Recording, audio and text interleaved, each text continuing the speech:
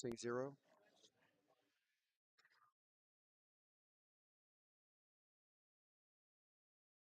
All right, good morning, everyone. This is Bobby Jeezy and Easy coming to you straight out of Rack's Billiards in Sanford, Florida.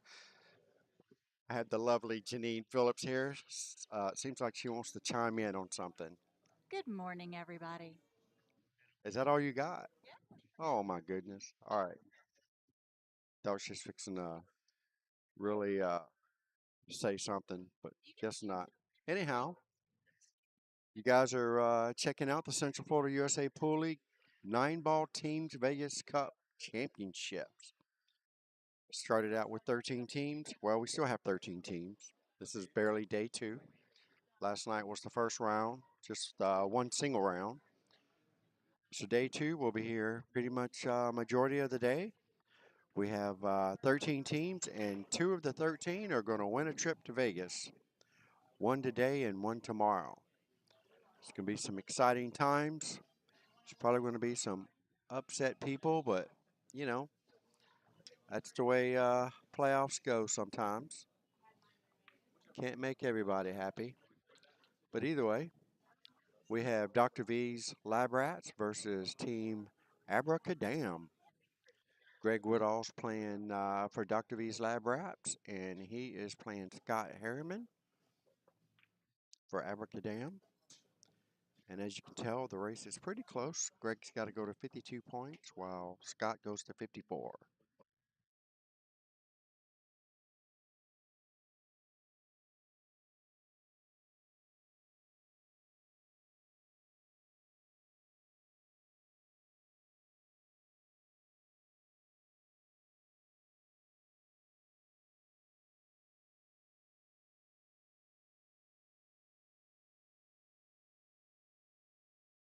A little better for the names. And the score is currently 28-1. It is updated. Scott needs to get something going this way, and I think Ball in Hand would do just that for him. And he's looking at a 2-9 combination. I would probably go with that too. The 3 ball's kind of a difficult spot. He hit it a little hard. Guess he wanted to make sure it didn't stay in the pocket.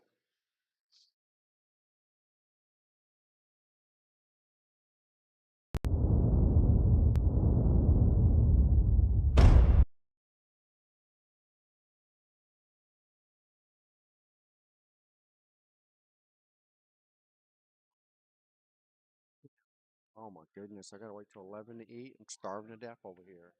Facing starvation. Need my BLT. All right, thanks.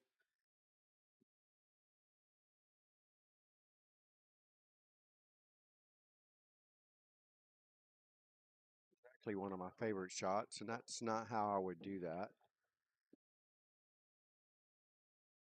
I like to swing that ball 2 rails back out to the center. But Greg had other ideas.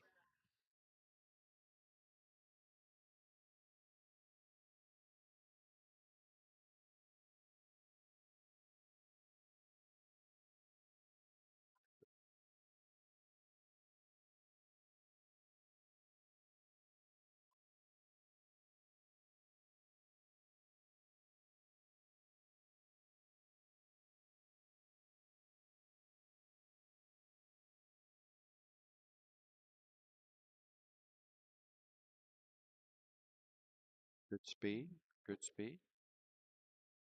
You got just the right angle. Just do a straight draw and just come on back for the 5 in that top left-hand corner pocket. Didn't have to do much. Perfect. This one I like a natural 2 rail position. Some like to do one. Some like to go here. I I like to go here. And that's exactly how Scott wanted to do, but he came up short. Unfortunately, table's not rolling quite that fast.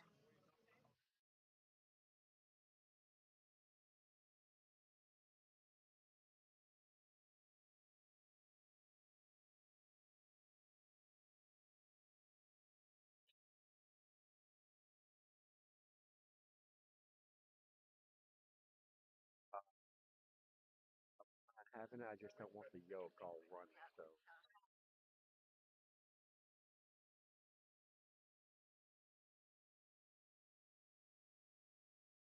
going on there, Scott? Good morning. Good morning, Lauren. Good morning. Thank you guys for tuning in.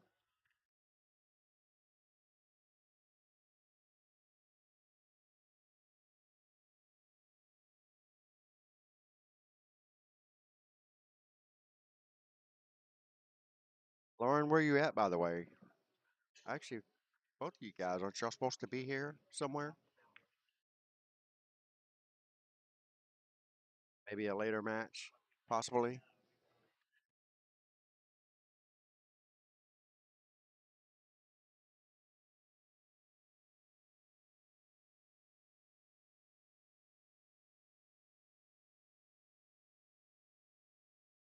All right, calling a timeout.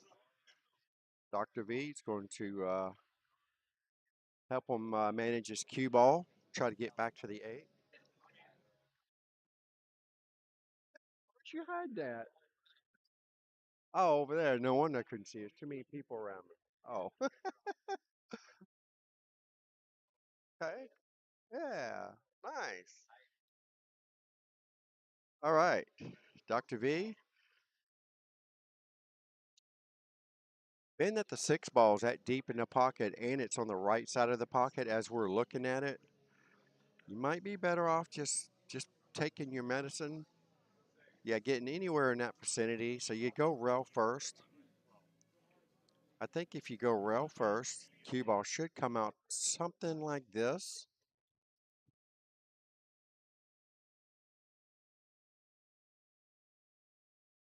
Pretty sure he's not going to. Maybe that's where he's telling him that's going to hit. There's my line. That's what I like. If you're not going to do that, then you can draw out of it. And the draw shot, if you come in on this side of the ball and draw it this way, you can get the cue ball right here. It's going rail. Oh, he's going to just draw it straight back. And he actually hit that really good. Woodall's games come a long ways. He's gotten a few, I guess, a couple lessons from a pro that swung through here. Not really sure how to pronounce his name, but a lot of you guys probably know who it is. Georgie something won one of the recent WNT tour stops. Anyhow, Greg makes a solid shot there on that six ball or seven ball, whatever that was. And Greg is taking a commanding lead now over Scott Harriman.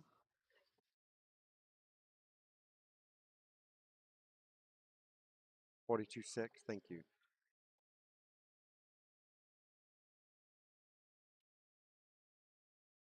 Don't forget, everyone, Lights Out Streaming is brought to you by No Quit Apparel.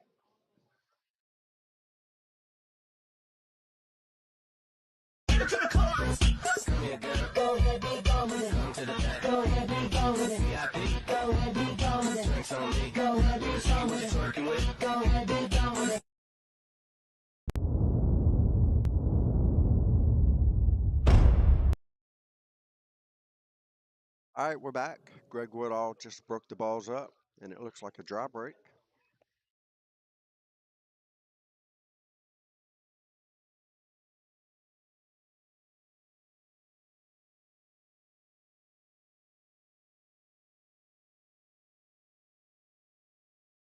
Nice cut shot. And is he going to get an opening? He's barely got an opening. It's not the easiest shot to get position on. I mean, the shot's okay. We are playing on the beautiful 7-foot diamond pool tables, so they roll pretty true. It's going to be all about just making sure you cinch the ball.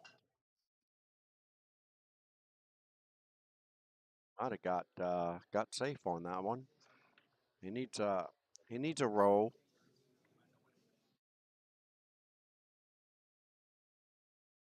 So Woodall's on the hill right now. It's only needing 10 points. Wow, he had an opening on that shot and almost made it. That was a very nice attempt by Woodall. And now Harriman's got a nice starter ball here. Wouldn't try to do too much with this. Just thin it in. Slowly come up the table. Take the 3 ball in the bottom left corner. Oh, that was a little too thin. A little too thin.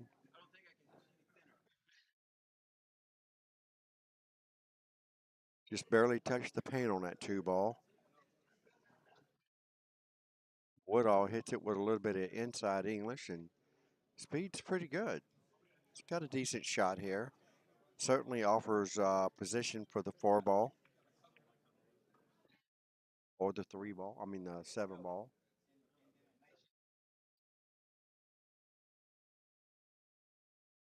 Another inside spin here for Woodall. Oh, just barely falls in. He's got good position on the 4. Should go 1 rail back out to the center of the table. I'll be coming here this way with it. Exactly how he does it. He's accurate.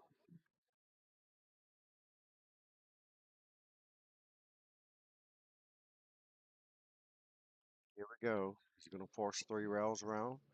That's the way I like it. Just like so. Anywhere in that line right there. And he hits it a little too fat. It's the reason why it went so wide. He didn't put enough right spin on that ball to make it come up a little shorter. Now he's got an awkward, very awkward shot here on the 8 ball. It's makeable. And I believe if he hits it with just straight top English, his cue ball should roll this way. It's going to be all about missing the scratch. I don't think he has any chance to scratch here. If he's going to scratch it, it'll be more than likely right here. All right. Bringing out the timeout. So let's see what Dr. V has to offer here. I'm looking at the table pretty good. I know that 8 ball goes. So Dr. V's probably giving him an idea of whether it's going to scratch or not, or the line. Burnett is 600. Pretty sure he's like right at 600 Fargo rate. So he has a pretty good idea whether it's going to scratch or not. So let's see what he tells Greg Woodall.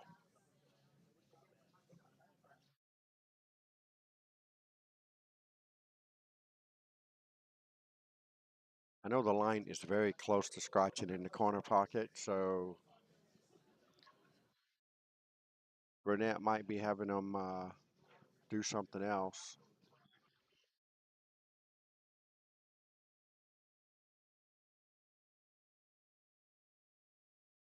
Like he's got him going 3 rails with the cue ball, so let's see what happens here. He's lining it up like he's going to play the 8 in the top left corner. Hit it good. Got to watch the side pocket. He hit it good. Wow. All right. Well, that's going to help Scott. Give him 14 points. How many did he get? Huh?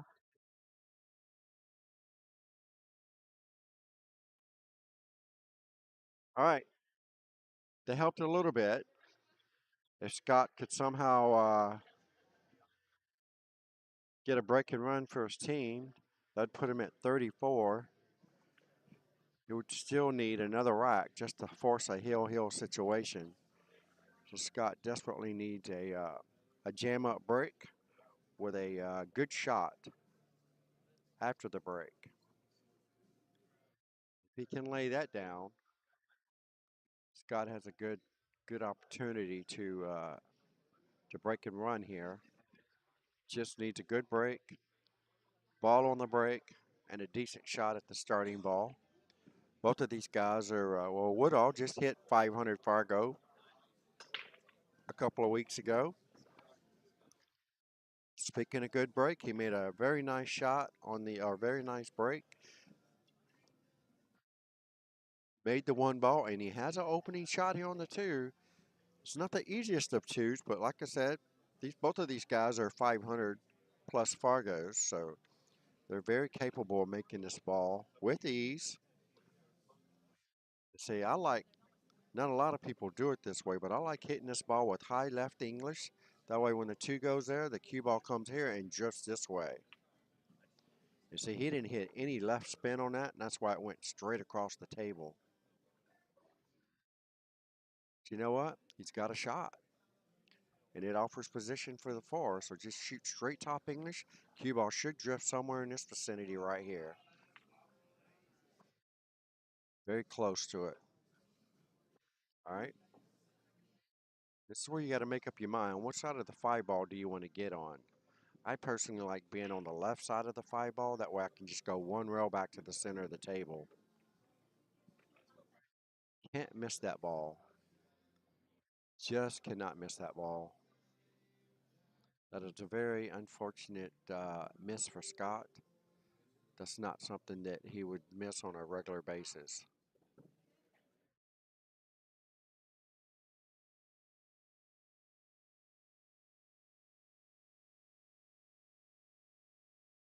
If you go to the left side of the 5 ball, you can just simple slice it in and come back up to the center of the table. Just like so. Just like so. I like to spin 2 rails. Don't try to come straight up. There you go. He didn't have any right spin on that cue ball at all. He's fortunate he didn't scratch. He does have a shot. Now he'll just draw this all the way across the table, back out to the middle. Hit it pretty good. Needs this ball for the win for Dr. V's Lab Rats to take the first match down. This is a 5-match series. Very unfortunate miss there by Scott on the 4 ball. That was a nice looking run out there. I think let his guard down just for a second, and it ended up costing him the match, you might as well say. All right, let's get a word from our sponsors. No Quit Apparel. Get in where you fit in. Never quit.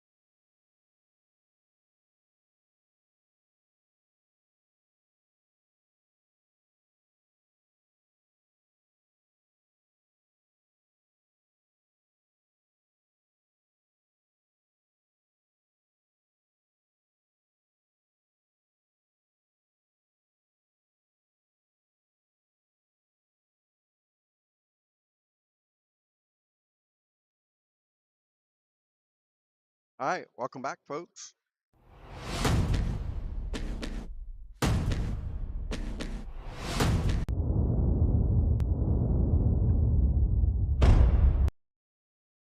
Let's go. This is Bobby Jeezy and Heezy coming to you straight out of Rax Billiards in Sanford, Florida. You guys are tuning in to the Central Florida USA Pool League 9-ball teams Vegas Cup Championship. Got the second round ready for you guys. I will get it uploaded real quick. We have Jillian Harris, manager of Racks itself, facing off with Hope Harriman.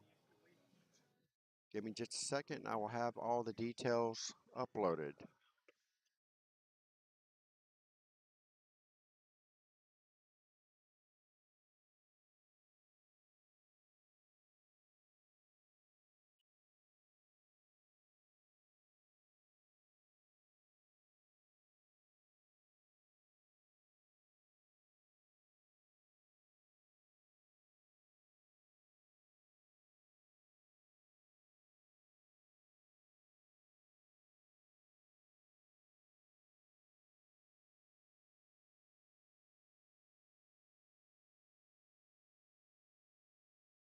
All right, here we go, folks.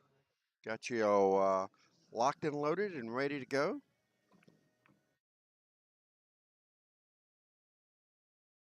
So we have Jillian Harris playing for Team Dr. V's Lab Rats, Fargo rate 435, versus Hope Harriman playing for Team Abracadam. Her Fargo rate's 409. So basically, she's got to go to 42 points before Jillian gets her 46 points. So it's kind of an even race. It's not that far off.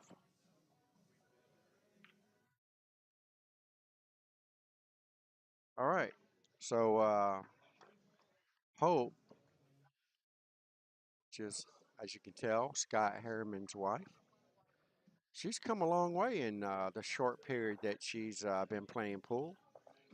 Don't think she's been playing no more than a couple years, and her game has improved drastically. She used to play on my 8-ball team as well, Scott and Hope, which I don't do the 8-ball anymore.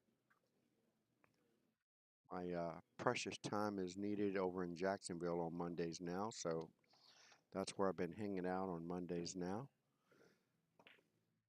Oh, what a shot that was! I think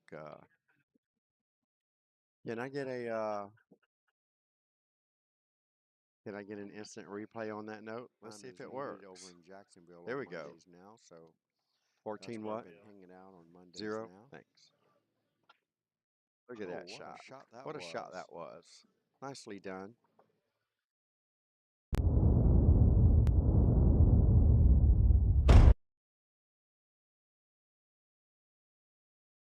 That's what Team Abracadam needs. A good start for the second match of this 5-match series. And once again, folks, if you guys have not been to Racks in Sanford, it's literally like 1 mile right off the interstate. I can actually almost see the interstate from here.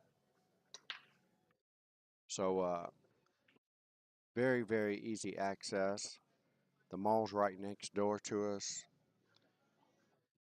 Lots of good places around, but Racks is definitely one of them.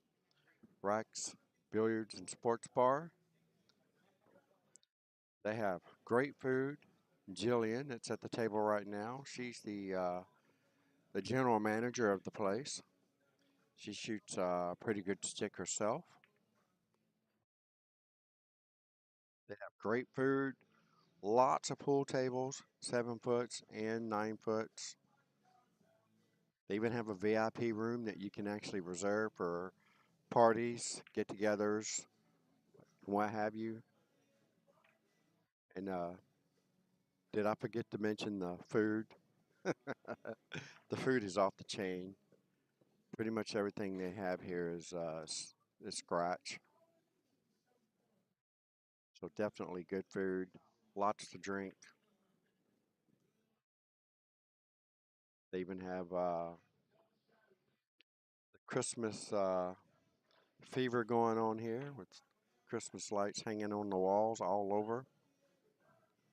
Can't go wrong when you come to Racks Billiards. This is by far one of the nicest pool rooms. And talk about what you need at the right time. Christmas lights hanging on the walls all over. Hope Harriman is showing Scott Harriman how it's really done. This is Look at that combination on the 9-ball. Nicest pool rooms. That's 2 combos, 2 games, probably 4 balls total. Unbelievable. 28 what? 2. There's your updated score.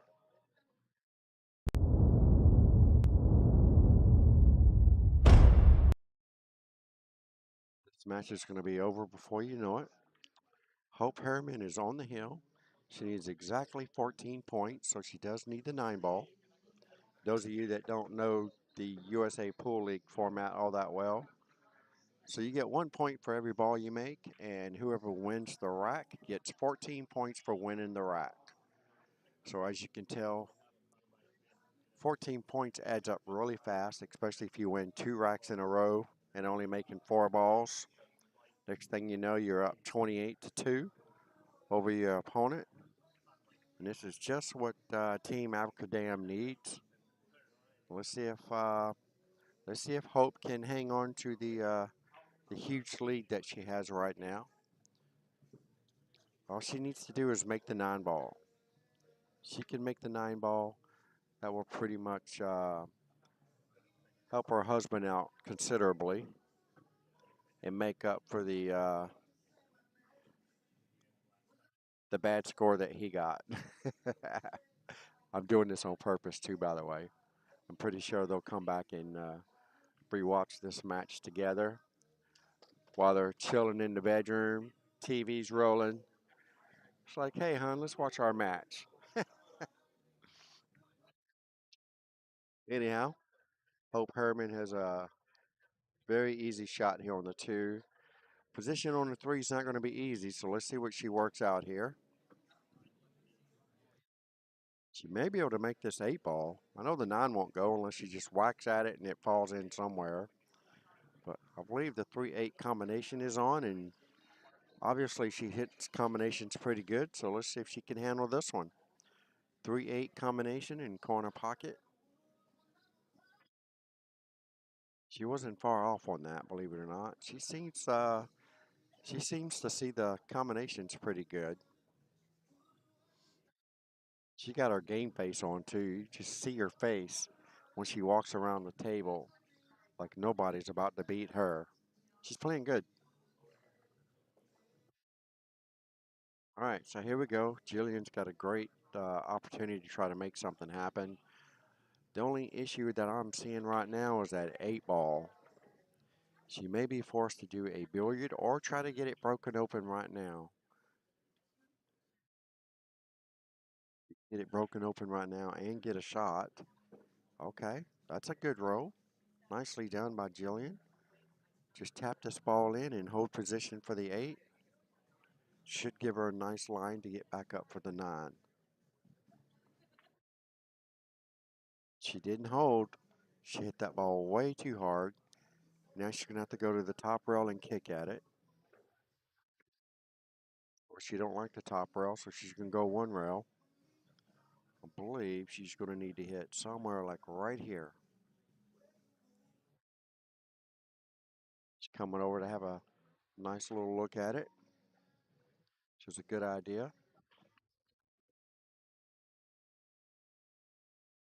As you can tell, the cue ball and the 8-ball is almost a straight line. So you practically just divide the distance on the side rail over there. Let's see how she hits it. Good speed. Oh, misses the ball and no rail. And this is just what Hope needs. She can make these last 2 balls. Somebody should give her a timeout. Just let her know what to do, but no one's doing that. So she's going to take the long shot on the 9-ball. Just slow roll this in. Take the 9 up table. She's got good speed here. She's got to make sure the cue ball doesn't drift in the side pocket. Hitting it right. Yeah. Should stop the cue ball right there. As she does. Oh. That's why somebody should have gave her a timeout. Had her set the line on the 8 to give her better position on the 9 for for the shorter route, that is. All right, so here we go. Jillian's forced with a one rail bank shot. I don't really should bank it right here. She could go in either pocket, whatever one she feels more comfortable with.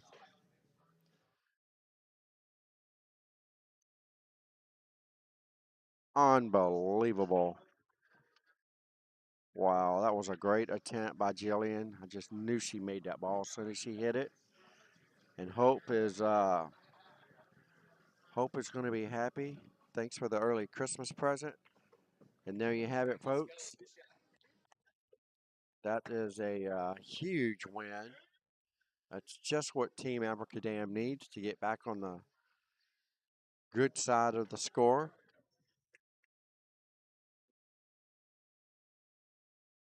Not for sure if Hope made more than 10 balls in 3 racks. It's very close. All right, so let's get an update on the scores. That was match number 2, so now we're 1-1. And let's see who's in up next for the third match.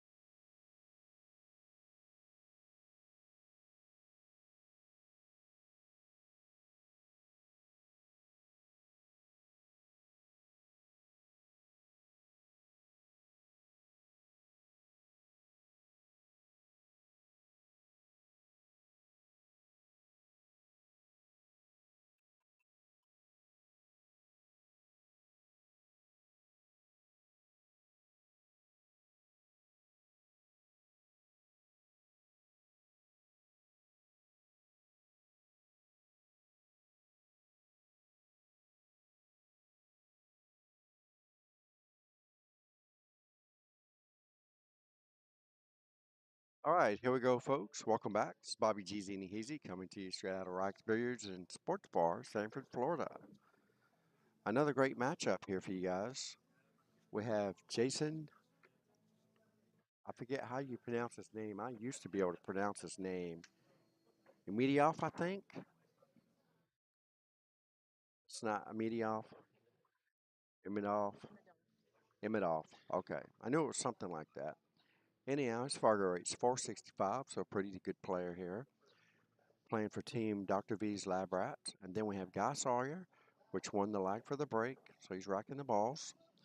Playing for Team Abracadam, and his Fargo rate's 501. So as you can tell, the race 2 scores is not too far off. Guy's a little higher than Jason, so he goes to 54 points, while Jason goes to 47. Like I said, 14 points for each rack you win, so that does add up pretty fast. And Guy is going to try to maintain their small lead that they have right now. The one that Hope just got kind of did a wash for Scott Harriman's uh, poor match, I guess you could say. Um, he did miss a lot more than I was used to seeing him miss, but anyhow, it's been recovered. So let's see if Guy can maintain. So basically, whoever wins this match is going to have a small edge, just a small edge. Nothing to brag about or anything like that. What up, Phil? Hey, Nikki. What up, girl? Thank you guys for tuning in. Don't forget to hit that little blue thumbs up. Send me some of them red hearts along the way and share the stream for me. Send some people over to my YouTube channel. I'm really trying to build the YouTube channel up for the upcoming year.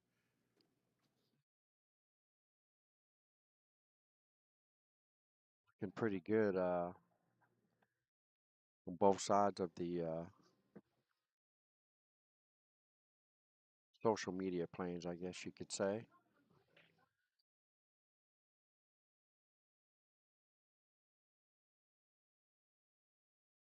These guys are making quick work out of this rack. Let's see if Jason can lay down this combination. It's an off-angled combination, so it's not going to be easy peasy for sure, but it's definitely makeable.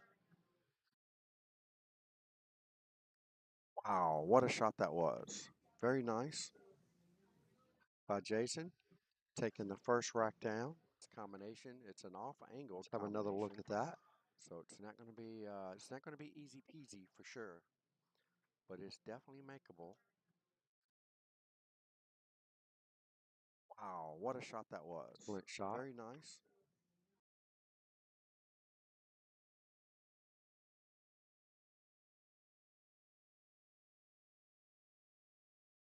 Thanks. All right, that was a win zip for Jason.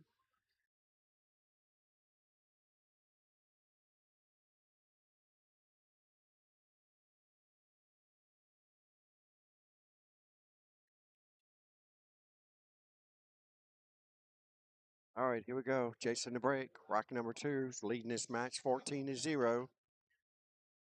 Nothing to get worried about as of yet for Guy. Just maintain his level head and put some balls in the hole and get this rock, and it'd be back even again.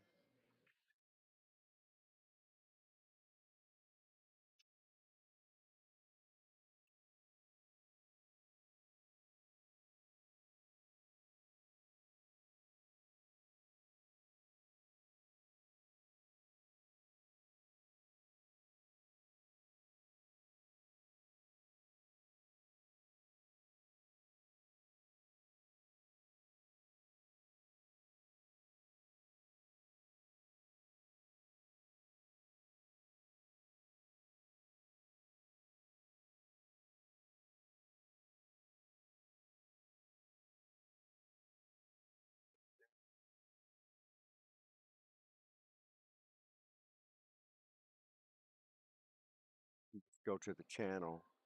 Usually you just click on one of them and then wait for this to pop up down here.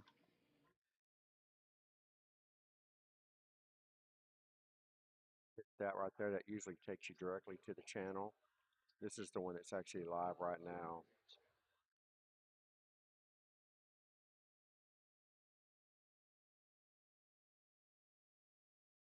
All right, so hopefully, guys, not having a match like Scott had a while ago. He's really going to need to stay in the moment here and try to make something happen for his team. Good speed by Jason.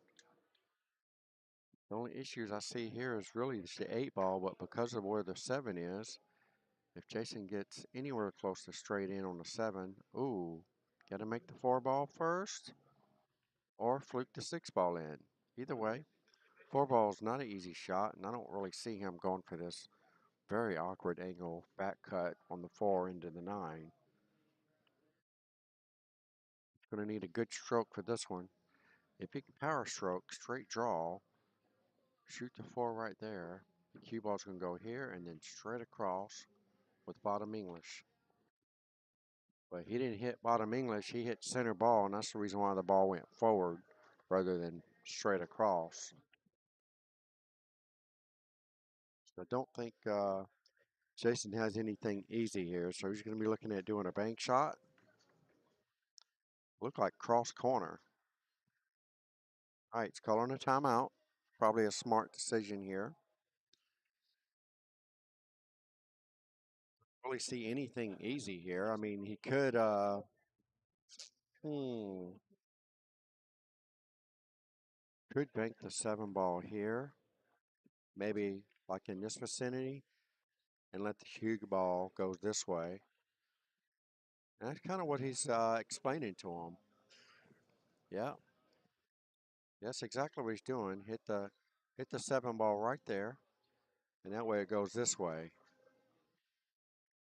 And that should give you the right deflection. Send the cue ball this way.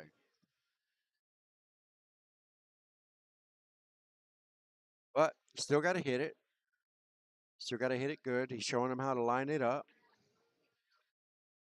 He's going to get automatic shape. Only thing Jason really has to worry about is making sure he gets his cue ball 2 rails. Because if he tries to go 1 rail, his cue ball could end up in that corner pocket where his hand is. So he's got to make sure. So Burnett's telling him where to aim it. That way he gets what he needs to get out of it. He didn't hit it nowhere near hard enough. And Guy's going to have not the easiest shots, but there is a shot. I like shooting it in the left corner, right here. Hit it extremely high. Your cue ball should come here, here, anywhere in this vicinity. Got to hit it very high so you don't scratch, and you can't hit it hard. He had the right idea. Had he made it, it might have came around the corner a lot sharper. Either way, he's got position on 8 had he made the ball. Now Jason's could be, he's got a very tough cut here, but it looks like he's going for it. Could scratch where he's standing at too. Or just run into the 8 ball. How you like that? Wow. Nicely done. Good shot. Now he is super straight on this 8, so he's going to have to put a good stroke if he wants to try to get a decent shot on the 9. Otherwise, stop shot and give yourself the corner. All right, good stroke there. He definitely has a makeable shot here. It's kind of a long one, so let's see how he puts it down. Oh, just comes up a little wide there. Overcut the ball just a smidget bit. And Guy's not going to have an easy shot here, but he's probably going to take on this 1 rail bank. Play it 2-way. I like playing my banks 2-way because I'm not a very good banker. I really feel like if I make the bank, I just got lucky. But I think if he banks it over here, tries for this pocket, maybe he'll come up short and hit here and leave the 9 ball right there in case he misses. So let's see what kind of speed he hits. He's pretty much all in on that one. Hit it way too hard. Had he hit it at the right speed, it would have been a good safety shot. The 9 ball would have been here and the cue ball would have been here had he not hit it so hard. So Jason's got a fairly simple shot on the 9 and he puts it down. And that's to take a 28 what? 28-3 lead over Guy Sawyer. So this is looking very similar to Scott Harriman's match. So Guy desperately needs to win this rack to at least get back in the ball game.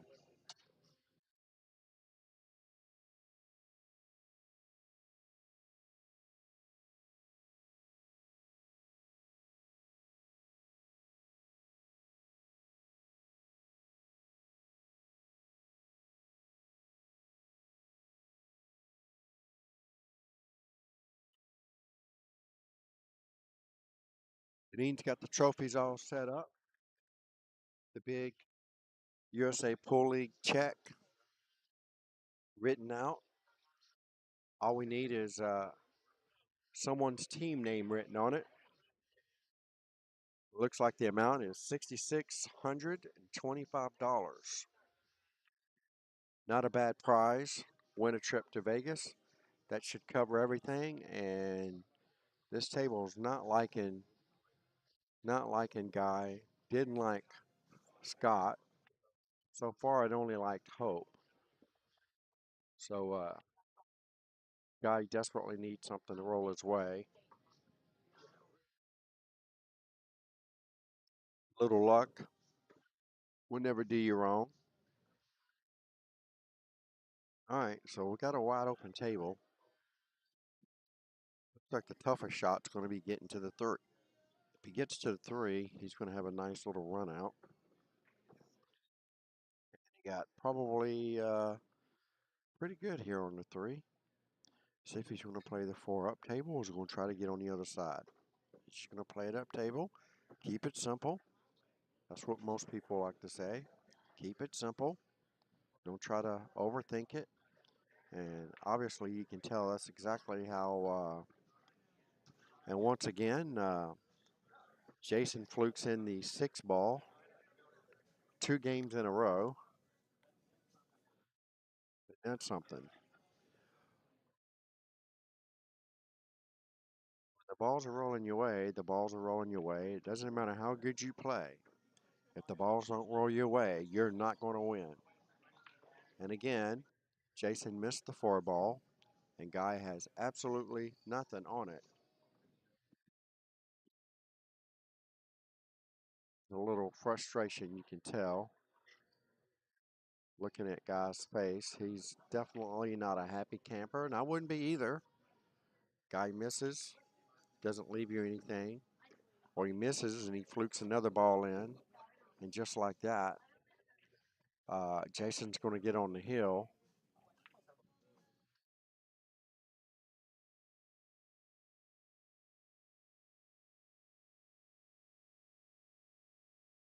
$14-0. All right, just like that. It's looking just like Scott Harriman's match. 42-3.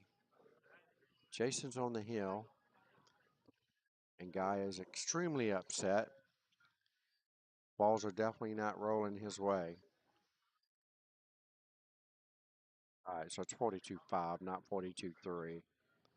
So he did make a couple balls in that rack. All right, so here we go. Let's see if Guy can get anything to go his way.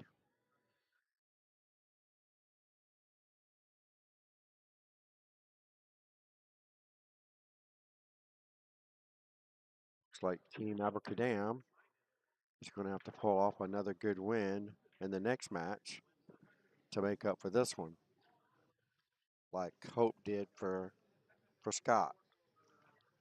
Somebody's going to need to bail out Guy in the next match if he can't get something rolling his way, and he's not getting a very good start here, so he's going to be forced to push out. And I wouldn't give him anything. I just give him a little sliver of the one to touch, and that'd be it. He's not even going to give him that. I'm not really sure why he pushed out to a hook. There's no way I would be taking this on. Doesn't take him long to look at it. So Guy's going to have a 2-rail kick here. Might get lucky and kick the 4 ball in up table. You have to hit it awfully good. He did hit it. He just kind of got down there and whacked at it. So you can definitely tell that he's very upset. Balls aren't rolling his way. He did have a couple opportunities to make a few balls, but in the end, the end game is not there. So he's going to need to find something here to try to keep from losing too bad. At least try to win this game and help your team get some points. I know it's very I know it's very upsetting. This is nowhere near even. I know that. I know that. He's fixing to flip flop again.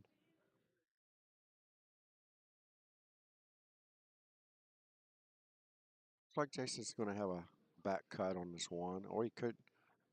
I don't think he can make it. Maybe he can. I don't know. We'll see. Can't tell if he's got enough room behind the 8 ball or not. Fixing to find out. Yep, going for the 1-rail bank. Makes a very nice shot. Overruns his cue ball. Guy desperately needs a good roll here.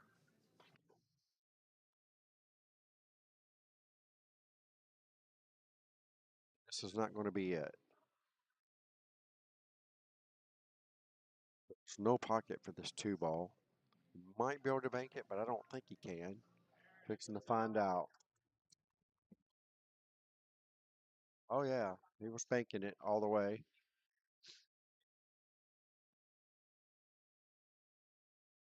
He might have got a small roll out of that one. I don't think Jason can see all of the 2 ball to make it. No, he may see enough to make it in the other corner pocket. Right here. He's pulling out the jump cue, so he doesn't like that. All right, so here we go. He could get a good roll, could get a bad roll, depending on how he hits his two ball.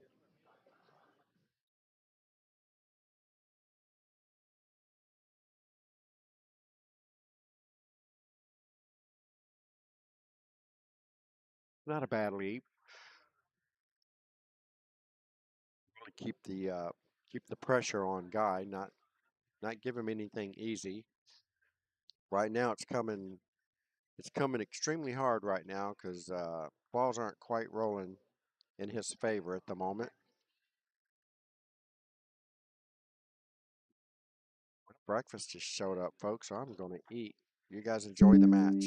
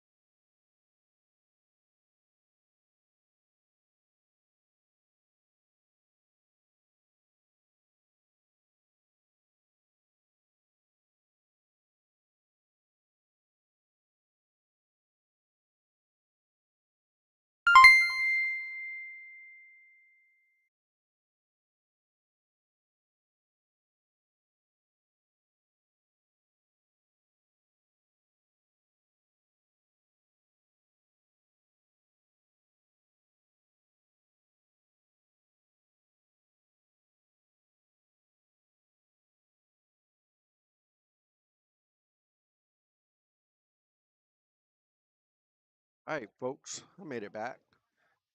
Boy, that BLT was super delicious. Again, you guys need to come out here to Rack if you haven't been here. Definitely the place to be. Lots of action. So we have Jana Dixon at the pool table right now playing for Dr. V's Lab Rats. Her opponent, Rachel Hanley, playing for Team Abracadam. As you can see, their Fargo rates are pretty close. Speaking of No Quit Apparel, which who sponsors my Lights Out streaming, check out the jersey that Rachel's wearing. That's a No Quit team jersey. The whole team has the same jersey, and I believe, if I'm not mistaken, they have two different colors each. They have a blue one and they have the pink one. I guess that's pink. I call it pink. Anyhow, uh, team jerseys, No Quit Apparel will hook you up. As a matter of the fact, which is what No Quit Apparel has been doing for us for the USA Pool League, all of our teams that win the Vegas trip is going to get a super discount on their team jerseys just for playing in the USA Pool League, because No Quit Apparel, which is Nikki Cuellar, she plays in our league, she supports our league, and we support her. So you want to get a team jersey, doesn't even have to be a team. If you want a jersey, just hit me up. I'll tell you how to get it done. If you can dream it, she can make it happen for you. Outstanding. I know I've got at least 6 jerseys from her. Got a couple team jerseys from her. Got lights out streaming jerseys from her. Um, there's probably 3 or 4 teams in the pool room right now wearing No Quit Apparel as jerseys.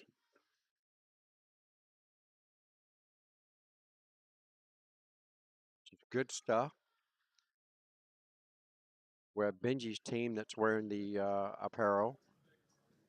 This team name is I don't know, IDK. We have looks like Shark Sticks is wearing the apparel. Toby Milroy, see the back of his shirt, it says Shark Sticks with a shark and a pool stick in the shark's mouth with wrapped around a 9 ball, it looks like. Anyhow, lots of good no quit apparel happening right here in the Racks Billiards and Sports Bar, Sanford, Florida. You guys not doing anything this weekend, come on by and cheer these teams on as they're trying to win a $6,600 trip to Vegas to play in the USA Pool League National Championships out at the Rio Hotel and Casino, Las Vegas, Nevada. It's going to be a lot of fun, and we're going to be going to Vegas mid-January. Oh, thanks so much for the stars, Lauren. Such a darling. All right, so good morning, Gaden. Sorry, I'm just now catching up to the chat here. I was eating. What's up, Chris Wilson? Long time no see, buddy. David. Hey, hey, hey. Yeah, Woodall got it done. There you go. Lauren has a whole bunch of stock. Actually, sold all my stock. I think I have 2 towels left, so it's time for a reload. You guys interested in any of that no quit apparel? You can just come right on up here to Racks. We can help you out. All right, very unfortunate miss there for Rachel.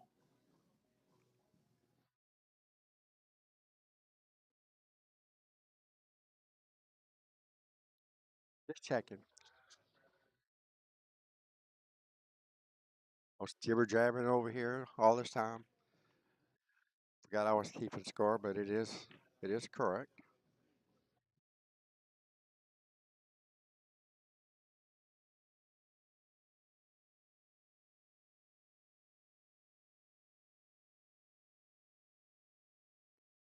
Say something about that the other day. When was we here? Wednesday?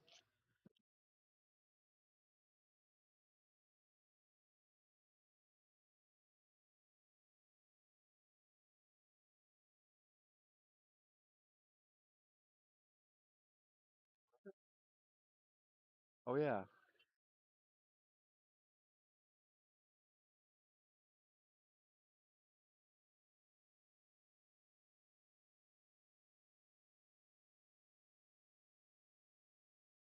All right, what do we got here? We're going to bank this ball.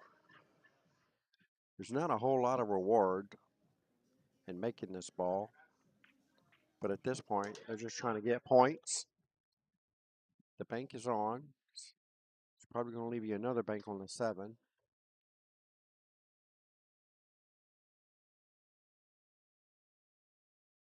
Very nice shot.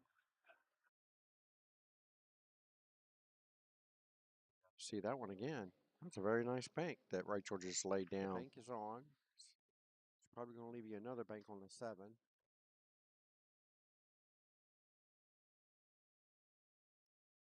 Look at that. Sweet.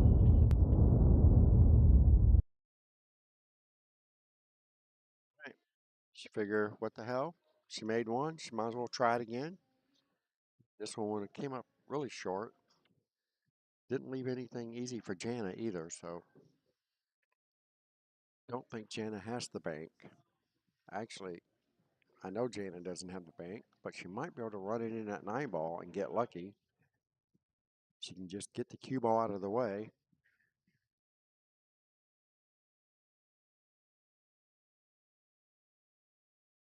Put it over the 8 ball. Makes the shot a lot harder.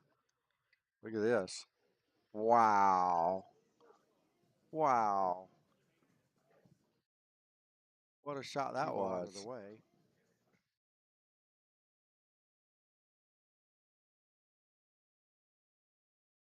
Put it over the 8 ball. Makes the shot a lot harder. Look at this. Unbelievable. Wow. These women bank better than I do. What in the world? And I'm just a little measly 660 over here. She's a 315 and just pulled off a cross corner bank on the 7 ball. Now let's see if that was a fluke or not. Let's see how she does on the 8 ball. The 8 ball is a lot easier to bank in the side pocket than that 7 ball was. See if she lays it out. Oh, nope. Put her off there. Came up just a hair short. And Rachel's got a nice shot here on the 7. On the 8. She should be able to hit this with top English and let the cue ball roll forward a little bit. If it runs into the 8 ball, to the 9 ball, it should push it to a better position for the side pocket. She's looking at the 9 now. Just need to bear down and make the 8. I believe she's going to get automatic position on the 9 ball.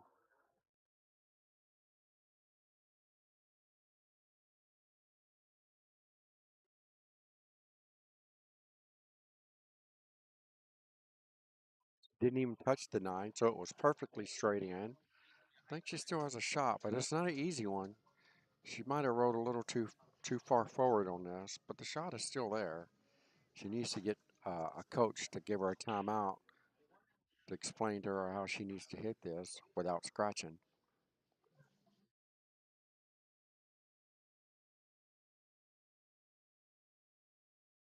They're looking at it. Nobody's calling a timeout. She's looking like she's going to bank this ball.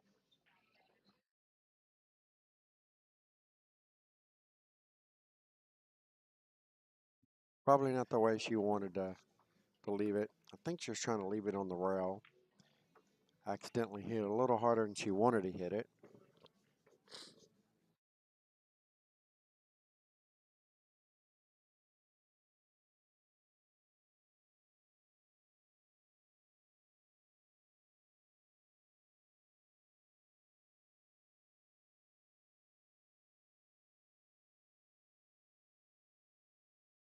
All right.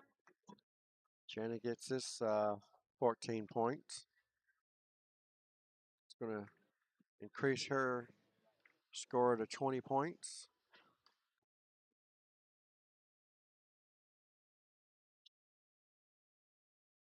Have ourselves a tie ball game right now, 20-20. Now Mike is going up there to tell her how she should have hit it. And he should have did that before she shot the ball. Some kind of coach he is. I'm not holding anything back because they should have called a timeout on her. There was two 500 players watching her try to figure out. Speaking of the team jersey, look at Mike McGuire's. He's wearing the blue version of it right now. Nicely, nicely put together there by No Quit Apparel. I guess actually Rachel seems to be the only one wearing the pink. Oh no, Hope's wearing the pink too, I think. So maybe it's a female thing. So the females are wearing pink, and the guys, I guess you want to call them that, wearing the blue. So there was two 500 rated players here watching her do that 9-ball shot. Nobody called a timeout. There was no timeout available? Well, that would make sense. Dang. Well, that sucks. There was no timeout available. No wonder they were just staring her down. That makes completely good sense. Okay. Damn it, man. Had no timeout. They had already given her a timeout early in the rack. I guess I was too busy stuffing my face and I wasn't paying attention to that. My bad.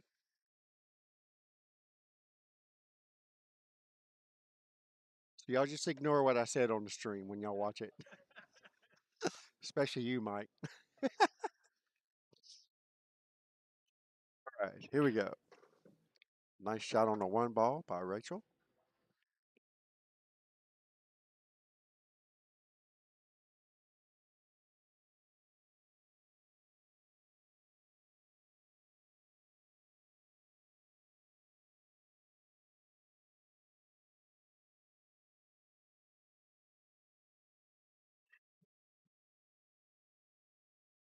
All right, how's the stream looking out there for everyone this morning?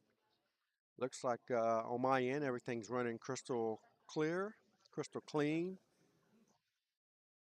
Seems like my audio's coming out pretty good, so hopefully you guys don't have any issues. You guys on my YouTube channel, thank you guys for joining in. Certainly appreciate it. Do me a favor and share the stream if you don't mind. Send me some hearts and some likes and all that good stuff. I'd greatly appreciate it. Looks like everything seems to be looking pretty good. If I can get somebody on my YouTube channel to give me a thumbs up, let me know I'm A-OK. I would be grateful. Right now, it looks like we'll have a shot on the 2 ball.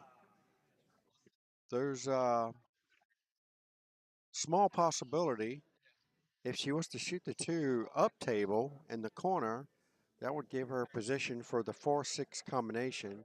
But she's playing it in the side, so the cue ball's going to be running away from the 4.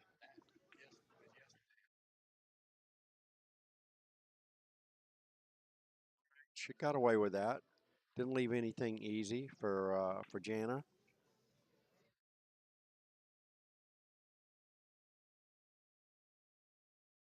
I guess everybody on my YouTube channel is asleep still. Can't seem to get anybody to comment. Oh, all right. Thanks, Bradley. You are right. Even though you probably should be playing somewhere instead of watching the stream and listening to it. But okay, I'll take that. Thank you very much. All right, somebody woke up out there. All right, so Jana's looking at kicking this ball 1 rail or 2. Whatever she can get out of it, I'm sure she'll be happy with. It looks like she's lining up for a 1 rail kick. If she hits this very soft, she's not going to have anything on the 4 ball, so she's going to need to hit with a little bit of pace. Well, she makes a great hit. Had she made that 2 ball, the cue ball would never have been anywhere close to where it is now. It'd have been more behind the 5 than anything. especially at the speed that she hit it. All right, so let's see. Rachel can just get the cue ball back to where she's standing now. She should be okay on the 4.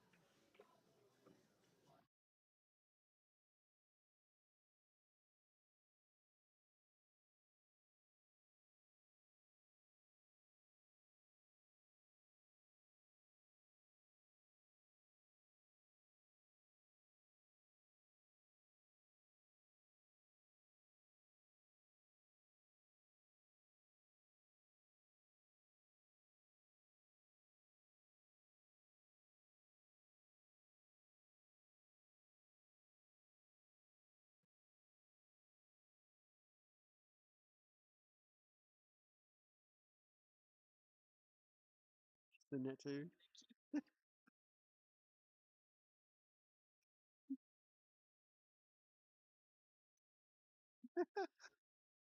That's about right. All right, here we go, Jana. 4-8-6 combination, 4-6 combination, and getting hooked by the 8. This is some great amateur pool here.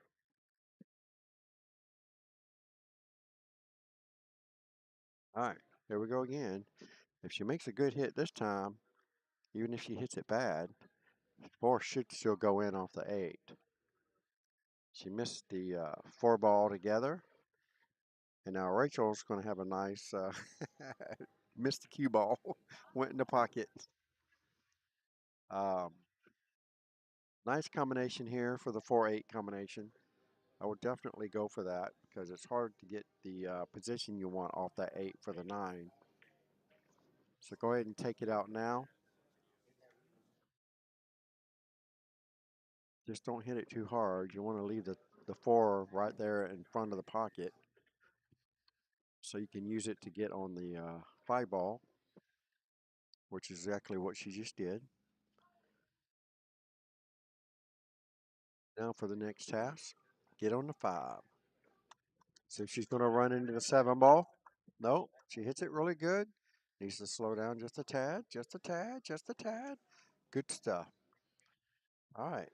Now the cue ball is going to be going towards the 7, so she's going to need a good. She's going to need a good roll here. I think the cue ball is more going to roll. Is going to roll more towards this pocket here. So that's what she's going to have to watch.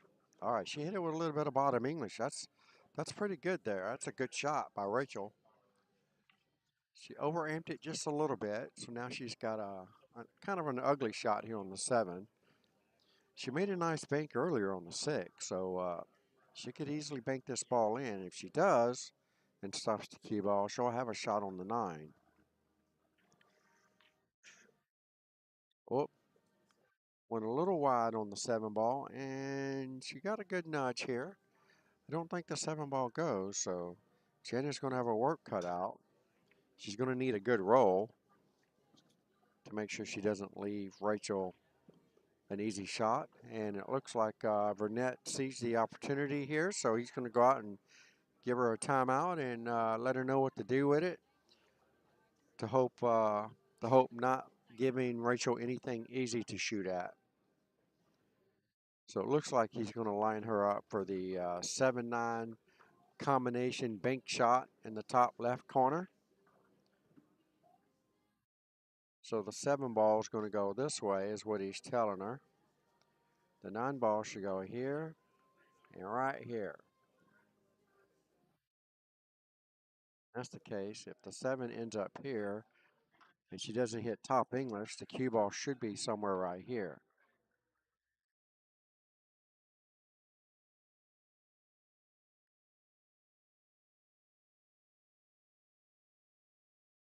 This is going to be all about speed, spin on the cue ball, whether it gets close enough to that pocket or not. Puts any left or any right spin on the ball, it throws the second ball off pretty bad. So Burnett's going to look at it closely to give her an idea how to hit this ball without putting any induced spin in it. There we go. See if she can pull this 9-ball combination bank shot off.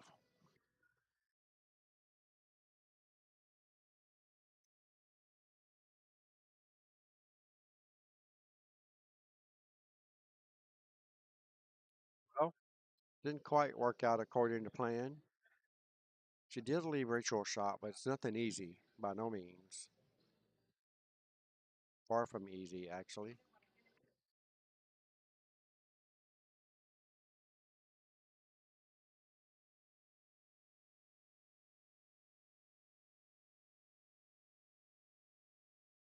Call on a timeout.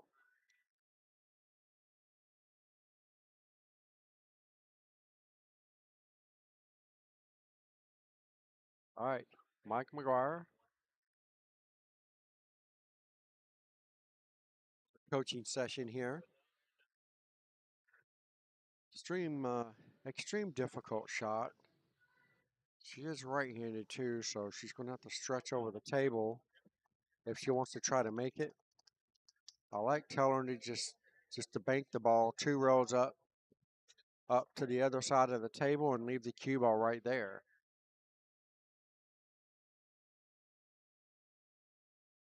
I think that's what Mike is trying to tell her. That way you can just jack up over the 9, shoot the cue ball straight at the 7 with a little bit of bottom English. And that should send the 7 ball up top. Leave the cue ball right there.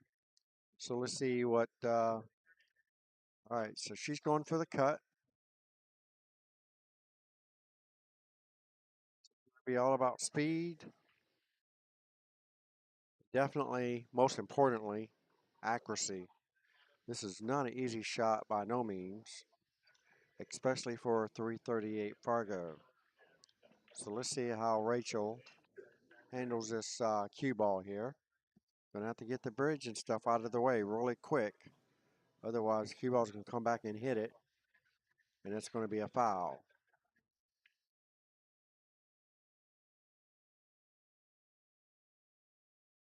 Putting a little bit of left spin on it. I'm looking straight down her shaft right now. Wow. She hit that ball a lot better than I thought she was going to. Really surprised that ball didn't go. That was a very nice attempt by Rachel. So let's see what Janet can do with this. This is very deep in the pocket. Very hard to control the cue ball. I don't think he can follow it in, but it's very hard to control the cue ball. I tell you what, for a 315 Fargo, she hit that ball about as good as I would hit it. Nicely done. She had a sense of direction on the cue ball, and she hits it really good. One last shot to do here. This will put her on the hill first if she can sink this 9-ball. Actually, no, she's on the hill. I'm sorry. This is for the win. And she takes it down. That gives her 34 points. So I will leave that at that. And it looks like 34 to 26 is the final score on that. And it looks like Team Abracadam has lost the first 3 matches. No, actually, I'm sorry. Was that 3 to 1? Was that the third? Well, that was the fourth. So there's one more match. So it's 3 to 1 right now. And Team Abracadam needs to make something big happen to have a chance to win this. Not only are they going to need to win this next match, but they're going to need to win it really good.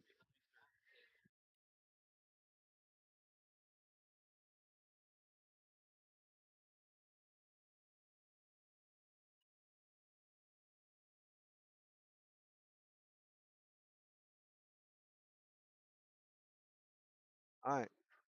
They just crunched the numbers, and it doesn't look like Team Abracadam has any chance of making enough points to win the match, so they are conceding the fifth match, and that's going to be a win for Team Dr. V's Lab Rats.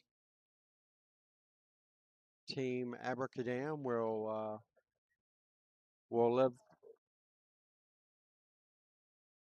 at another time on the loser's side. That was a winner's bracket match, wasn't it?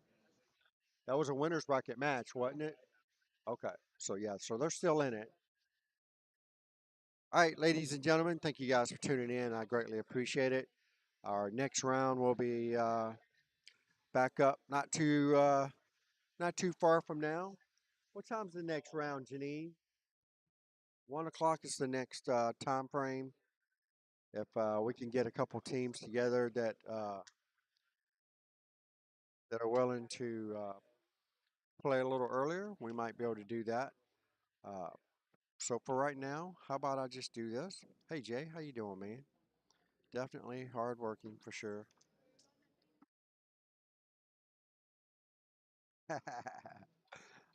No comment, Jay. How you like me now? All right, so I'm gonna give you guys the other side of the room over there. Actually, you know what? I'm gonna give you guys another team wearing the No Quit apparel. I'm gonna turn the camera, give you guys something to look at. Another version of the No Quit apparel team jerseys.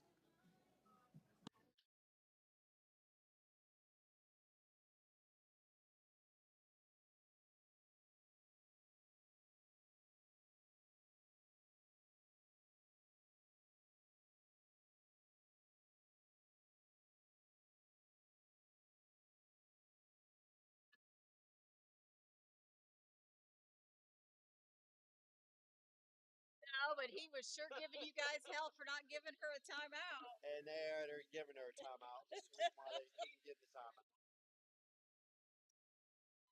2 500s on that.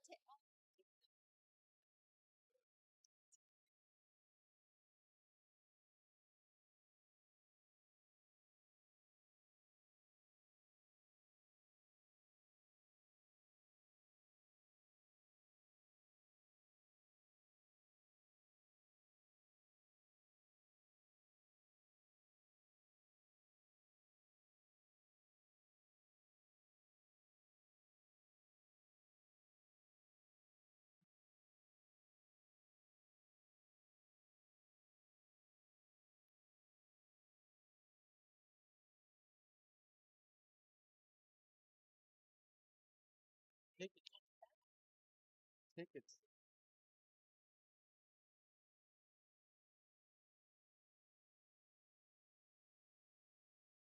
All right, here we go. This is the team we actually watched last night. Team Balls and Hands, which is at the table now.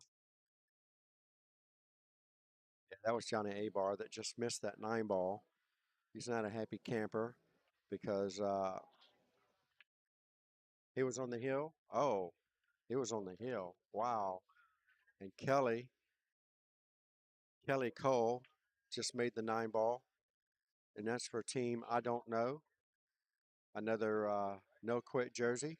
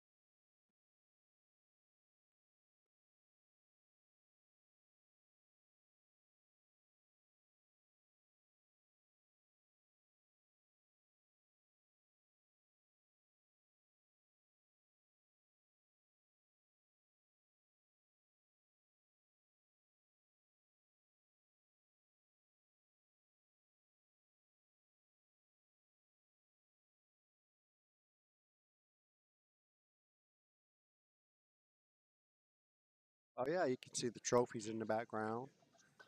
The big, huge check. We can get a better visual on that since I have the camera that direction. Show you what everyone is trying to win.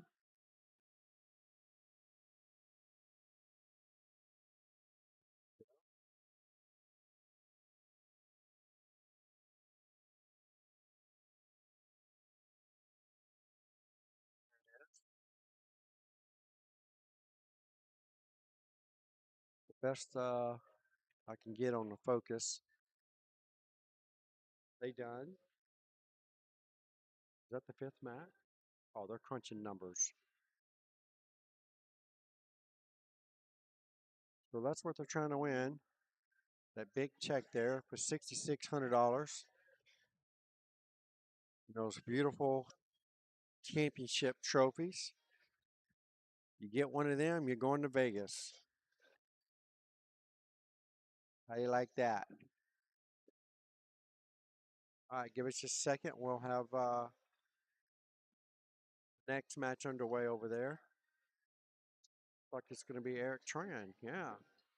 All right. Should be a pretty good match for you guys to watch.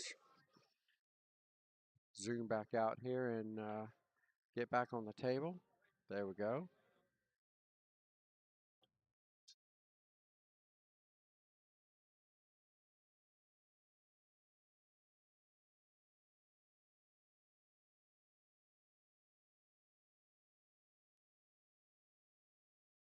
Tran in the house. Don't. What's his opponent's name? Team balls in hand. Jason Touchton. Well, I can put the name in here.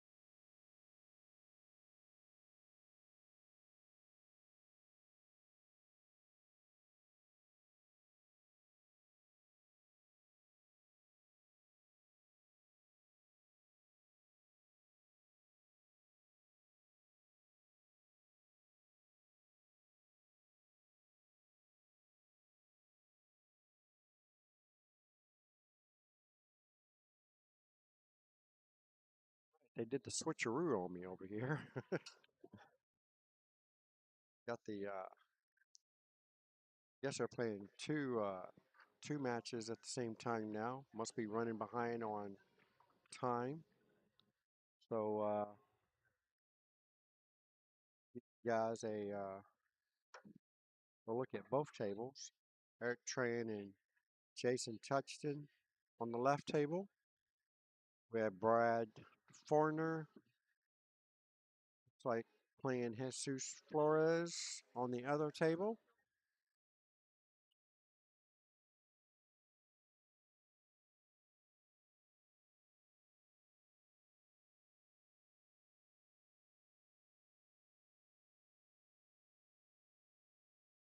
Go.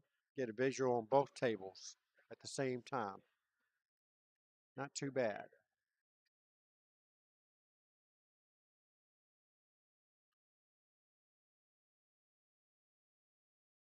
9 on a break for Jason. Not a good start for Eric Tran.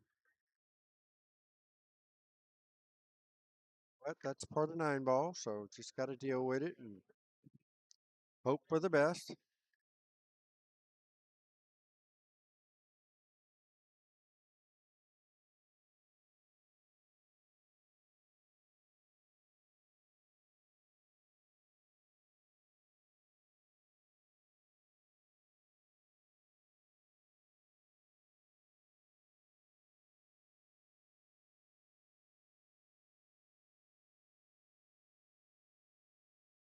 Right, so let's see what Eric Tran can do. Maybe he can give one right back to Jason.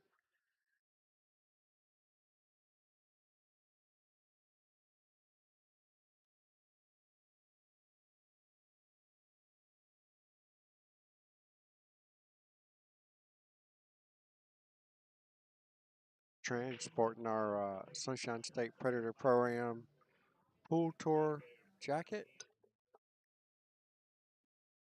Was done by, might as well say, No Quit Apparel, which was called Stitch It To Me Embroidery back then, but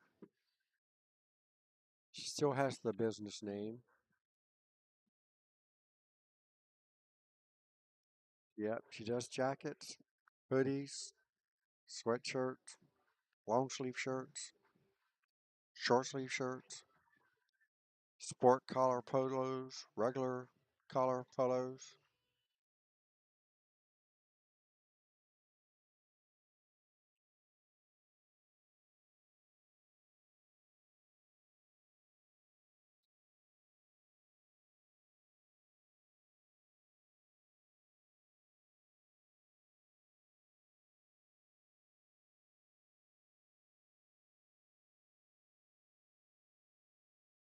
A nice break and run here for Eric Tran. That'll be just as good as a 9 on the break. Tie the ball game up at 14-14. He can finish his last 3 balls. Eric Tran has been playing a lot of pool here lately, and he can really tell his skill levels. His skill has improved quite a bit. Plays a lot on the big tables too, so that certainly helped this game when you come to the little table. A lot easier to make a long shot when you're in the 7 foot when you're used to playing on a 9 foot. Hit it hard enough. He didn't put enough spin on that ball, but it should be okay. He'll cut this ball in. Hit it with a little bit of left spin so he doesn't scratch in the side pocket. Definitely need the left spin.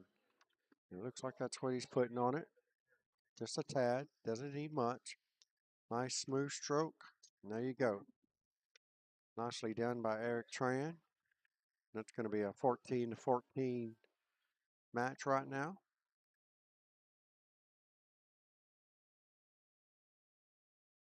Not for sure what they're going to, but I'm sure it's going to be in the 50s.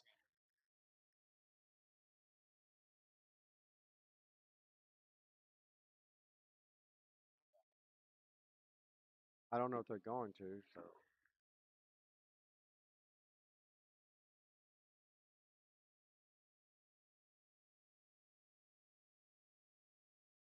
Jason has to give Eric weight. Oh, so he's a 550 or so? Higher? Okay.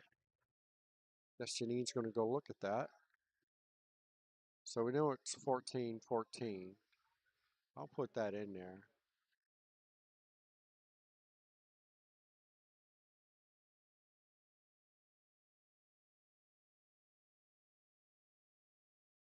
So we had a 9 on the break the first rack. Then we had a break and run the second rack.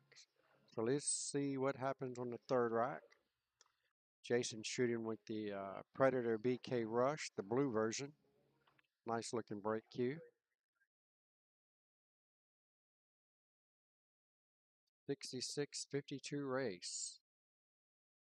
Assuming Eric goes to 52. There you have it, folks. I guess I will keep score after all.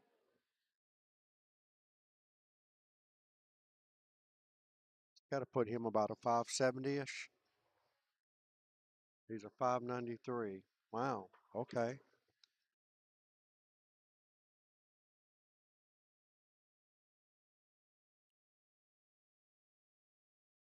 593 Fargos. I want to say Eric is a 535, somewhere in that range. I'll just throw that in there.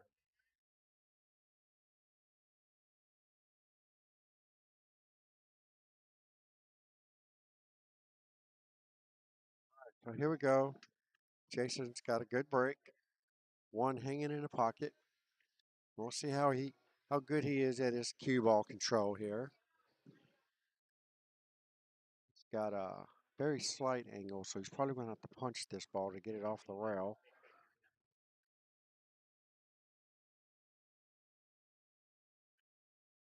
Exactly what he tried to do.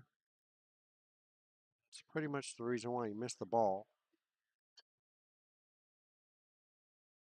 You know, I've gotten to where I like to hit that ball, especially when it has that slight angle to it. Hit it with high English and just run it to the top rail and back out. You can put a nice stroke on it and almost don't have to worry about hitting it too hard. But the thing about it is the smooth stroke. See, Eric hit that one real smooth, but it was too straight. So you needed an angle on that. Might be able to kick this off the end rail, but that's about it. So he'll be hitting it very slow. I figured he'd be hitting it a lot slower than that. At least leave the two balls tied up together. But he left Jason a pretty nice shot here on the three ball. Cut it in the side, go up to the top rail with a little bit of left spin on it. Hold it for the four ball. I think he hit it too hard. Yeah, hit it too hard. This is the first match of the morning, so for these guys, I'm sure he'll be getting the speed a little bit more under control. Yes, it is getting colder in here. Although I'm not cold, but I'm sure some of these guys are. Jason's wearing a long sleeve and a short sleeve. So he's got two shirts on. Plays a nice safety here on the four. But he did leave Eric a pretty simple a one rail bank, but he's looking at cutting it in. He can cut it in. I'd much rather cut it in. You can see where the cue ball is. It's about the second diamond, and the four ball is about halfway between the first and second. So the cut is definitely there. Hit it with a little bit of inside to make sure you don't scratch. It's not like Eric to miss that ball. All right, I'm going to take a small break, folks. I will be right back.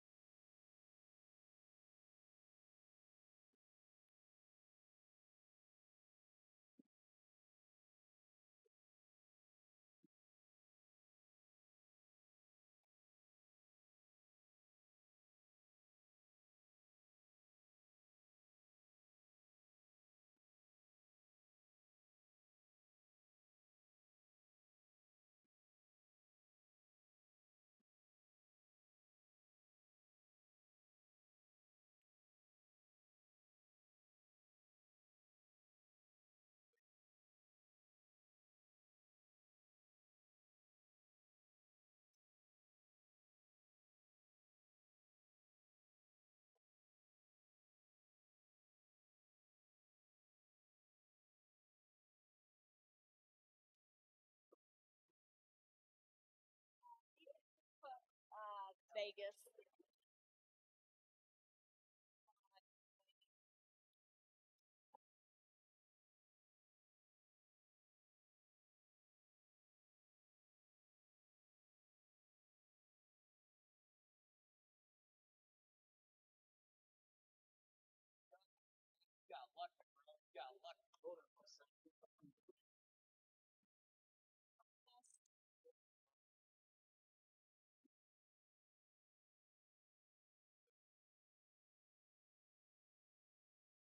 Yeah. Okay. Do you have?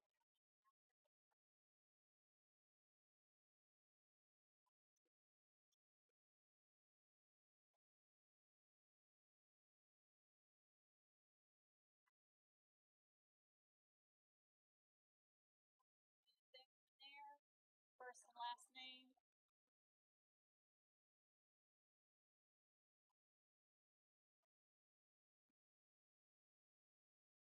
Sometimes businesses it won't allow it. 1 o'clock.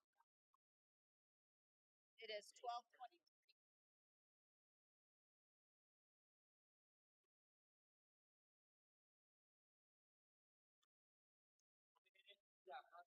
All right. And good luck. We will be doing that live.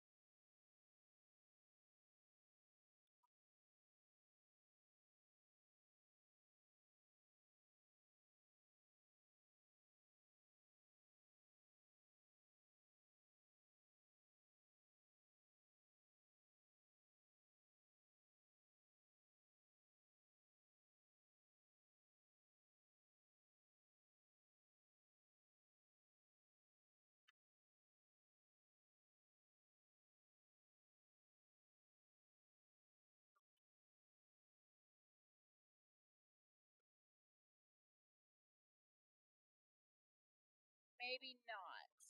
They may have just finished.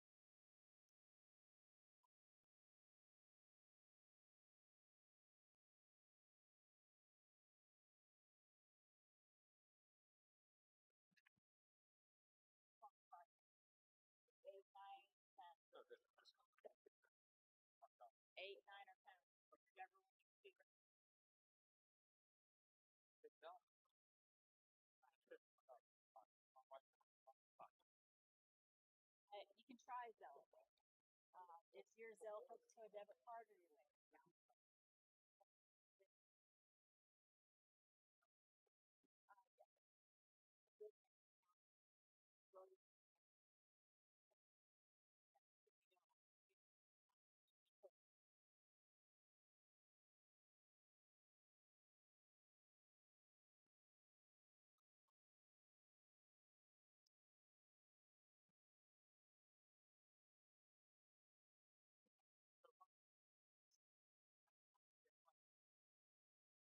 At like 24.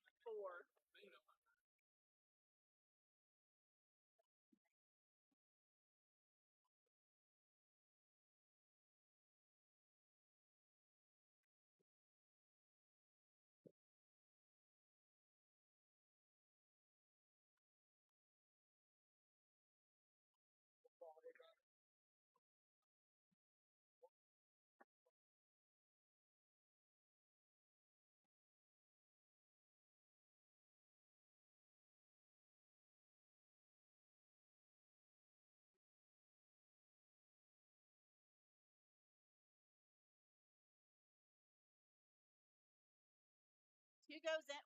Where the 1 and the 9? Yeah, that's tournament rules. Like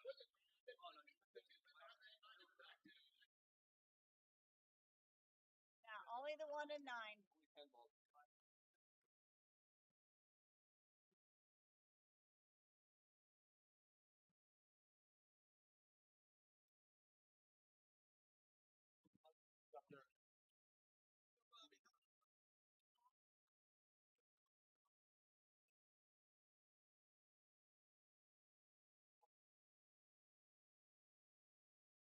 Necessarily.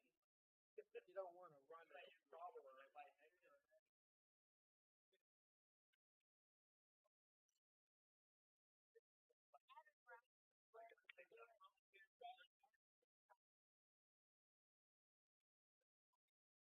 All the other balls.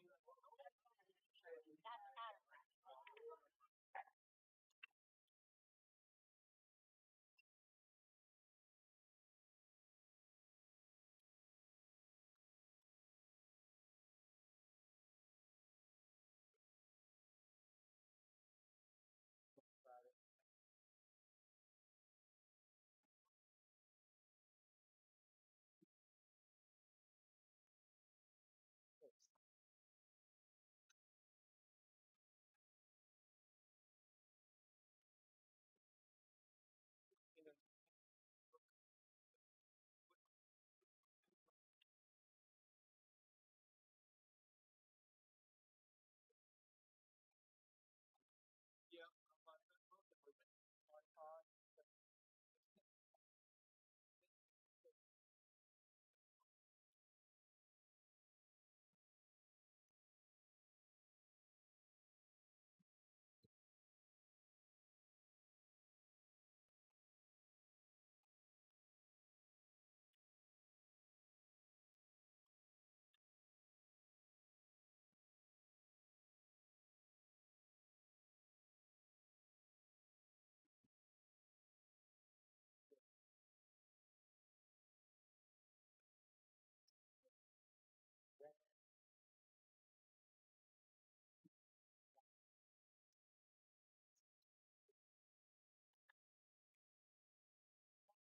Jimmy should have it.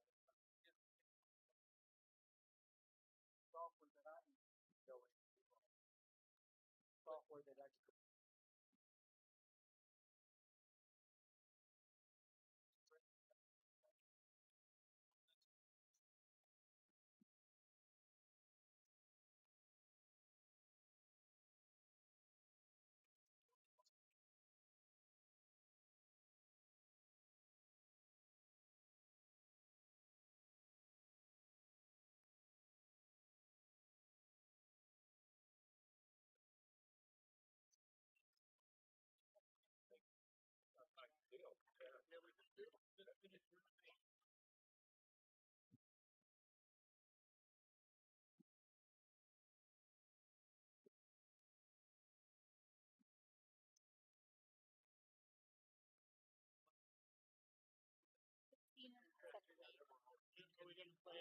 16 is the main table.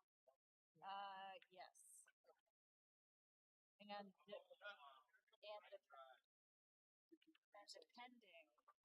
depending on the shadow on 15. Oh wait, so that's the on 13, 14. No, never mind. Never mind. It'll be 16 cents. No, I didn't.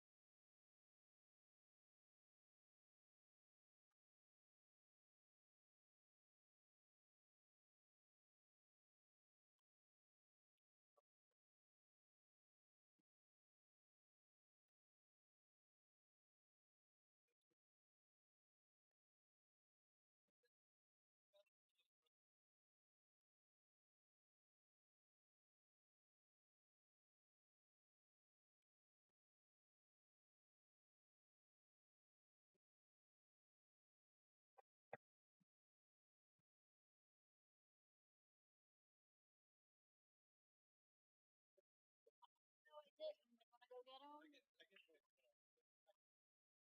It's on 18 and 19. Are we going to have that? I just at this point in time. Yeah, we can all pay for it. All right. I was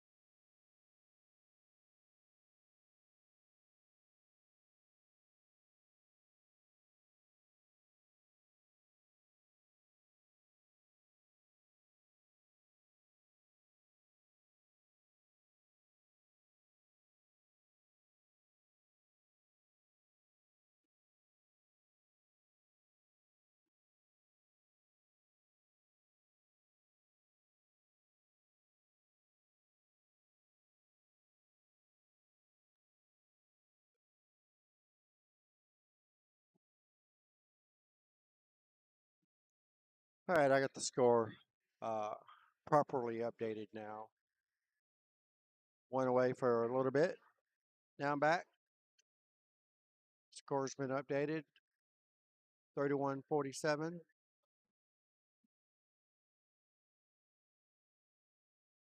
So neither team is on the hill just yet.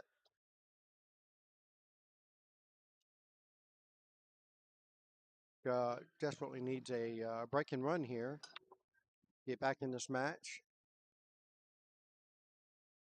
Starts off with a very nice break. All he got to do now is run it.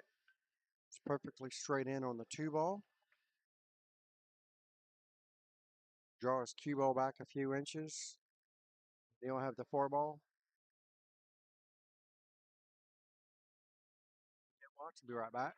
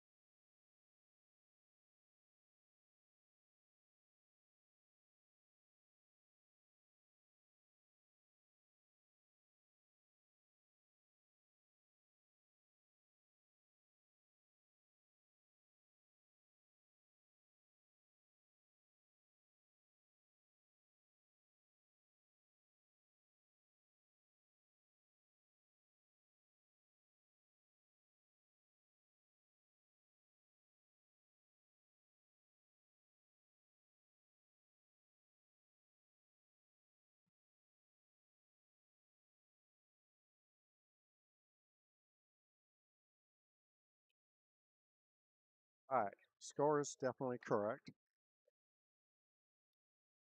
So let's see if Eric can finish this rack out.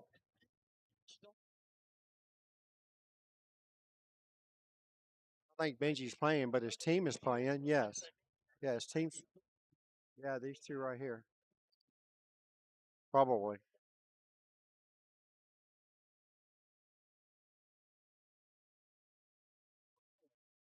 Eric missed that ball pretty bad. He must be feeling the heat a little bit. Got a good row out of it, though. I say he did. Just depends on what Jason gets out of it, whether he gets a good row or not. Jason does have a simple 1-rail kick. He could easily kick this ball in.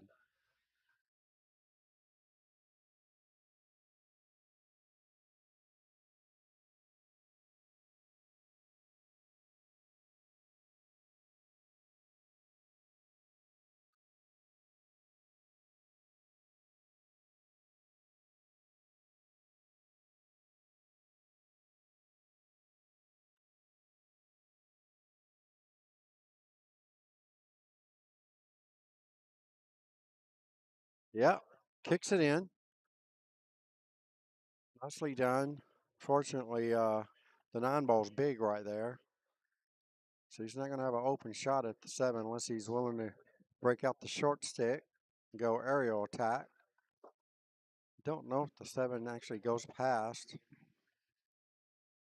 I don't think, I don't think the 7 goes past the 8-ball.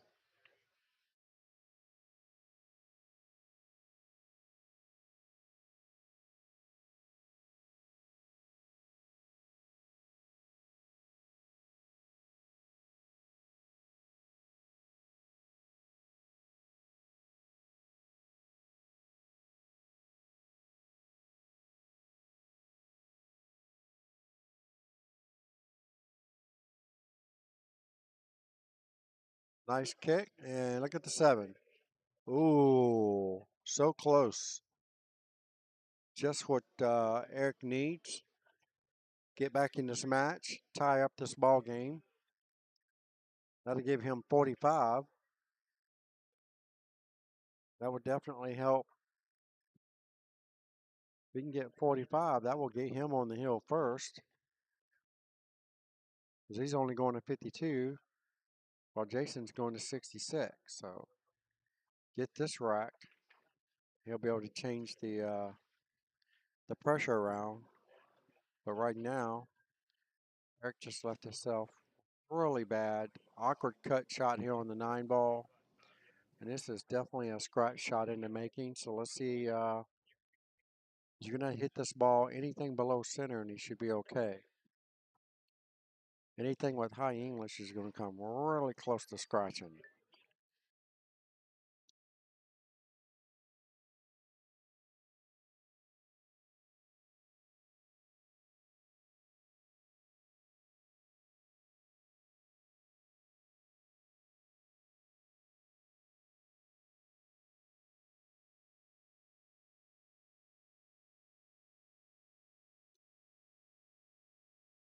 Great key for him. All right, that was 14. I didn't get to see exactly. That gives him 45. I'll go get the other half in just a second.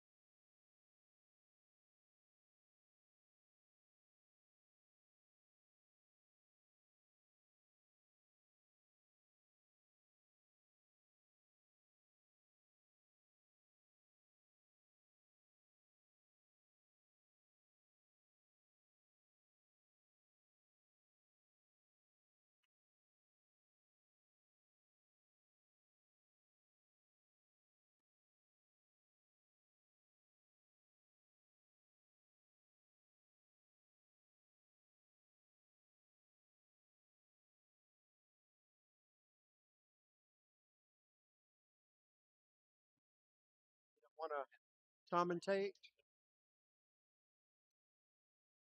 All right, so Eric Tran is on the hill first. So if he can get this rack, he'll win the match for his team. I don't know.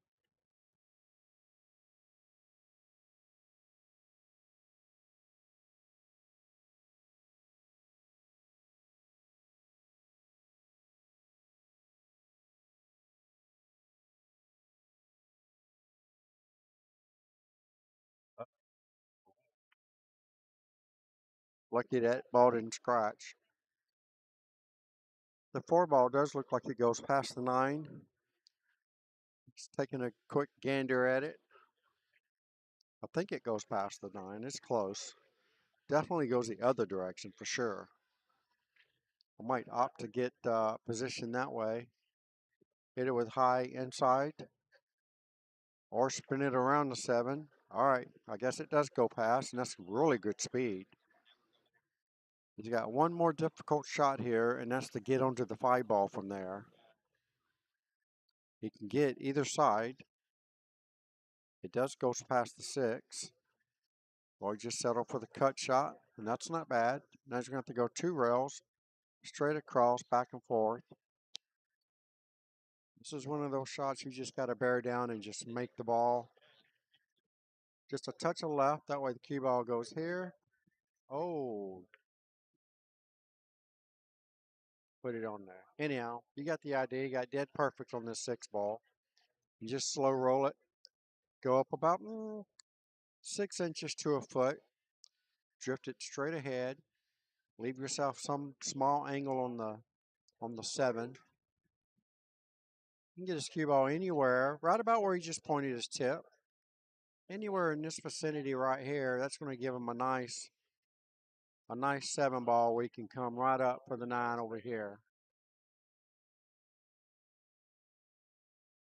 Oh, that's perfect. Actually, I like going 2 rails. With that angle, cut the 7 there, bam, bam, bam. My goal would be not to get past the side pockets. And I don't go straight for that reason right there. You go straight, you got to hit the cue ball much, much slower. If you go 2 rails, you can kind of let your stroke out a little bit. Much easier to go this way than the way he just went. Oh, wow. Yeah, you got to know where old Whitey's going at all times. And that's going to give Jason 14 points for his win. That's 62. Let me get the other score for Eric. I'll be right back.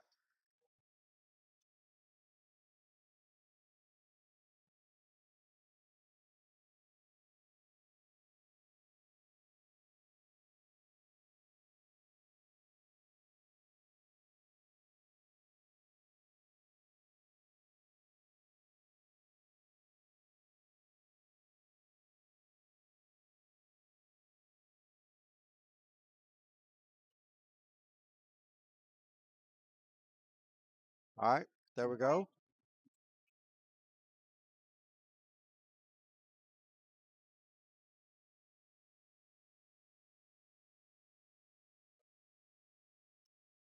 All right, so we got our 1 o'clock matches underway. Just waiting for these 2 final tables here to finish up. Then we'll have another set of matches ready to go immediately. As soon as this match is over, I already gave him the 14 points. So score is correct, 62 to 51. So now we are a heel thriller, y'all.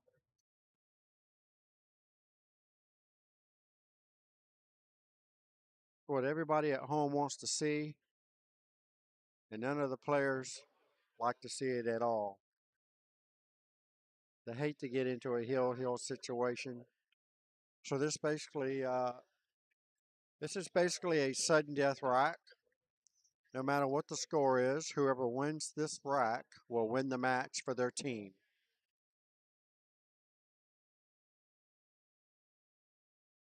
That's why we don't like the sudden death heel match.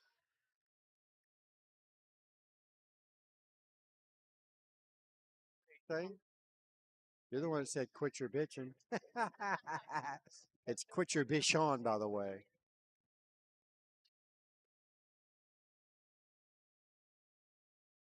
All right, here we go. This is the final rack, sudden death rack. Eric Train and Jason Touchton. Eric for team I don't know, which is Benji's team. Yeah, Brad Forner over there playing Jesus. Gustavo. Gustavo over there for team I don't know. And Eric just laid down a really nice break here. Cut this one ball in. I would use the 3 ball to hold the cue ball for the 2 in the other side pocket. If he doesn't want to do that, he can always hit this with bottom right hand spin. Send the cue ball this way. All right, so he did my first option. Use the 3 ball to hold position. The only thing I didn't like about using the 3 ball to hold position, that was always going to push the 3 to the rail, and now you got to come with a really good shot to get on the 3. So almost like my second option better. Swing around and not bother the 3, and you'll be shooting the 2 and rolling towards the 3. Anyhow, there's a small angle on this 2, so he's going to have to either force it with high inside and come straight across, or force it with a little bit of left.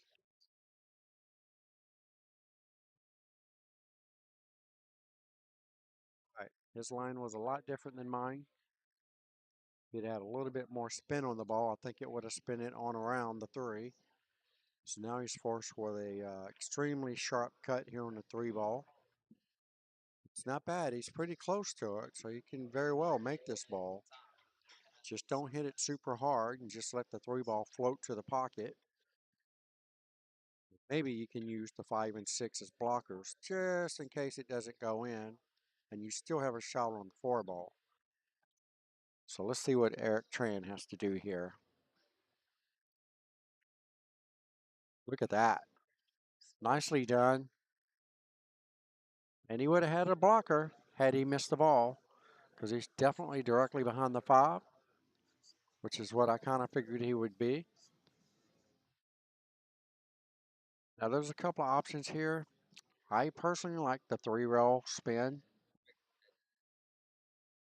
Like playing the 4 here, sending the cue ball here, here, and back out here. He goes that way.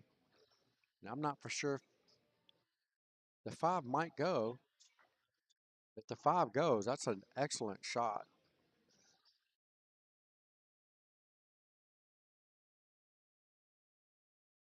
He's rolling this ball just as slow as he possibly can to hold position.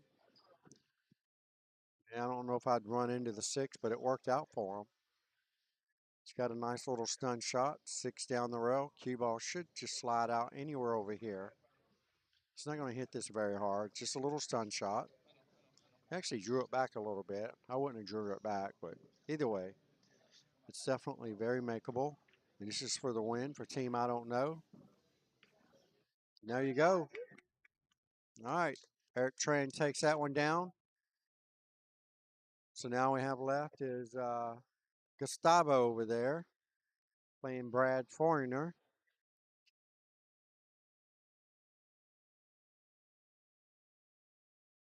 He's playing on the right table over there. Gustavo's at the table right now. Shooting the 8, trying to get to the 9. All right. Does a little quick, just kind of stun shot there.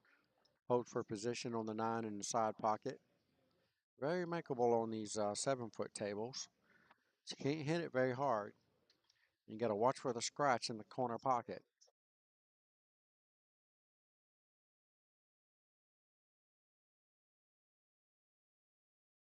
All right.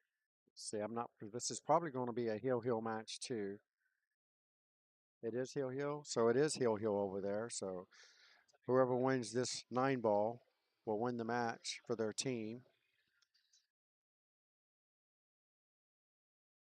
Gustavo for team I don't know. That's first dibs on the 9. Can he get it done? Uh-oh. Wow. Well, he wasn't playing the corner, but it goes. Very fortunate roll there for Gustavo. All right. So it looks like team I don't know probably won their set of matches over there. So I'm going to go ahead and get the camera turned back around to our feature table and get things set up for our next match. Give me just a second.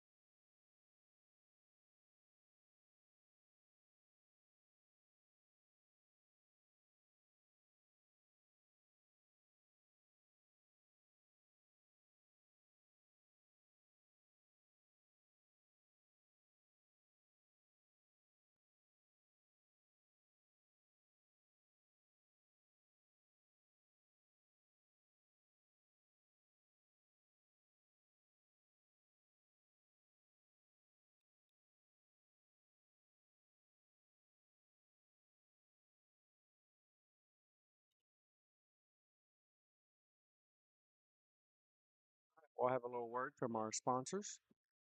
Lights Out Streaming, powered by No Quit Apparel.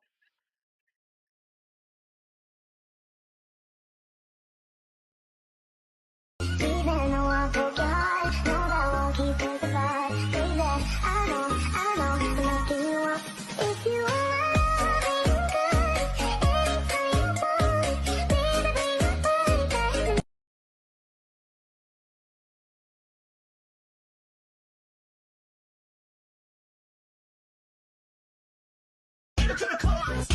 me. Go ahead, be gone with it. Go ahead, be gone with it. Go ahead, be gone with it. Go ahead, be gone with it. Go ahead, be gone with it.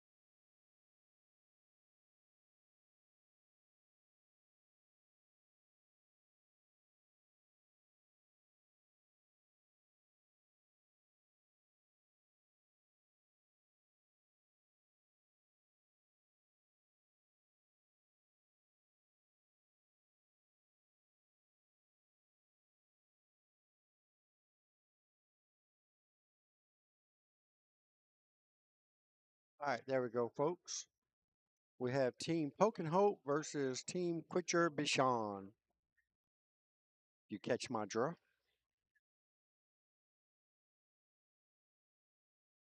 Did I get a screenshot?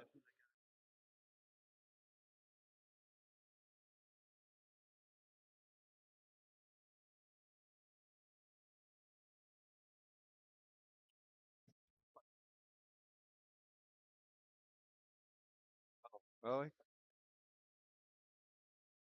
Oh, I'm hardwired. I can't do Wi-Fi. Streaming doesn't like that.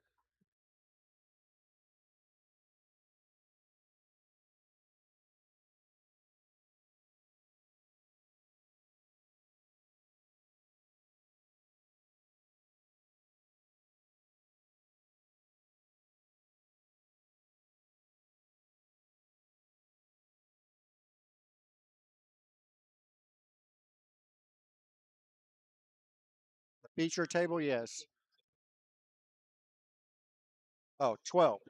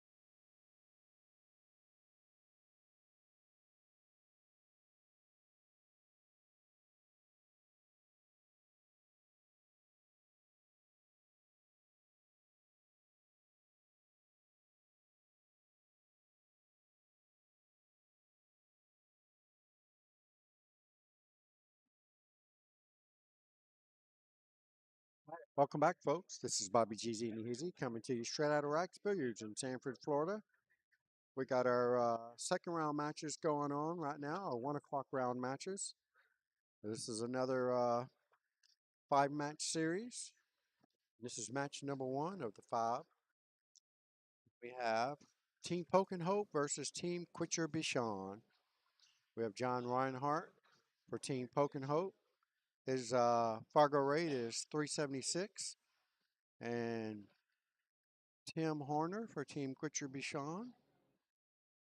His Fargo rate's 378. They're only 2 points apart. I'm really surprised to see. The ratio is 38 to 39. You would think it'd be a dead even race, 38 to 39. I know how to pronounce it.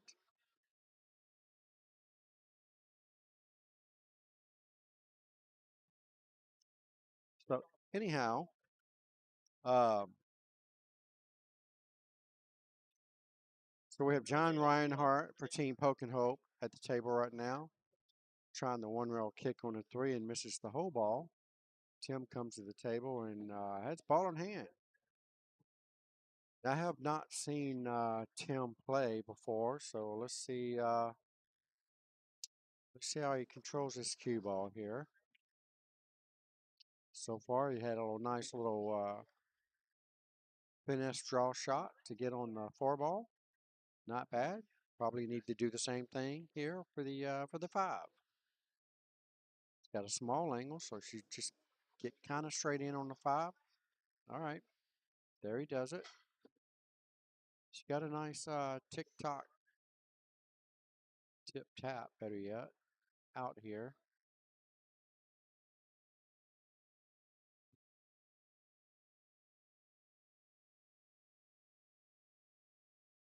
Didn't see that happening.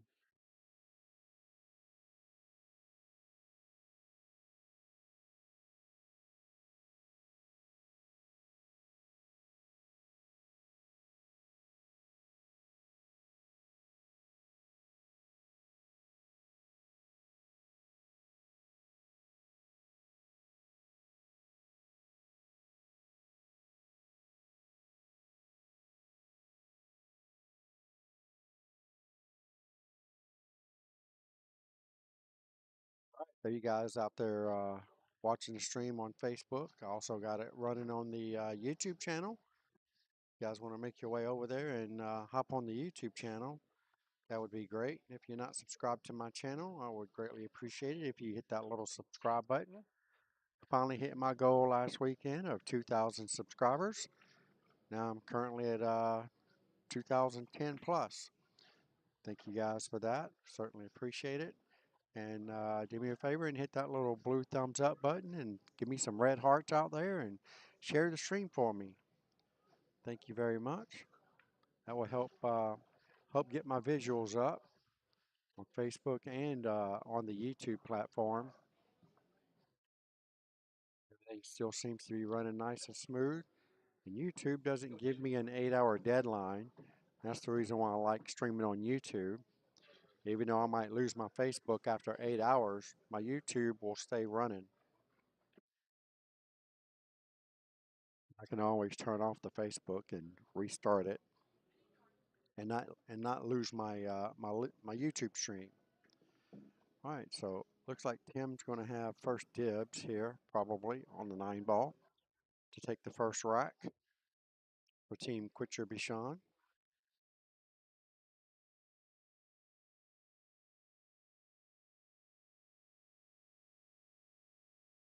Here we go, and he gets the first 9.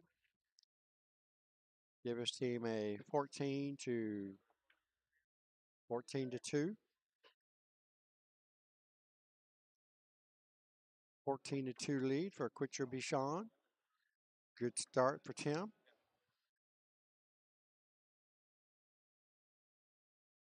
Two-points difference in the Fargo, and they're giving up a game. I'm a point.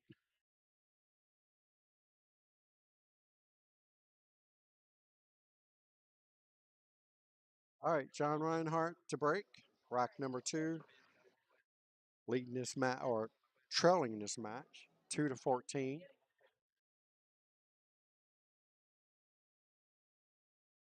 See if we can get this rack to tie up the ball game at least and stay in the match. Definitely don't want to lose the second rack because his opponent will be on the hill with just 2 racks, only needing a third to clinch the deal.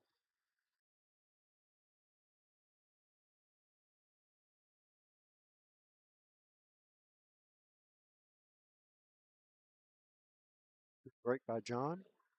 Got a small cut shot here on the 1. Just slow roll it and should have the 2. It's pretty good speed there. All right. Just a little stun draw off the rail. Just get the cue ball off the rail. I wouldn't try to get too close to the 3. You might get stuck behind the 6. So just give yourself a chance to make it. Just like that. Now he's got easy position, just straight top English. His cue ball should come straight back down table for the 4 ball. No left, no right, just straight top. He had a little bit of right, and he hit it too hard. Very fortunate to catch the edge of the 9 ball and send him in the right direction. So he was very fortunate on that. So we basically have one more issue here, and that's the 6 ball. If you don't get straight in on the 6 ball, that's going to make the combination that much more difficult. So let's see what John has in store for the 6 ball. We know where the 5 is going. See if you can try to run his cue ball into the 8, shoot the 6 up table.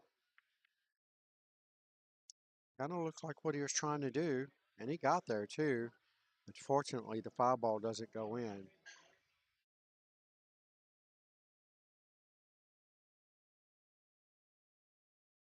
All right, straight top English.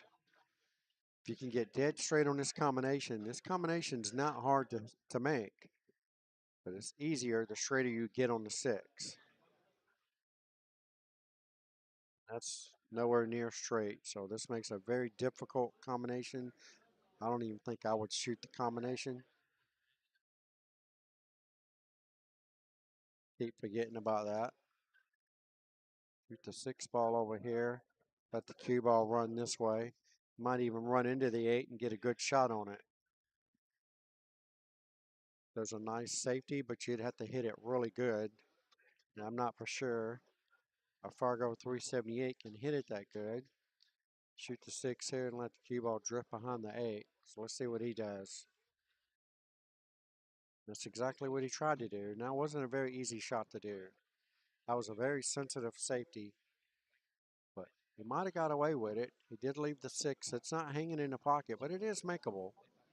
You got to watch the scratch.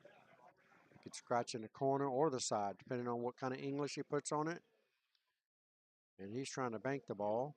And that's going to leave Tim an easy duck here on the 6. Still got to hit it good, though, to get on the 8, because this is pretty straight in. Not sure if he's got an angle, but he's going high. So he did have an angle.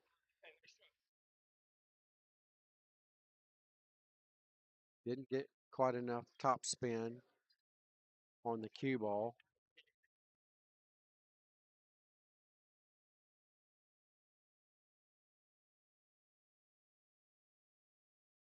Looking at a bank shot.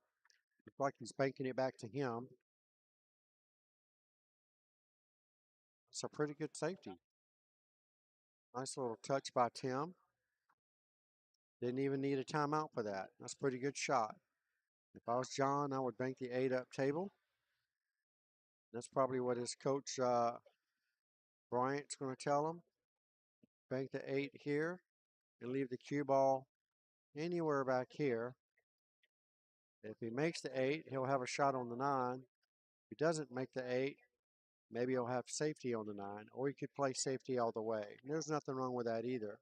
He's got the line. Just bank the 8 over here and let the cue ball drift over here.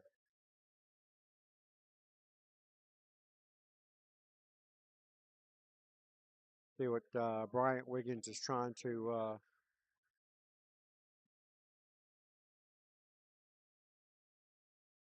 378 now. All right, here we go. Let's see what he chooses to do here. Looks like a bank shot. He was playing a two-way, kind of like I was thinking, but he didn't get his cue ball behind the 9, so that's probably gonna hurt. Again, Tim is pretty straight on his 8, so he's gonna have to hit this with high English again. This time he's gonna need a little bit more stroke out of it to get a little closer to the 9 ball. And now it looks like he's trying to draw it. He did draw it actually. Not a bad shot. Do the same thing here, just slow roll this ball in the pocket. Definitely makeable.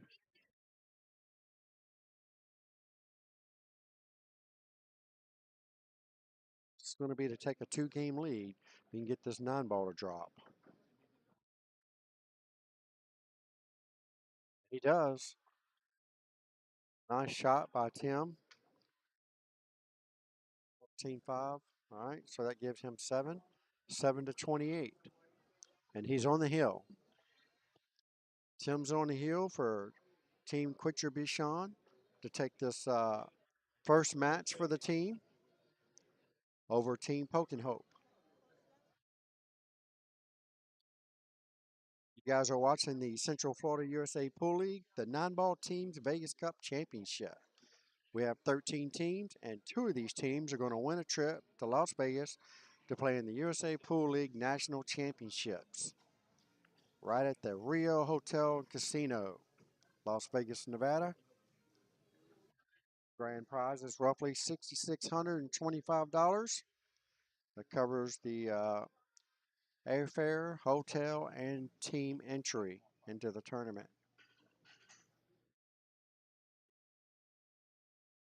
All right, Tim to break. Lays down a pretty good break, but I believe it's coming up dry.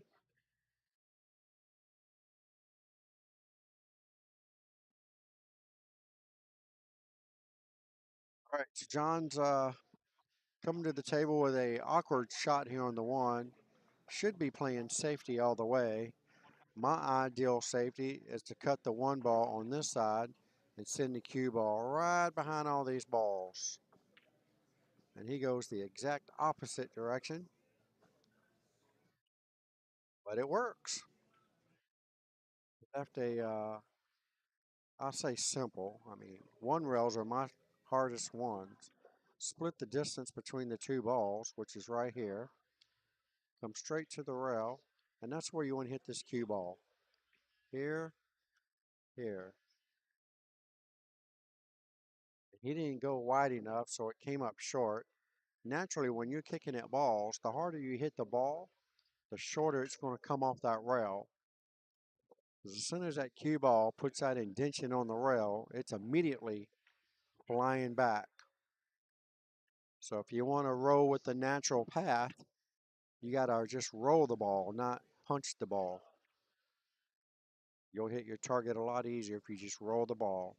All right, so John's got a great opportunity here. Make this a quick match or a quick game, and he does.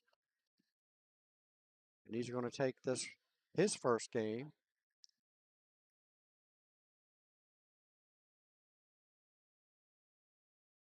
It's a 14 zip. So now it's 21-28.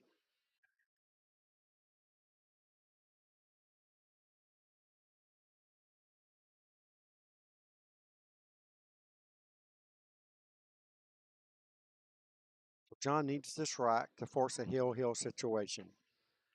Tim needs this rack to avoid all of that.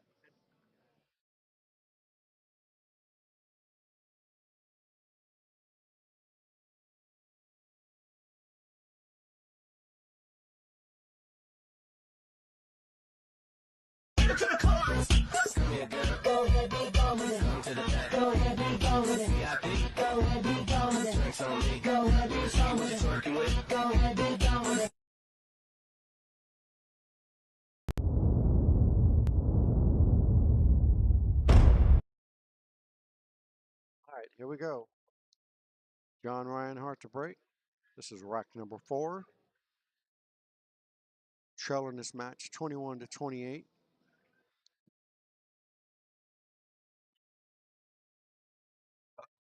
at the 9. Wow. It was headed that direction.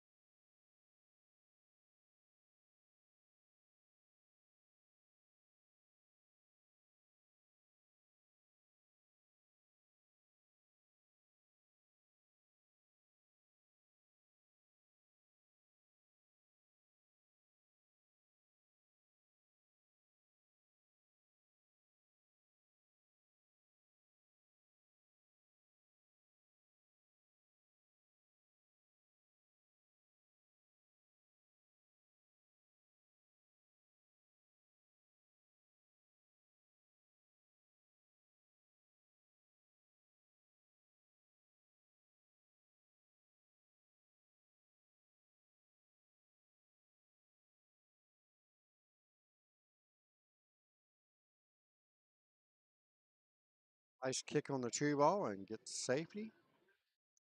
Nicely done. A lot of blockers in the middle of the table. Tim's going to have to go one rail, probably to the top rail, right about where the 8 ball is. A little bit of right spin. And hit it really good. Almost made that ball. Wow. All right, so John's got a cut shot. Can use the 9 ball to hold the cue ball for the 3 in the same pocket. He's trying to hold it all together and misses the 2 ball. He gets a nice safety. 3. So Tim's going to be looking at kicking probably underneath, right where he's looking at. If he can catch the top of the 2, just send the cue ball up top. Catches the 2 full in the face, and that's still not a bad shot. It's no, there's no gimme shot there at all. There's no bank shot.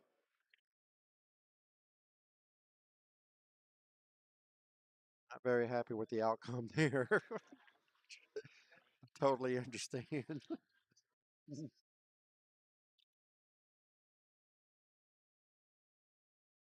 All right, Tim's got ball in hand.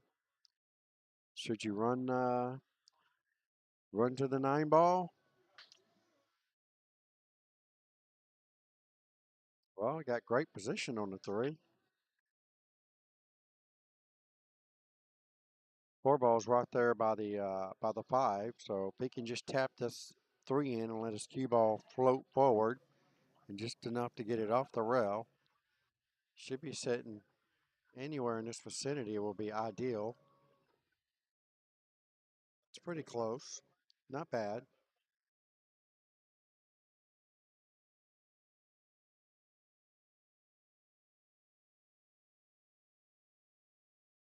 Draws cue ball to the side rail and back out.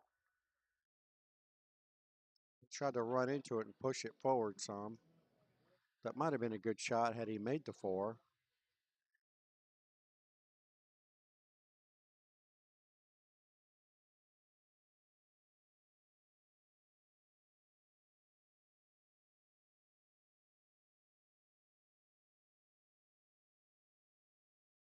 If ever in doubt, leave him alone. Here we go. See if Tim can make this ball. He shouldn't hit the 8. Hit it with just a small touch of left. Should end up right here. Again, he misses the, I think he missed the 4 just because he was too busy trying to direct the cue ball. All right, so John's got a simple shot here, and he comes up pretty short. So he's going to be forced to cut this 5 in the side. Cue ball's going to be tracking away from the 6. So look out, 8 ball. Look out. Oh, he banks the ball. Wow. Fires it in the hole. Look out, 9 ball.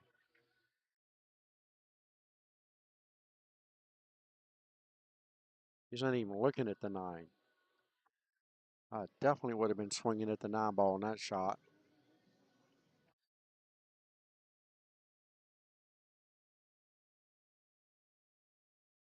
All right, well, see if Tim can slow roll this. Get anywhere close to straight in on a 7, it's going to be ideal. And he hits it really good. Straight top English.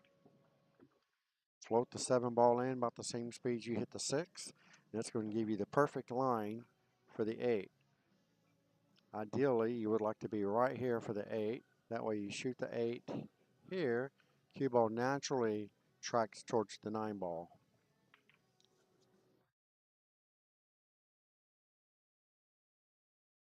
Good speed. Could afford to go a little bit forward, but he's okay. This is another one, just pocket speed.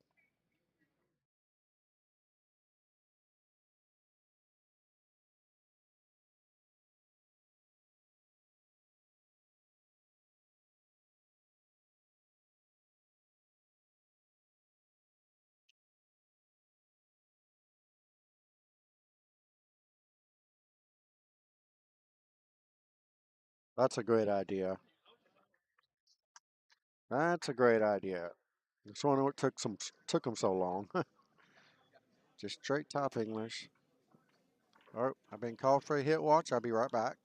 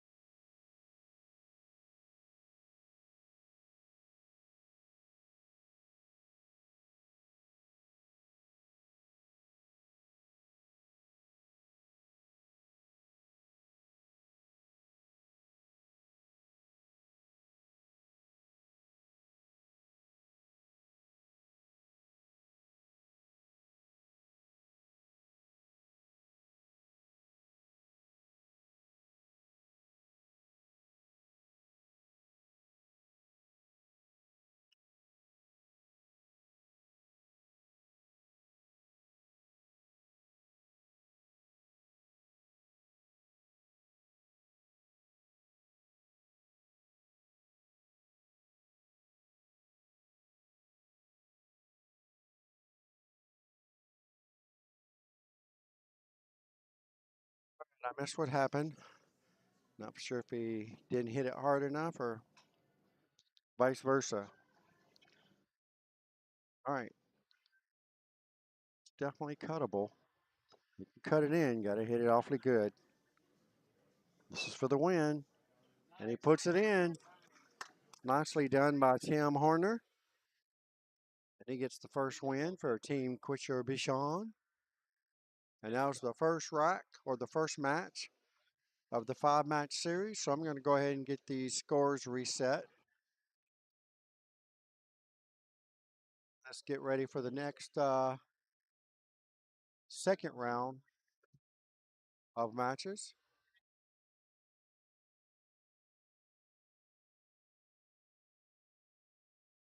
Nicely done by Tim. That's a good cut shot on that 9 ball. That's not easy.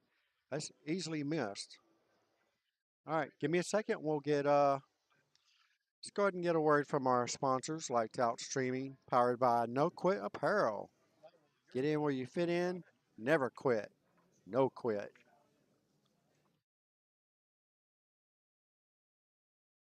Even though I forgot, know that won't keep us apart. Baby, I know, I'm knocking you up. If you are loving good, anything you want, baby, bring your body back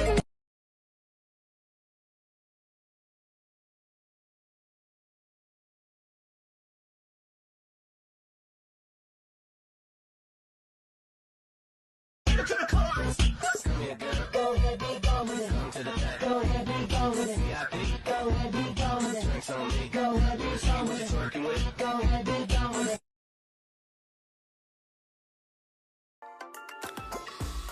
I am trying to get a new video, by the way. I can get Mickey to tighten up. Something new to show you guys.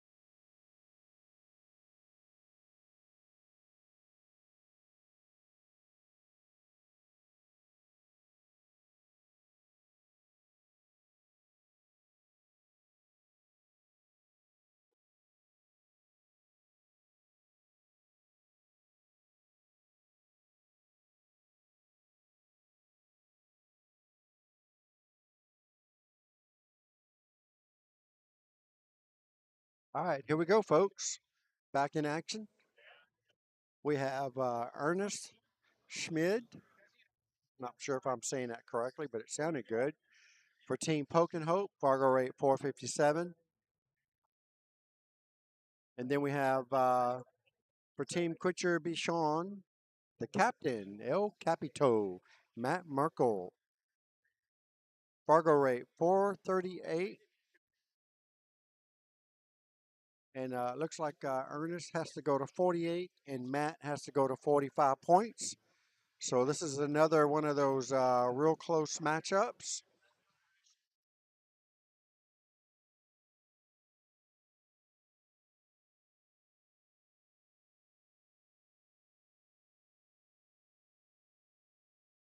It's a rule. Talk to the lady.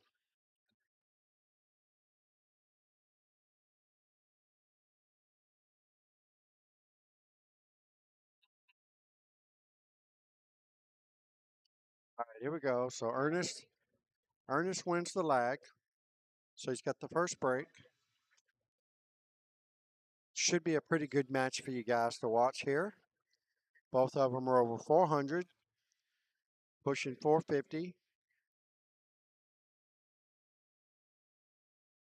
So you guys should get a pretty good match to watch here. So let's see how the balls roll.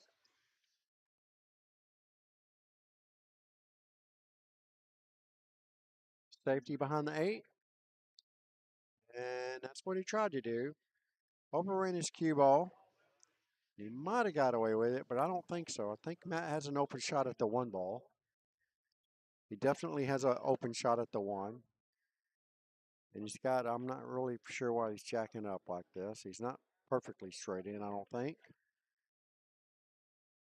Maybe he was. Maybe that's why he jacked up. So Ernest has pretty much got a straight in shot as well. Nowhere near as difficult as the one that Matt had, because his is not on a rail. Ernest makes a solid shot here on the 2. Doesn't quite get straight in on the 2, so he's going to have to go to the bottom rail here and back up to the center of the table to get at least a decent shot on the 3 ball. Oh, didn't want to get stuck back there. So Ernest has some issues now. 1 rail or 2 rails. Only like 2 rails just so I'm not jacked up over the 8. We can go 2 rails. Here, here, and there. That would be ideal. 1 rail. He's going 1 rail. Comes up way short. It's a pretty good attempt, actually.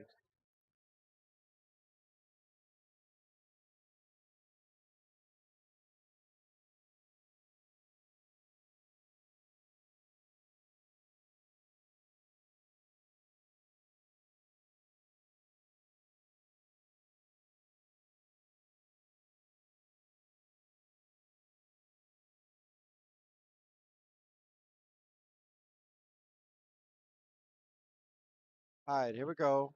Matt's a pretty fast player, so you got to keep your eye on him because before you know it, the rack will be over with. He don't waste a whole lot of time, that's for sure.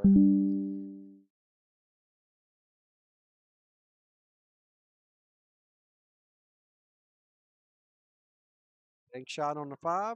Hits it really good. And look like he's got the perfect line here on the 6 ball. Could have used it off the rail a little bit, but at least the 6 is really close to the pocket, so he might be able to deal with this. He only needs to get it open.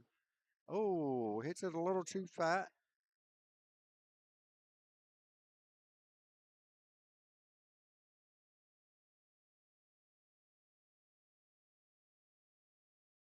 Somebody must have made the 9 ball on the break.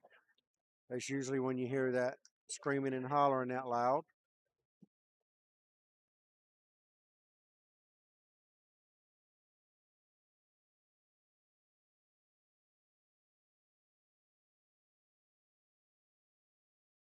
It's like for team, oh,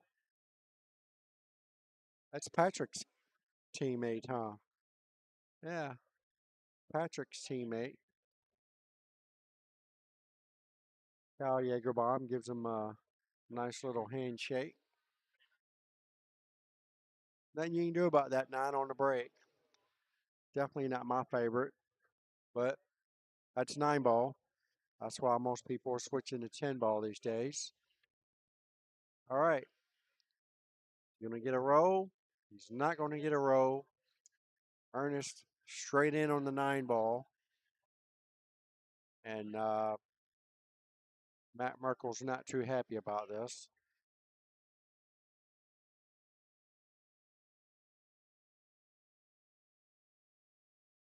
$14-4. The team poking hope. Ernest Schmid. Is that how you pronounce his name, Schmid? Ernest Schmid. Is that how you pronounce his last name? I think that's how you pronounce his last name, Schmid. Almost like Schmidt, David Schmidt, but Schmid without the TH. All right, so here we go. Matt Merkel to break, rack number 2, trailing this match 4-14 against Team Poking Hope, Ernest Schmid. Still got lots of ball game left. This is match number 2 out of a 5-match series team matchup. You guys are watching the Central Florida USA Pool League 9-ball teams Vegas Cup Championship. 13 teams. 2 teams going to win the trip to Vegas to play in the USA Pool League National Championships out in Las Vegas, Nevada. It's going to be a lot of fun come mid-February. Janine and I will be out there the whole time, roughly 2 weeks. And we're always there for our birthdays. Mine's February 26th. Hers is March 1st. And good times to be had. We'll just put it that way. One year I didn't quite make it to my birthday dinner. Make sure that doesn't happen again. That was not too fun. But anyhow, we had Matt Merkel makes a really nice shot on the 1. Unfortunately, cue ball does not grow, the cue ball doesn't grow enough legs to get around for the 2. 1 rail kick. Nice kick. And where's it going to stop? Right on top of the 8 ball. And Ernest is going to have a very difficult shot here, trying to make the 2 jacked up over the 8. Can he do it? Good attempt. Got a decent row out of it. It is makeable, but it's not an easy shot. Super thin cut. Cue balls are going to be flying up and down the table. Around it goes. Where it stops, nobody knows. Makes a very nice shot here on the 2. Uses the 7 ball a little bit and gets a decent shot here on the 3. And he's got the right angle to get back up for the 4. So can he avoid the 5 ball to get there is the question. He's going high ball, so he's probably not going to get there. All right, he was cutting that 3 in the side. That was a good attempt, actually. That wasn't a bad option.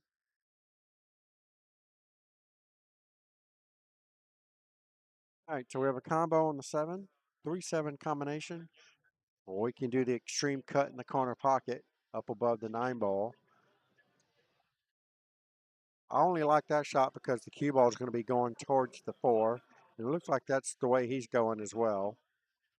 The shots, okay, I guess I'm assuming that was all safety there.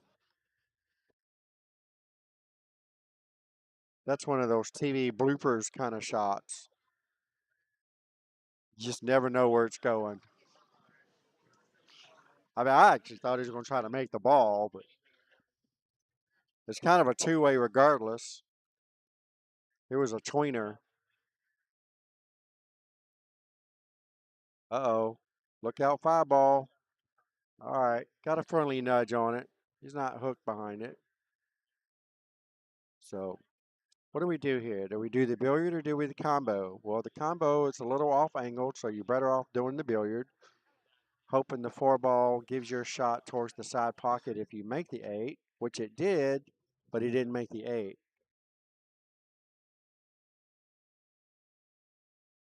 Hey, Ernest is practically straight in here. Shouldn't have a problem getting on the 5. And got a nice shot on the 5. And I tell you what, the rest from here, once the 5 goes in, is pretty simple. It'd be hard not to get out unless you just leave yourself a long shot on the 9 and you miss it. So let's see if he tries to draw this ball and get closer to the 9 ball.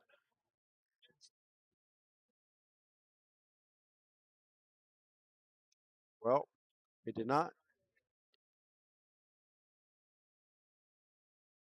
Well, he's sitting right there. Of course he can hear me. Oh,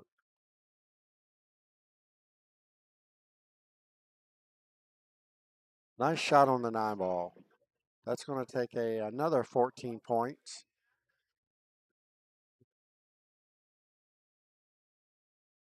That was a 14-4. So now we're looking at 28-8.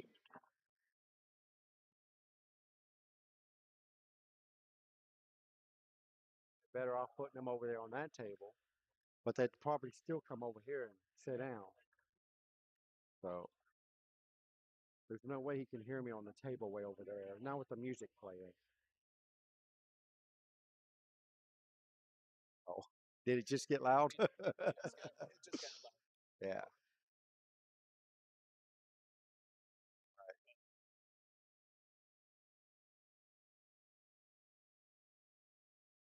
They can't hear you anyways.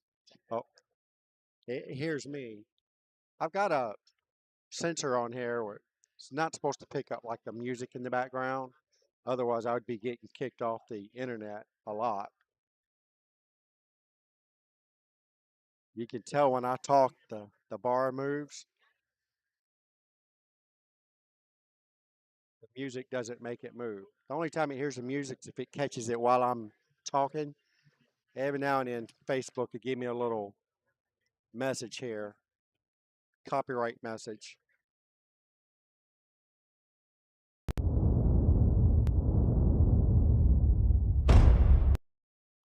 All right, here we go. Ernest to break. Rock number 3 is leading this match over Bishon, 28-8. Matt Markle desperately needs this rack to get back in the ball game.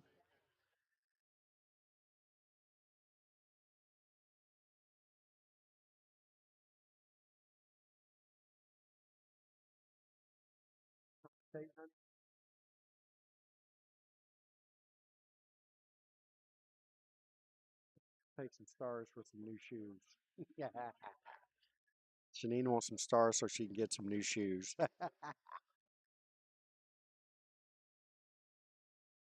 I'd probably take it and buy me a new fireball.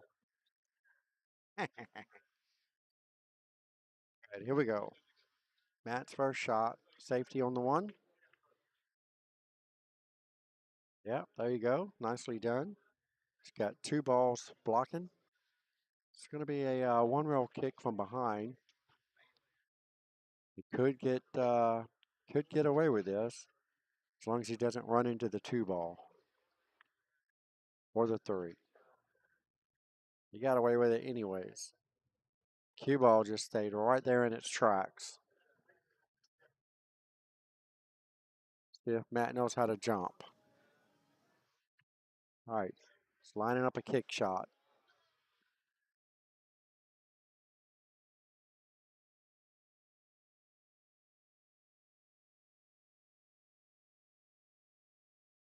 Nice kick. Not quite what he had in mind, but hey, it works. Kicks the 7 ball straight in like it had eyes on it.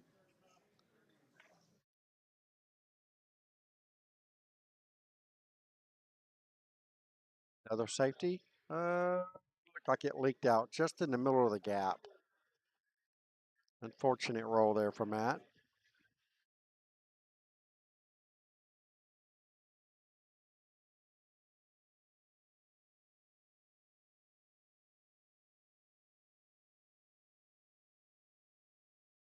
Good speed there from Ernest.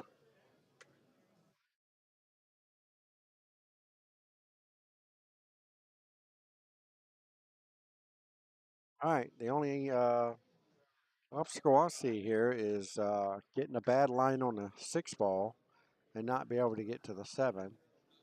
So he needs to make up his mind on where he wants to put the cue ball. All right, well, hit it hard and hope for the best, I guess. Okay, that's the 4 ball.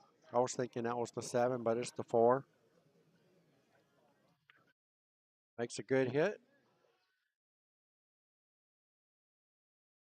All right. Matt's got a nice shot here on the 4. Not sure what kind of angle he has, if he can get a little closer to the 6 ball. So let's see. Yep. No angle. Now we got a long shot on the 6 ball. Should have automatic position if he just makes the 6 ball. Here it comes. Not quite hard enough. But again, he should have automatic position if he just cuts the 8 in the side. You can shoot it straight, but you got to watch out the scratch in the side. So he looks like he's cutting it in the side, which is where I would shoot it. Natural position for the 7, or for the 9, as long as you don't hit it too hard. Pocket speed.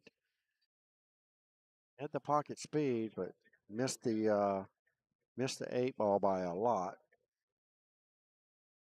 Ernest got a difficult. This is not the easiest shot, but it's definitely makeable. Yep, hits it like really good. Good speed. Just going to put him on the hill first.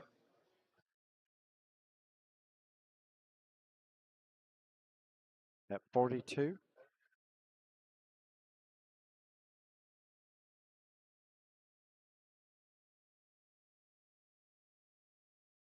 That's 11. He made 3 balls. All right, 42 to 11. This match is getting out of hand for Matt.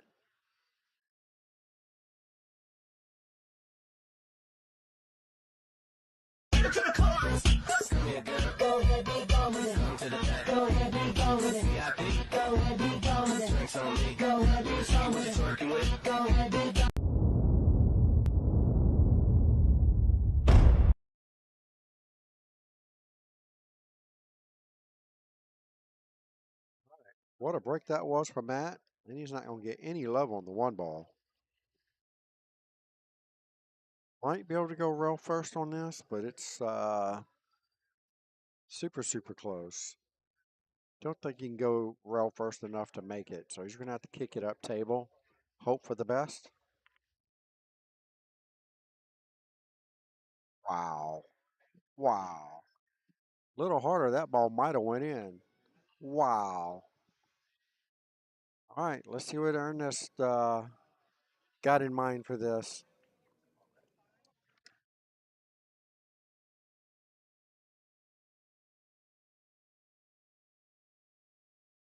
Well, he had a nice touch on the 1.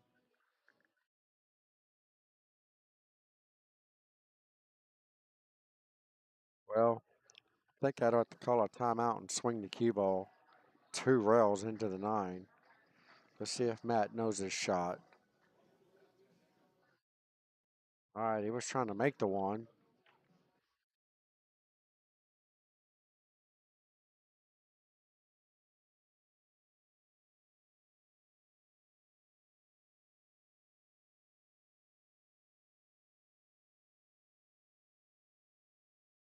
All right, Ernest calling a timeout.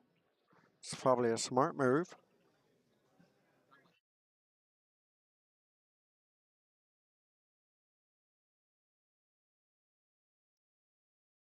I think if I was the coach here, this is the shot.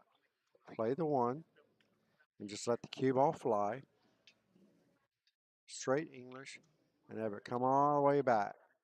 Anywhere on this side of the 3 ball, he's going to have an open shot at the 9. So he slow rolls it instead. He makes the ball, and he's going to have a shot here at this combination. 3 ball combination, but this doesn't have to go in. The 8 is sitting off the rail, so let's see. And he did make it, and that's going to be a match win for Team Poke and Hope.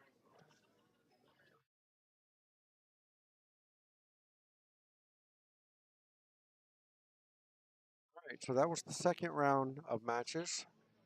We're going to get ready for the third round of a match, 5-match series. So let's see who's going to be coming up next.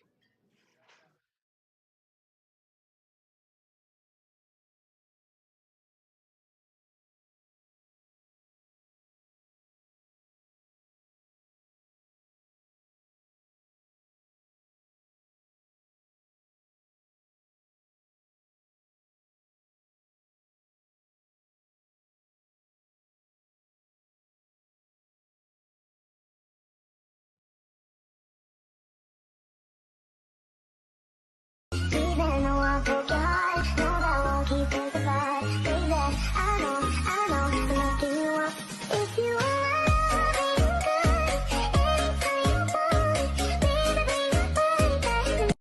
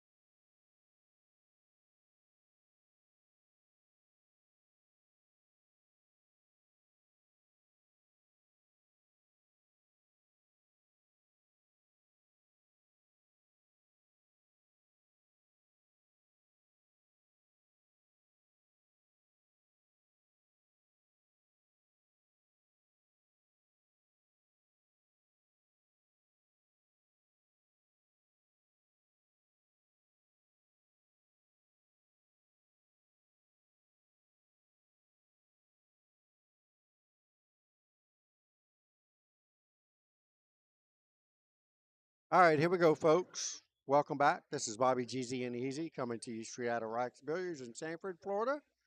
This is going to be a really good matchup for you guys. For Team Poke and Hope, we have Bryant Wiggins, Fargo rate 536. And for Team Quit Your Bishon, we have Daniel Schnack, Fargo rate 544.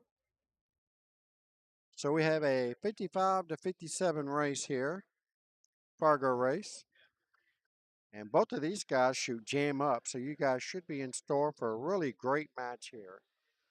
So you guys just stay tuned. Don't forget to hit that blue thumbs up button. Send me some hearts my way and share the stream. I would certainly appreciate it. Let everybody know about the YouTube channel that's going on as well.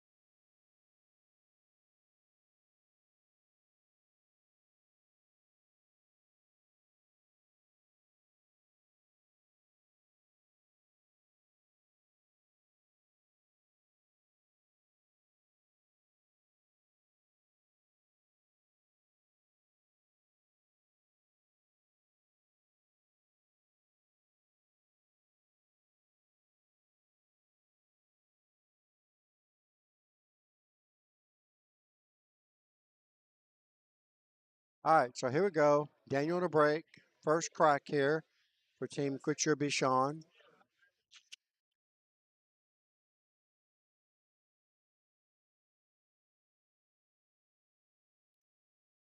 All right, so it's 1-1. Team Poking Hope's got a win under the belt, and Bishon's got a win under their belt. So this third match will probably put a little extra heat on whoever loses this match.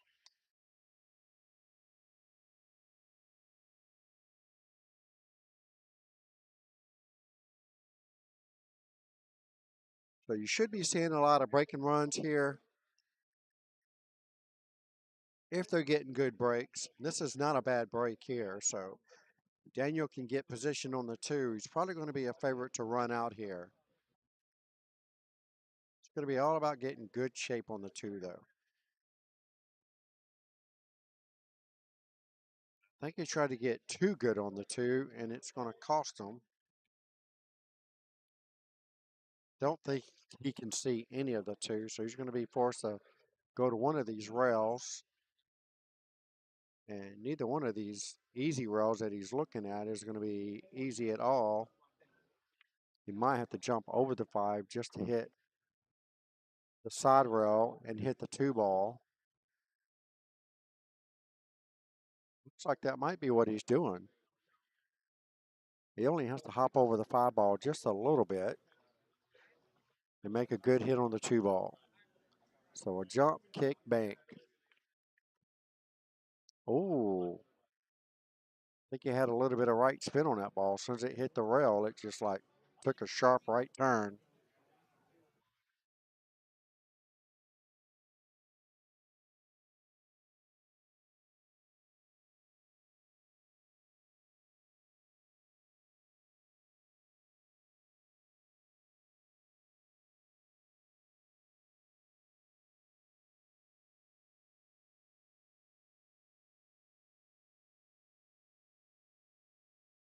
All right, so Bryant's got ball in hand on the 2. It's going to be all about getting on a 3. If he can get on a 3, the rest of it seems pretty simple.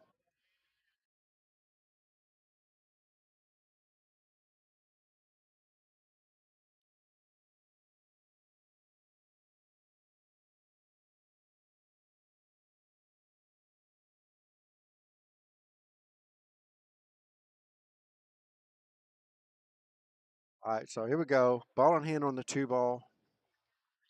See how he's going to get to the 3.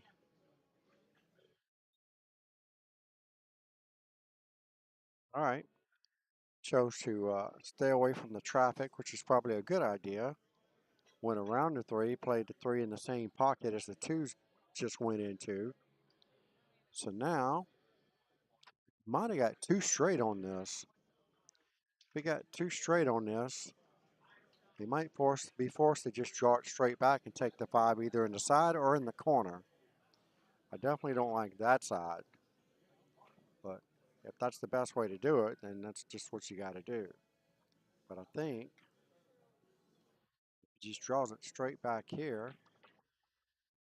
Should have the 5 here or have the 5 here. He's going high, so he's going to be punching this. Okay. He's going to take this shot in the side pocket over here. It looks like he might have the perfect line on it. There's a small angle.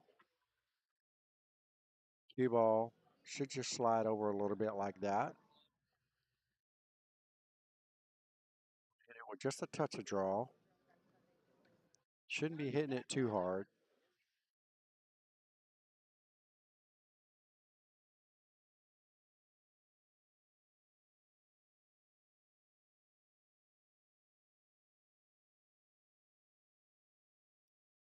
All right, so here we go. He's got the perfect angle on the 6 to just drift down for the 7. Shouldn't have to worry about the 8 just as long as you don't leave yourself jacked up over the 8. That will make matters a little harder, and he's going to overrun his position by a lot. He's very fortunate to even have a shot on the 7 inside, but he is going to have to put a good stroke on it to get on the 8 ball. So let's see what he has in store here.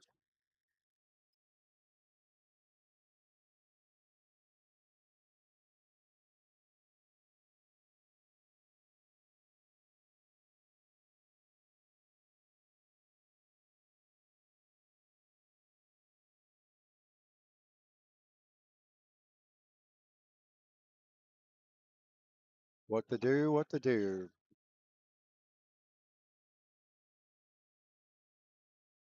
Jack up and draw the ball back. You put a power stroke and go forward with it. Things that make you go home.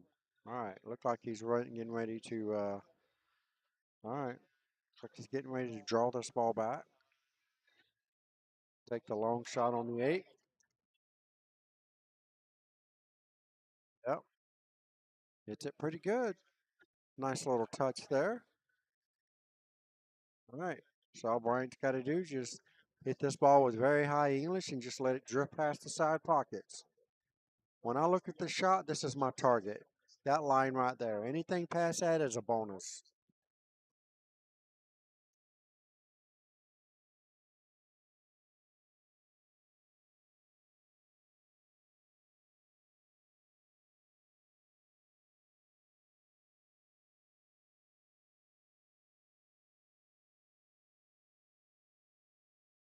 All right.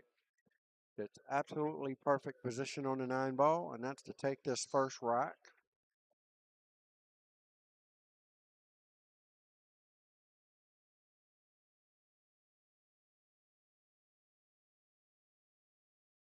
All right, Bryant gets it done. 14-2 over Daniel. Still way early in the match. Nothing to get worried about at this point. Just keep your head in the match, and what happens, happens. It's not like Daniel really shot bad. He didn't have anything easy to work with.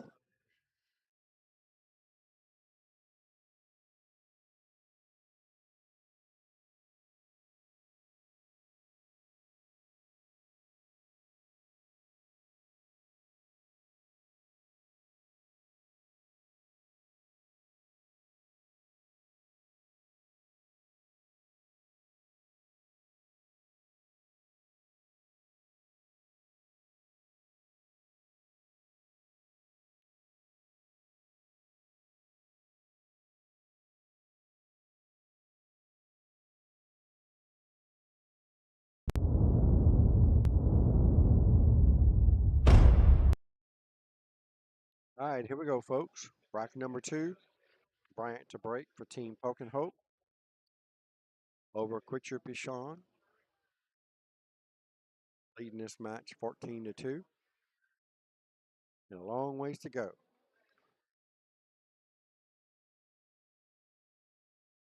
This is what I call the 9 on the break. Yep. See the 9 go? Wow. Did he make a ball? Did not see a ball go down. And this is why I don't like that break. Yeah, the 9's going to go a lot. If it doesn't go and it does that, that's an easy win for your opponent. And I don't see Daniel missing this. I think his right arm would have to fall off to miss this. Nice little 1 rail kick on the 1 into the 9, and he gets it done. So did not expect him to miss that ball. That was one of those kindergarten kind of 1 rail kick shots.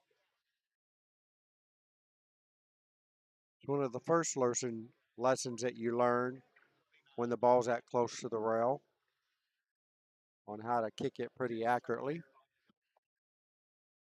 So here we go. Just like that, we pretty much have a tie ball game. And this is why I don't break in the middle of the table or even close. Because the 9 ball always gets kicked, and if you don't make it and it hangs in the pocket, you're in trouble. Of course, if you don't make a ball on the break. And that's usually when that happens. When you don't make a ball on a break, the 9 hangs in the pocket. So that's a good recover for Daniel. Got his handicap points back. that he had to give up. Couple. What's up, Bobby? Good night. All right, here we go. Daniel to break, rack number 3, leading this match 16-14 over Bryant. Nice solid break. And that's how you're supposed to break with the magic rack. The one ball usually comes down towards this corner pocket, and the cue ball is usually somewhere close in the center of the table. So he got a little draw action on his, so he's going to be forced to take a long shot on the one or play safe. I like taking the shot. Right here is where I like to put the one ball, because if you hit the one over here with high English, the cue ball is going to be drifting this way for a shot on the 2 in the side pocket. Let's see what Daniel decides to do.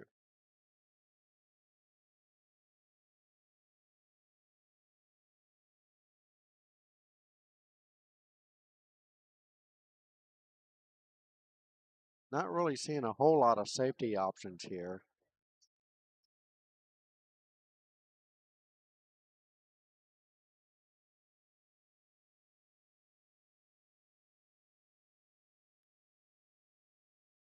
Well, He might have got away with this. I'd say he got away with that. It beats like that sometimes. Not really for sure why he was jawing the ball off the rail instead of going forward. Maybe he was swinging at the 9 ball. Who knows? It's one of those things that make you go, the way he hit that one, maybe he was swinging at the 9. The only reason why he didn't get position on the 2. That's the only thing I can think of. All right, so Bryant's got a 1-rail kick, and this is not an easy 1-rail kick. And just comes up a little long on that. Let's see. Being at the 3-6 is tied up down here, I expect Daniel to try to do a 3 foul. Now, when you do a 3 foul, the safety is real easy. Get the cue ball behind the 5. That's a no-brainer. The thing that they tend to forget is where the 1 ball is going. You want to put that 1 ball close to another ball. That way, when you do get the foul, you'll have an easy setup for another foul. See here, like the 1 ball's in the middle of the table. It's wide open. You're going to have to come with a very good shot. You're going to have to come with a very good shot to get a 3 foul. And you see what Bryant does. Bryant gets rid of all of the cluster to make it more difficult to get that 3rd foul. And I don't see an easy safety here, so maybe, well, we got the 1, we got the 2, we're the 3, 6, 7 combo that looks like it's wired. So this is a pretty good run out, even though it doesn't look like it right now. But all you got to do is hit that 3. The 7's going to go. So it's going to be all about knowing where the 3, 6 is going to go after contact.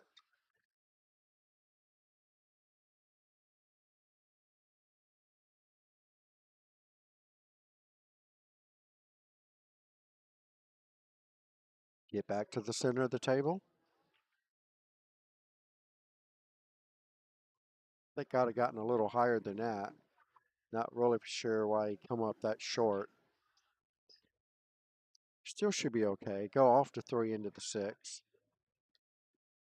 Knowing where the 3 ball is going to be the issue. All right, so he went straight at the 3, and that's a good shot.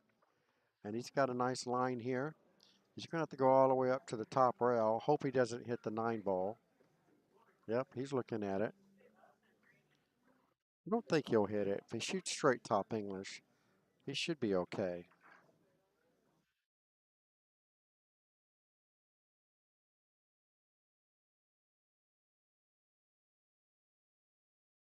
He hits it really, really slow. He tried to hold it up. Maybe he didn't like trying to avoid the 9 ball.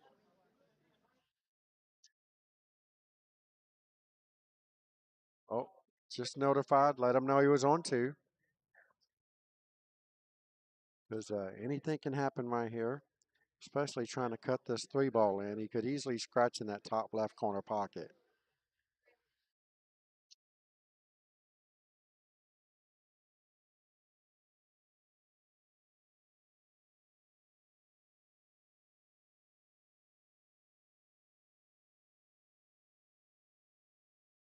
All right, here we go. Bryant to cut the 3 in. All right, he hit it with some inside to make sure he wasn't going to scratch. Nice shot. Didn't want to leave himself on the rail like that. Makes this 5 ball a little bit more difficult. So now he's going to be forced to jab at this ball, punch it off the side rail, get back out for the 6. Or you could just take his chance and hit it with extreme high English and hope to hit the left side of the 6 ball and avoid staying on top of it. And he's looking like he wants to punch this ball. All right, maybe he's going to slow roll it. He's indecisive at the moment. All right, let's see what kind of stroke he's going to put on this. There's a couple of ways you can hit it. Whatever you feel most comfortable with is what you go with. I like to punch it. It looks like that's what he's gearing up to do. Fire in the hole.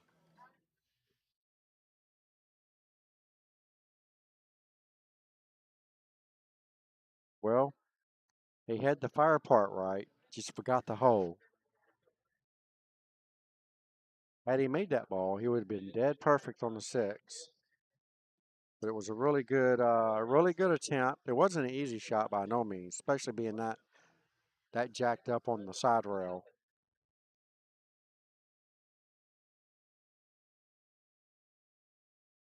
Trying to use the 9 ball as a blocker, and he did not get there. But I think he's got the 5 just enough past the side pocket. Don't think Bryant can make this ball. The bank is not there unless he's going to try to bank the 6 in. This is not a very easy safety shot by no means.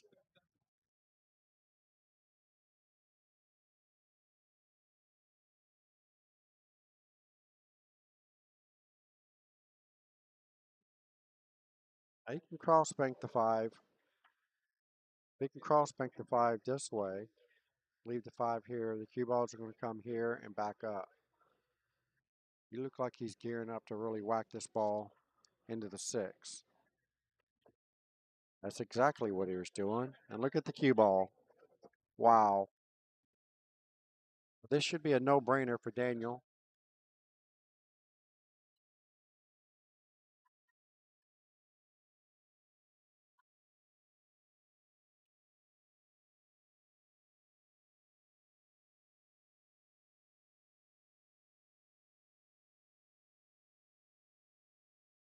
All right, here we go. Just get your cue ball away from the rail, which is good.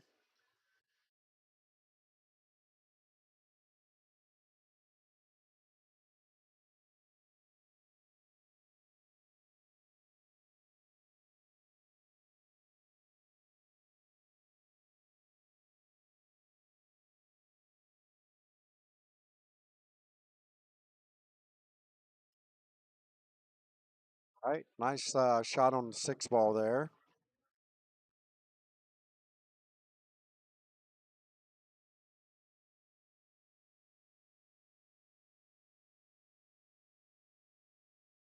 Nice stun shot. Little touch of draw on it. Got dead perfect on the 9 ball. And this should be good to get him another 14 points. And it does. It wiped its feet on its way in, but it did go in. So that's going to give him 30 points.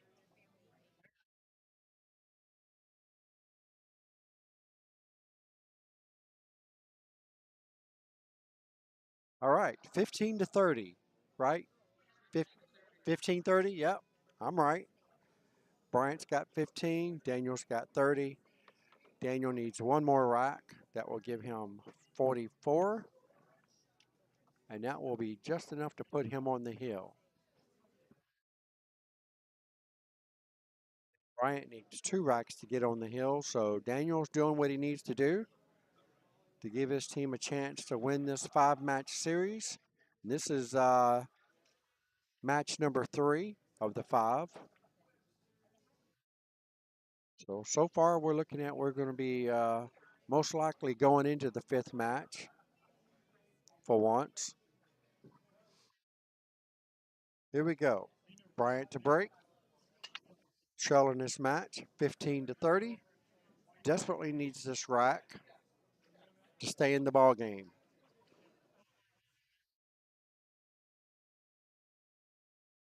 Another dry break. Not really for sure why it's coming up dry with the magic rack. So either they're not making sure the balls are rolling into the slot correctly, or they're just hitting the one ball really, really bad. That's the second time he's broke dry with the magic rack. Technically, that is not supposed to happen, especially when your Fargo's 500 or higher. Should have the magic rack down. And wow, did not see that happening. Oh, I guess he was playing safe. Maybe he didn't have a shot on the one. I thought it. No, I thought he had a shot on the one, but looks like he was playing safe all the way. Said it should have went in between the 7 and the 6. All right, here we go. Bryant has a shot, long shot on the one. He's going to need a good roll here. Uh-oh, he's playing safety all the way. This is a pretty routine one-rail kick for Daniel, as long as that cue ball's not frozen to the 4. If it is, this won't be routine at all. It's got to jack up. That tells you he's really close to this 4 ball.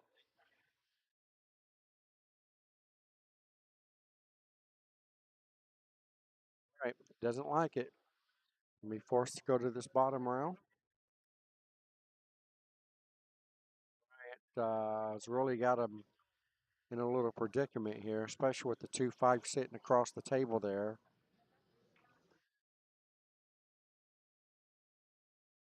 One rail kick, straight at the 1. If he can make a good hit, he could get a nice roll and get the cue ball to scoot behind the 3. So let's see how hard he hits it. The harder you hit it, the less accuracy you are. And he hit it about the perfect speed.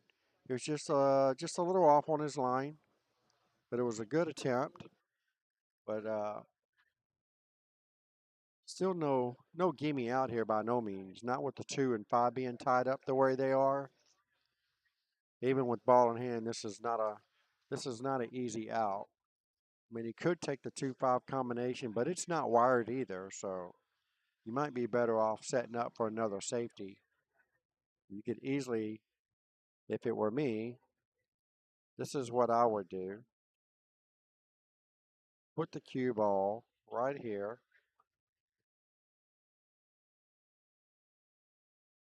Not really sure. Oh, he called a timeout. Okay. I'd put the cue ball right there. Bank the 1 up table and leave the cue ball right behind this big 3 ball. That's what I would do. Set up for a 3 foul. To me, that is definitely the shot. Now this is Ben. Ben's a pretty good shooter. Not really for sure what they're discussing. At first they were discussing behind the 3. That's where he should be. There he goes. He's going to bank the 1 up table and get the cue ball behind the 3. Again, this is another one of those where you really need to make sure that 1 is close to another ball so you can play another good safety to get a 3 foul.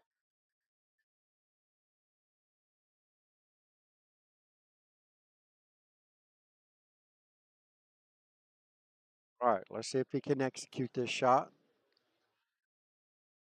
The line that he's shooting at, it looks like the one's going to hit the 2 and the 5, so not sure that's what he wants to do.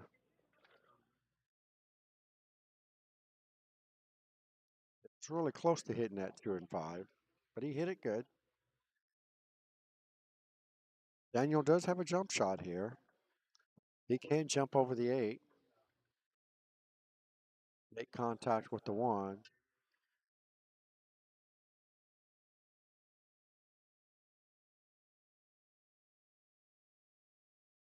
So if I was going to try to 3 foul Daniel,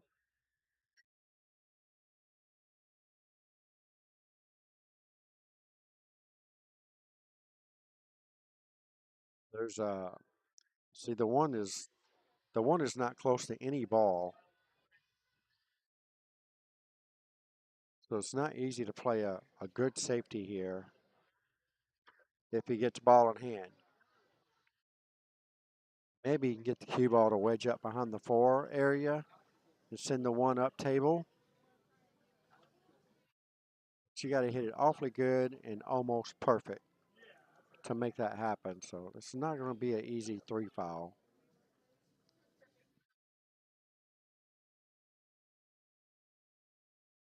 Even if he used the 2 to try to get the 3 foul, that's not going to be easy either with all them balls on the side rail. Oh, look at that. That was so close to hitting that ball. All right. So he's on 2. Not sure if he notified him yet to let him know.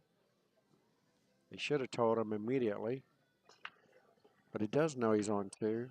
But it doesn't matter. Bryant needs to tell him. I have not seen Bryant tell him, but that doesn't mean nothing. So now he's trying to figure out what the best way. And this is why you want to put the ball close to another object ball so you don't have to think too hard about getting this foul. So this is what he's looking at. Shooting a 1-up table and trying to get the cue ball behind the 4. This is a very sensitive shot. He's looking at maybe pushing the 1 into the 8 and running the cue behind the 4. You got to hit this really good. If he does, it'd be a game winner. All right. Well, he got there.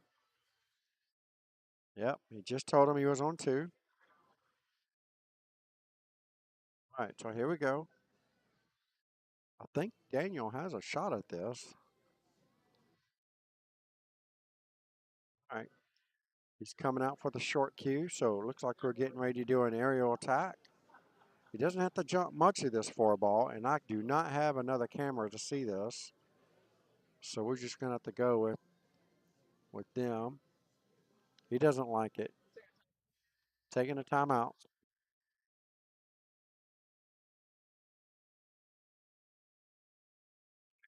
Orlando Dixon in the house to help Daniel out with this this particular shot. So you split the distance between the 1 and the cue ball, line it up in the corner, slide the cue over, and that's basically where you got to hit to make contact with this 1 ball. You got to make sure you hit it with a little bit of run in English. You should hit this ball as long as you don't hit it too hard. He's on 2, so he desperately needs to hit this ball. Only needs a little bit of run in English, not a lot. I like using 1 tip. Just roll at medium speed, and he misses the whole ball. All right, so that's going to be a loss of game. 3 foul. And that's going to give Bryant 14 points to 29.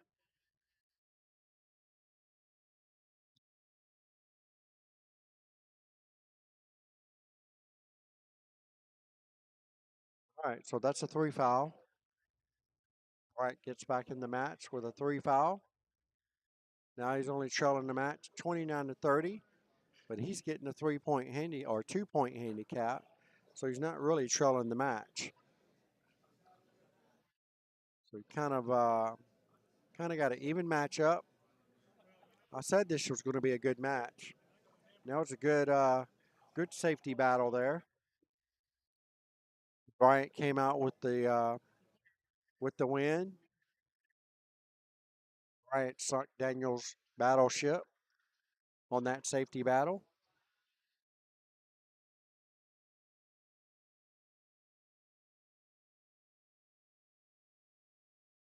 There we go. Daniel taking off the sweatshirt. Things are heating up a little bit right now. All right, so whoever gets this next rack is going to get on the hill first.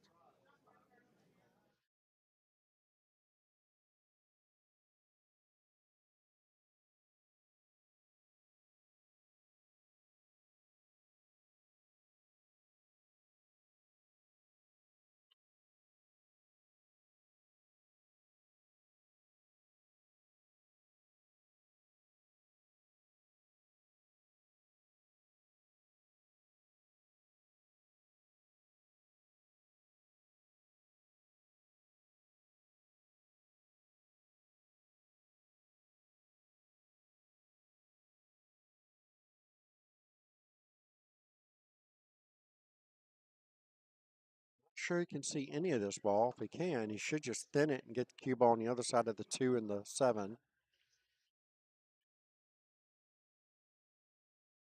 Very tough. If ever in doubt, just push out.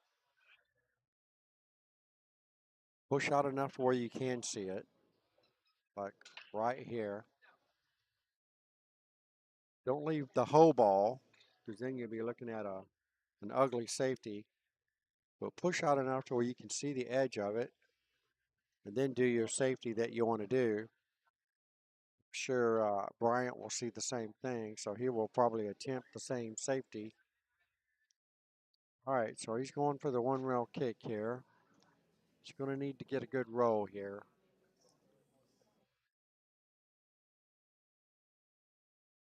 Nice kick. Needs to get a rail. Got a rail.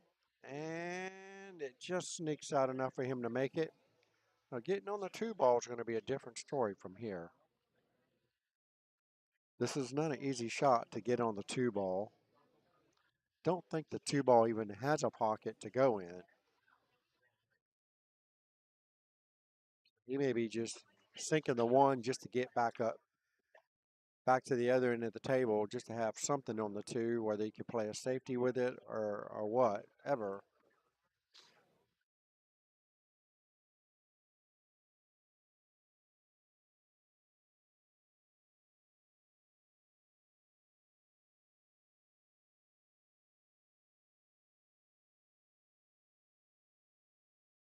All right, so he was going safety all out on that one. I think Daniel has a sliver of the 1.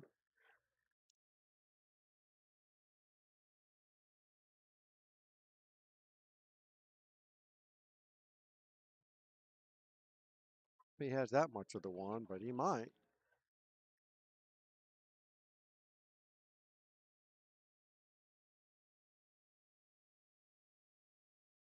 Thing can happen. Definitely swinging at the 9 ball. Almost got a friendly nudge off the 6, but he got a friendly nudge off the other ball. And the 1 is completely covered. To go 3 rails to pick at this ball.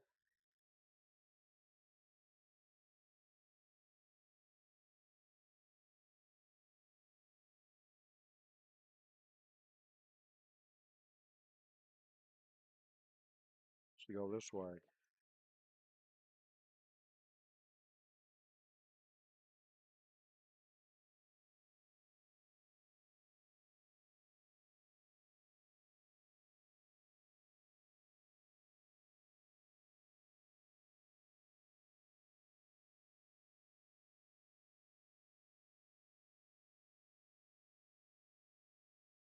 Doesn't like the 3-rail. I don't know why. It's there. That's the only way to hit it.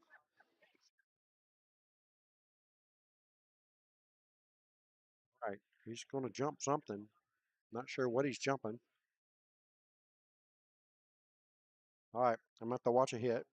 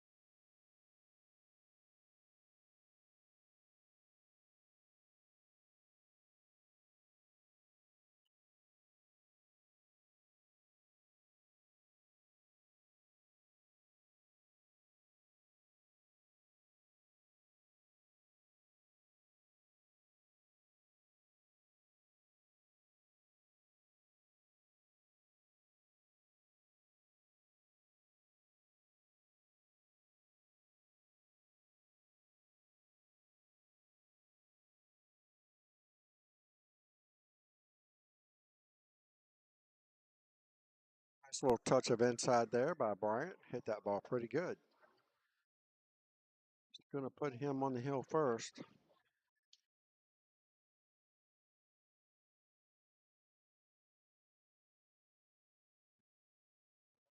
.43. Huh? Oh, break and run. Wow. 44, huh? Oh, did I miss something? Oh, wow, that was quick. My bad. I missed the rack. So it's 44-44.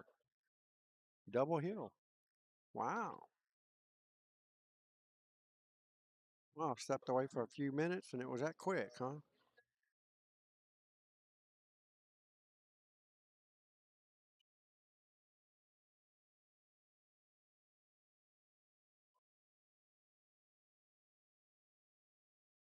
All right. Hill thriller, y'all. Sudden death rack. Whoever wins this rack wins the match. And their team, whoever wins, will be up one match. It'll be 2-1. Whoever wins this rack.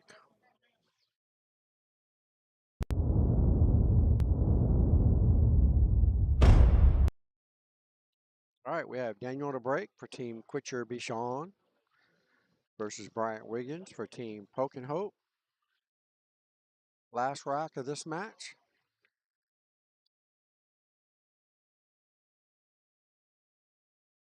Now would be a good time to have a good break and run. Makes a ball on a break. And nothing easy on the one. Can hit the one. Just don't think he can do anything with it.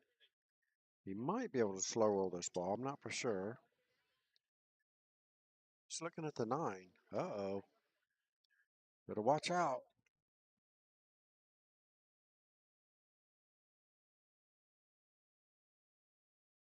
One's going to go towards the 9 in that left corner pocket, probably right off the 5. Nope, he missed the whole thing. This is not going to be good for Team Quitcher Bishon. Bryant comes to the table, straight in on the 1, easy position for the 2. This table is really, it's wide open. I don't see any issues here. Make the 1, get a shot on the 2. I think the toughest shot's going to be getting from the 3 to the 5. If he can get straight in on the 3, he can draw it straight back for the 5. This should give him a nice shot to get on the 6. 6 is going to be a simple just roll back up table for the 7. It's going to be all about speed control. He got a small angle. He's looking at going the in between the 7 and the 8. I would not do that. He doesn't have enough angle. He should be able to just draw this ball right back. I would definitely not have done that. That was iffy at best. So now he just left himself a very long shot on a 3. And he's going to have to put some kind of spin on the ball to get position on the 5. I like hitting this ball with high right spin. Send the 3 there.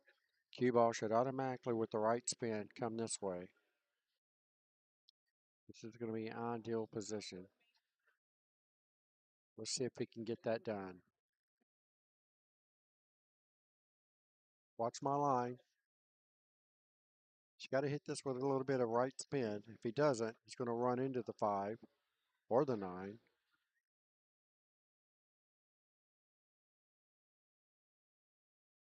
He's playing position for the 5 in the side.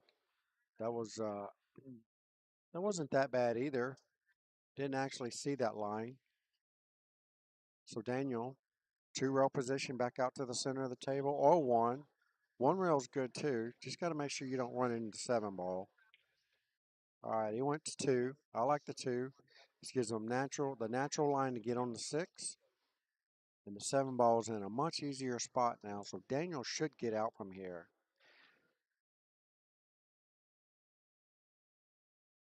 Daniel's supposed to get out from here.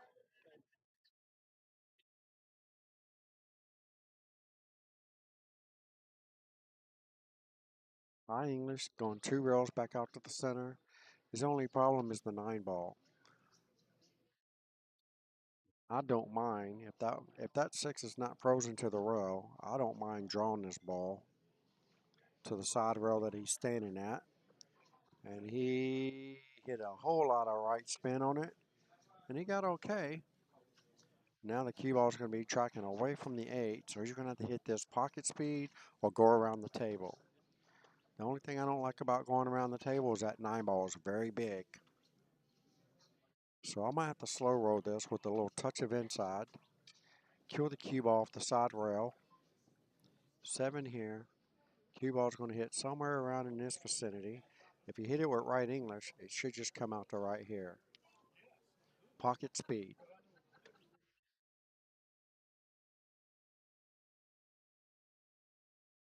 Can hit it with bottom English. If he hits it with bottom English, he's got to just miss the side pocket. Anything higher, like right here, he's going to run into 9. But if he hits right here, he should be able to go around the table. It's hitting center ball, so he should be just floating this ball in.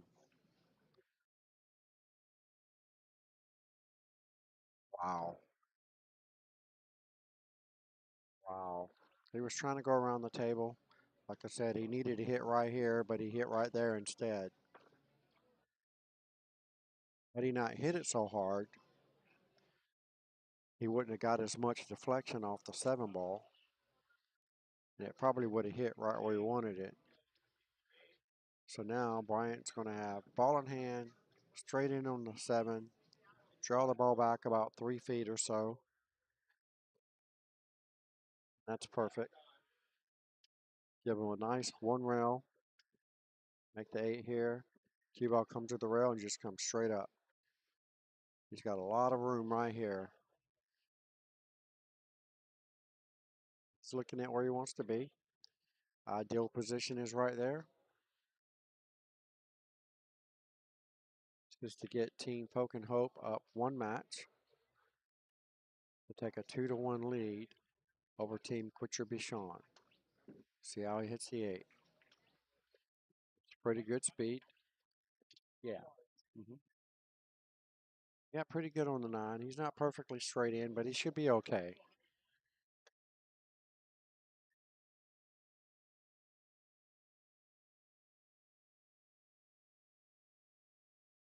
Don't hit it too hard and don't scratch in the opposite side pocket where he's standing at. Just float this ball in. This is one of those shots that you should really direct your cue ball to hit where you want it. That way you know it doesn't hit the side pocket. Oh my goodness, no he didn't. Tell you, Precious, you know what?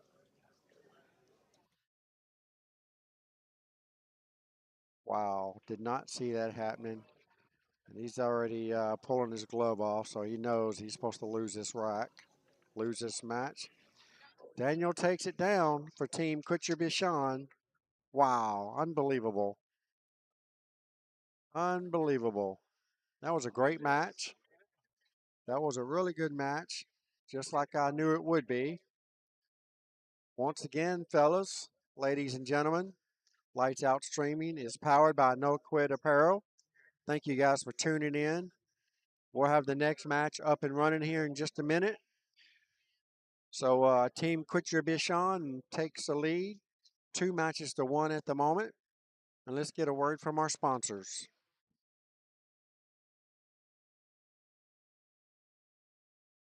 Even though I broke your heart, know that won't keep it goodbye. Baby, I know, but I'll give you up. If you are loving good, anything you want, baby, bring your body back to me.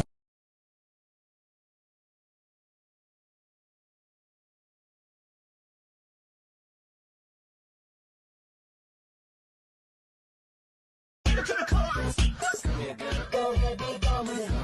Go ahead, be gone with it. Go ahead, be gone with it. Go ahead, be gone with it. Go ahead, be gone with it.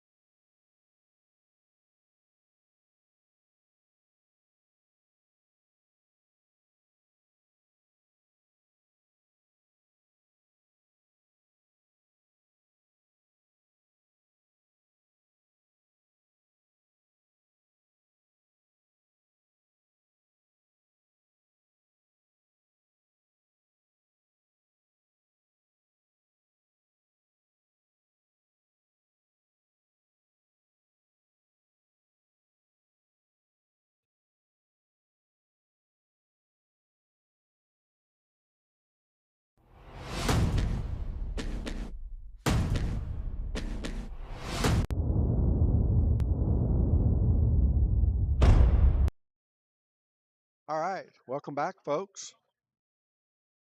Match number 4. Match number 4. Another knockdown, drag out kind of match here for you guys. This is going to be another really good match for Team Poke and Hope, Benjamin Villanueva, Fargo rate 545 versus Team Quitcher Bishon, Orlando Dixon. Fargo rate 584. Used to be pushing 600. I know Orlando's had some medical issues going on in the last 8 months. Not quite playing up to what he's used to, but he's still getting the job done. So this should be a really good match here. I know Benjamin, I don't know a lot about him, but I have seen him play a few times now that I've known him at Q4. So Benjamin is very precise with his cue ball. He might miss a ball here and there trying to get position, but to the most part, really good shooter, and he definitely he thinks about every shot. So you guys should see a really good match here. So Ben to break, makes a nice break, leaves himself a pretty thin cut, and he's probably going to go for this. If it were me, cut the one ball in, let the cue ball drift all the way up, and then back out to the center of the table. That will be the ideal shot here. If he can get anywhere close to straight in, he's going to have nice position on the 2. That's going to carry him over to the 3. And that's going to be the toughest shot of this whole match. And he tries to slow roll it instead. I think you need to hit that ball with a full stroke and play that extra rail. When you tend to slow roll balls like that, knowing you need to hold position in the middle of the table, that back arm gets a little wobbly sometimes or tenses up. And that's what happens when that happens. Orlando just going to come up and just settle for the open shot on the 1. Don't think the 2 goes past the 9, so you may be seeing a 2-9 combination. You're supposed to go look at the 2 before you shoot the 1. So let's see what Orlando's got planned for this 2 ball.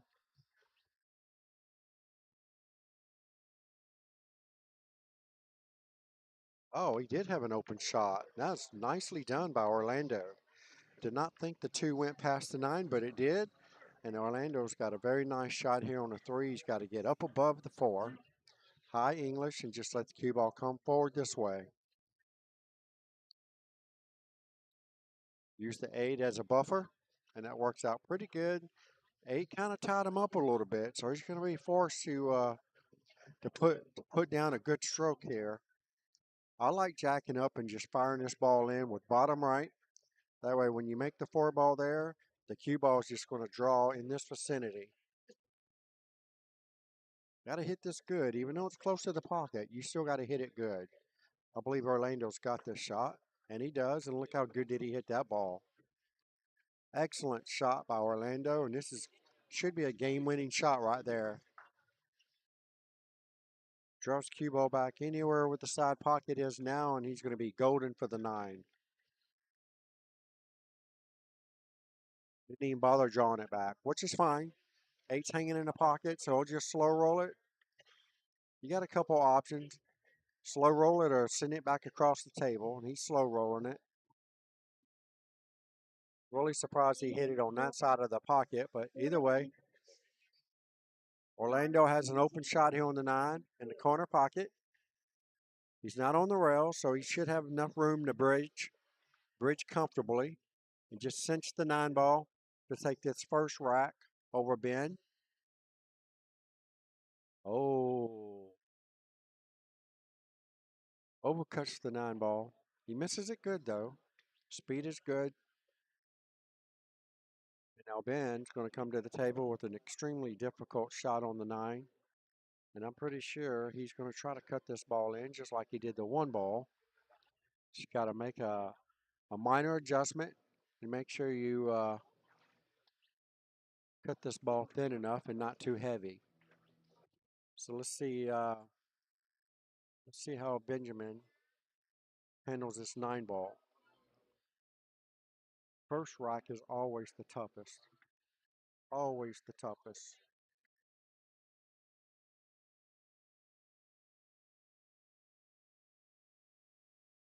Look at that. Nicely done by Ben. Slice and dice that 9 ball to take the first rack down away from Orlando. 14 what? 14-6. Could have been Orlando's game. Relinquished it to Benjamin. I'm sure Benjamin's enjoying his early Christmas gift.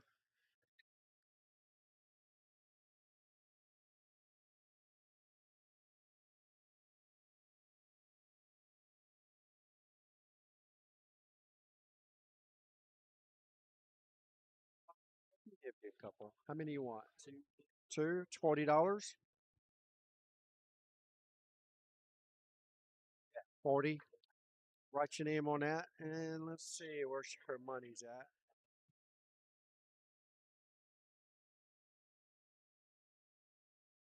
You go.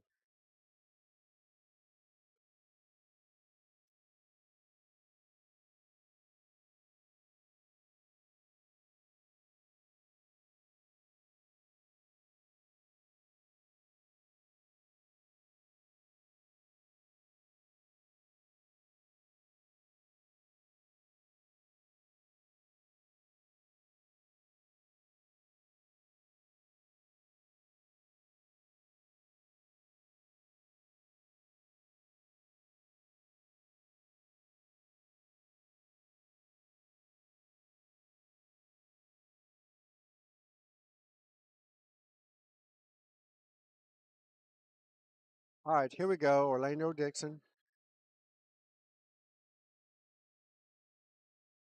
1-8 combination, or is he going to do the billiard? Looks like he's doing the combination. It's not an easy combination, kind of like the billiard, but each his own. Oh, all right. Wow, what a shot that was. Did not think he had enough room to go around the 8 without touching it, and he hits it solid. Unfortunately, comes up blocked behind the 6 ball for the 3. So here we go. 2-rail position here, or 2-rail kick. He needs to hit it 2 rails to get something on the 5. If he hits it 1, he's probably going to be stuck behind the 9. So he tries to go 2 rails, comes up behind the 3. It's not a bad shot. Benjamin might be hooked on the point of the corner pocket by a little bit, maybe. We're fixing to find out.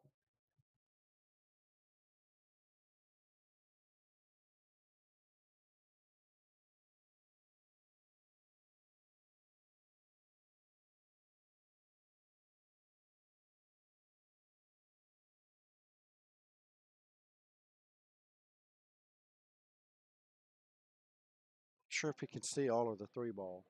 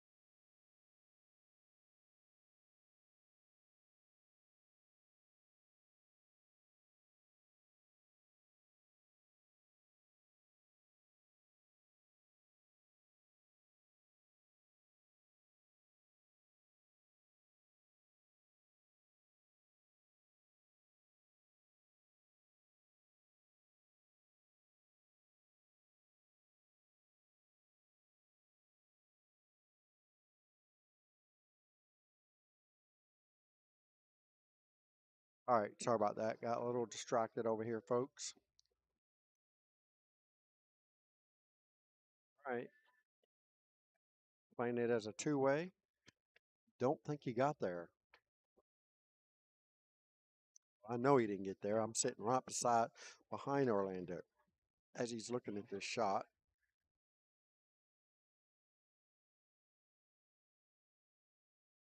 Difficult shot here, actually. He could play tight position for the 5 on the side. Looks like that's what he's doing. I think he just barely got there. Still, he's not, his work is not over yet. We have to make a good stroke. We should have got somebody to move that magic rack because this ball is probably going to spin funny off this magic rack. That's the first thing that should have happened as soon as he got done breaking the balls. You see how that worked? Now he moves the rack. Should have moved it before the shot.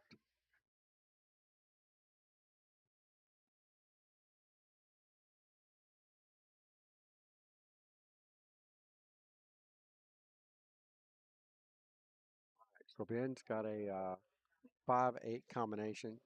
It's a pretty routine combination. Just shoot the 5 like the 8's not even there. So shouldn't have a problem making this and keeping position for the 5. Nicely done. And Benjamin's got a pretty open table here now. Just get the cue ball anywhere up towards the center of the table. This would be ideal position for the 6 ball.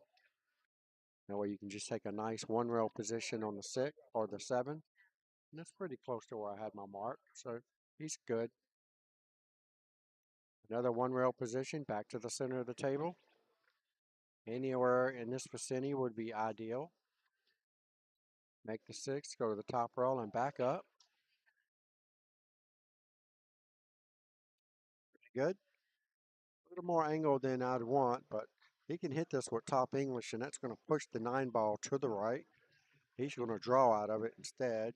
You want to make sure you don't touch the 9. All right, hit it good. Good shot. And it looks like Benjamin's going to take a 28-point lead here for another 14.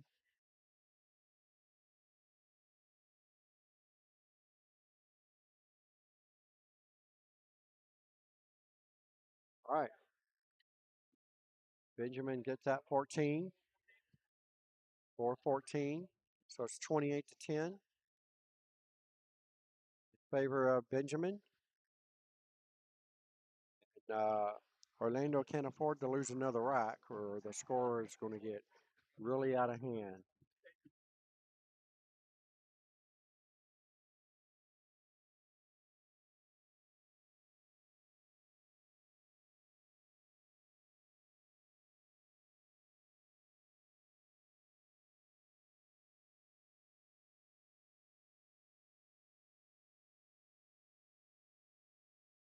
I don't know why y'all didn't move the rack. Doesn't matter. Y'all could have asked me to move it.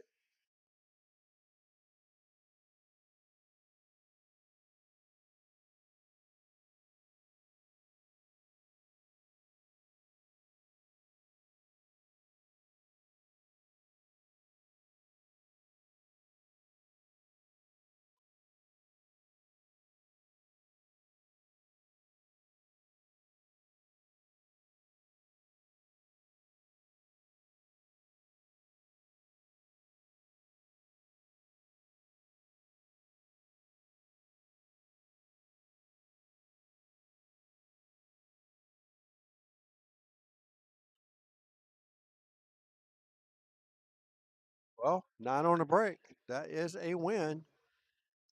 Just what Orlando didn't need to see. So now, just like that, Benjamin's up 42 points to 10, and that's going to hurt a lot.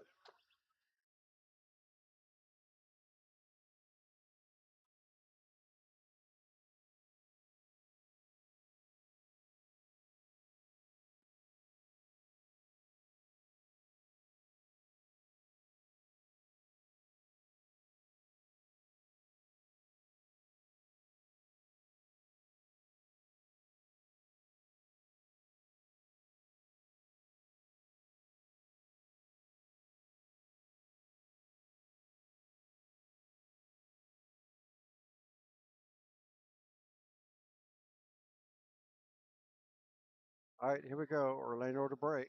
Trailing this match 10-42 to Benjamin. Oh, don't scratch too. All right. We made a ball on a break. Doesn't have anything easy on this one ball, so Orlando's really got his work cut out for him. The only thing I can see is a safety here. He can hit this really nice. Cut the one ball this direction. Doesn't have to make it. Let the cue ball spin with right spin. Ideally, sorry, the tickets got in my way. Ideally, cue ball ends up behind the 3 here, or the 6. He goes the other way. That was a little bit harder to hold that ball.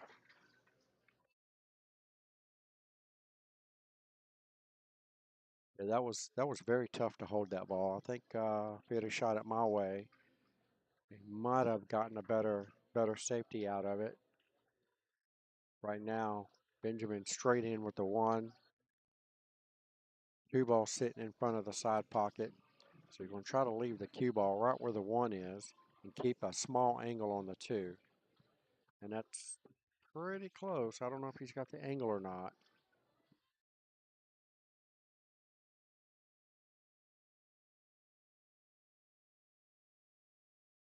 Might have to draw it straight back. No, he's hitting high. He's probably going to put a whole bunch of left spin on it, as he does. And he gets away with that, running right in between the 5 and the 9. Wow.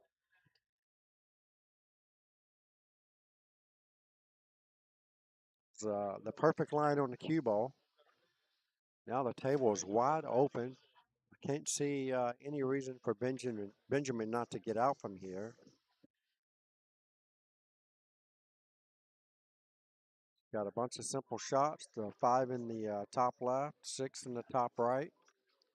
Come out for position for the 7 in the bottom right. Position for the 8 in the side pocket. And then from there he can take the 9 in any pocket he chooses. Not really for sure why you hit the cue ball so hard on that one, but it works. Now just take a nice 2-row position back to the center of the table.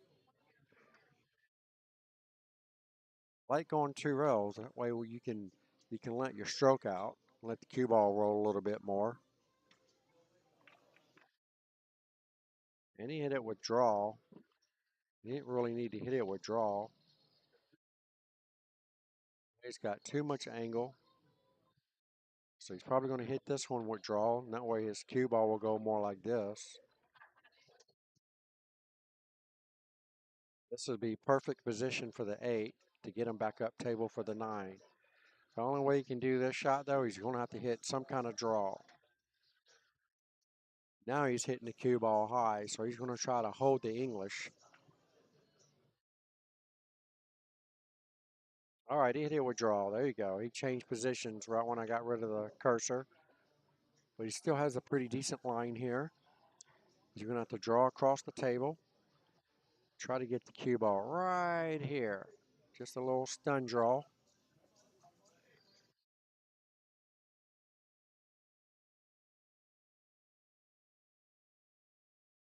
All the way to the rail. There's nothing wrong with that. It all works the same. And it looks like Benjamin is going to win because he's on the hill. This will give him 56 points. And there you go. That's another win for Team Poke and Hope. And it looks like we're going to be going into a 5th match after all. Actually, they've already started the 5th match. So I'm going to have to turn the camera over to the other table.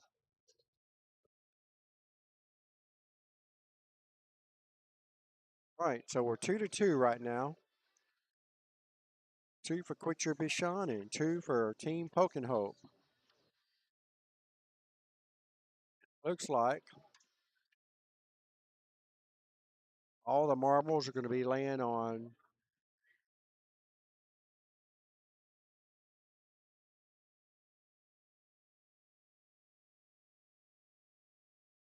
lost my train of thought, trying to get the scoreboard cleared up here.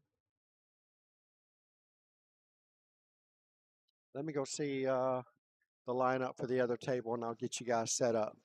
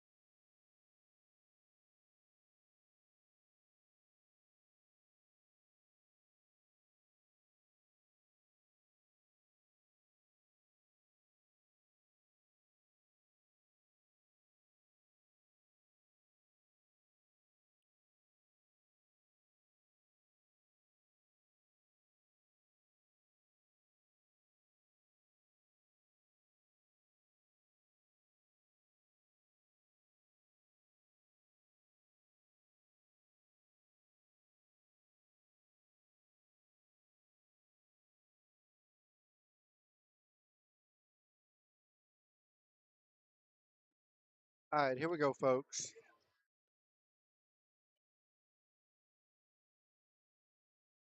This is the fifth match going on.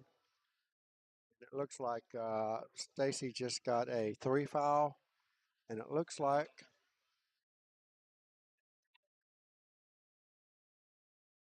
it looks like they couldn't win. Stacy needed to hold him to one rack, and he got a 3 foul the very first rack. So it looks like Team Poke and Hope is going to move on to the next round. It's very tough to do to hold anybody to one rack. Very unfortunate. Didn't think it was going to be quite that close.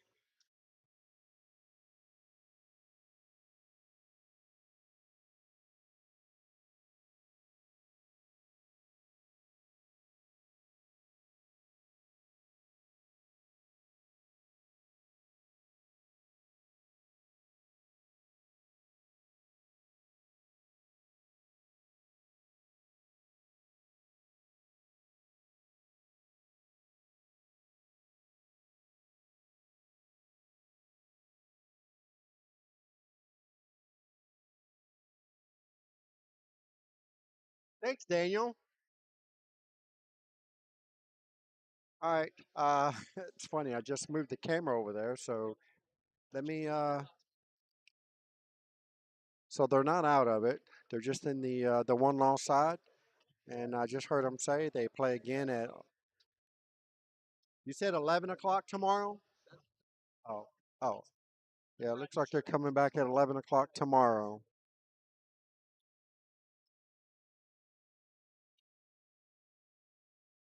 B1, 11 a.m. tomorrow. So they come back at 11 a.m. tomorrow, and it looks like Team Poke and Hope is going to get a chance to play for the Vegas trip next. Hopefully, I will get one of those matches on the live stream table, which I'm sure I will. So right now, Poke and Hope has just defeated Quit Your Bishon to go into the hot seat match.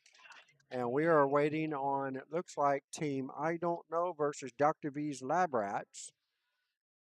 So Benji's team for I Don't Know and Burnett's team for Dr. V's Lab Rats are playing right now.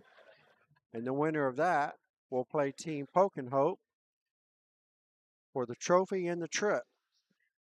Did you guys win or lose? All right, so it looks like it's going to be Dr. V's Lab Rats versus Team Poke and Hope for the trophy and the trip. So I will get the camera on another table real quick to give you guys something to watch while we get ready for the next match.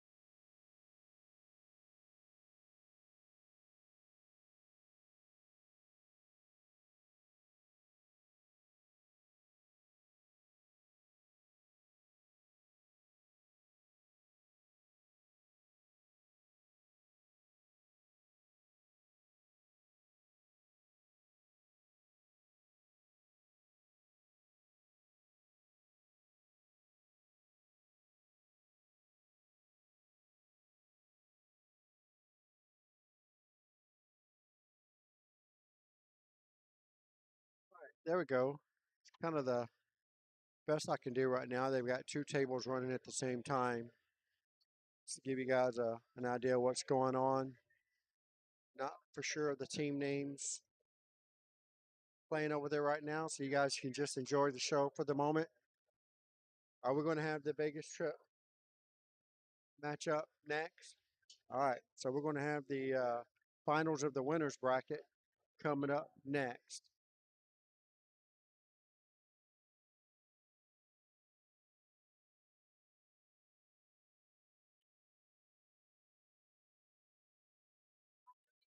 Yeah.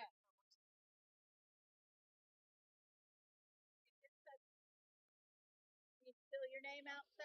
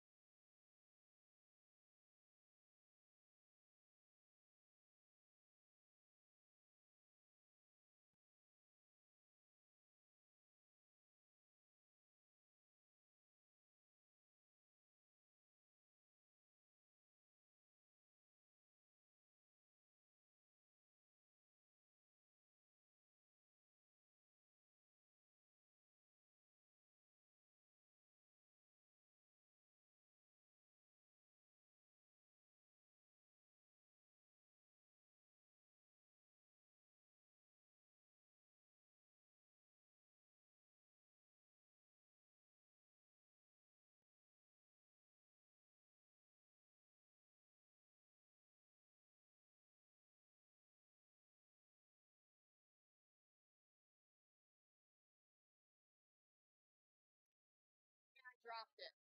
Oh, you did. I will admit, I dropped it. It's got to be careful because one little fracture on that edge glass, the whole thing breaks. What are we doing? I noticed this. Yeah, somebody dropped it out of the thing. It wasn't intentional. One of the biggest things I did in college was computer repair. And it was the second they dropped it on the corner, the entire screen. Yeah, I got lucky with this one here. Yeah, I should probably do that. Do you really?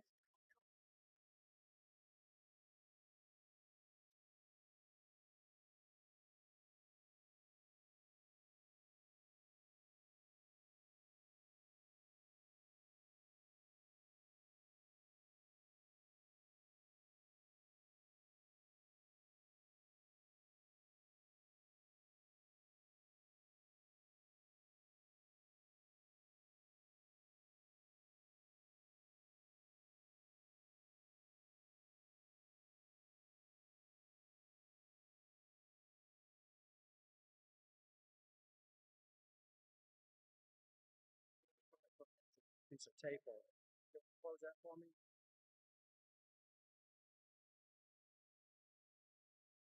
Don't have any tape in there, do you?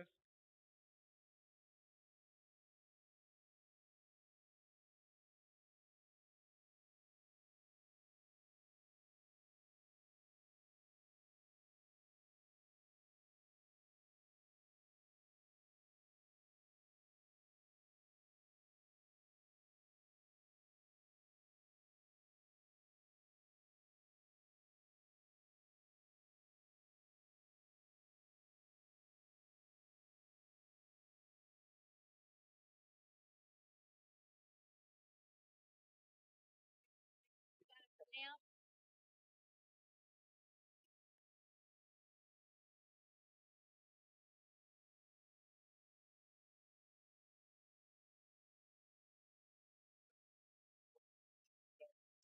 Get them like 30, 40 bucks instead of 300 that Dell fixed.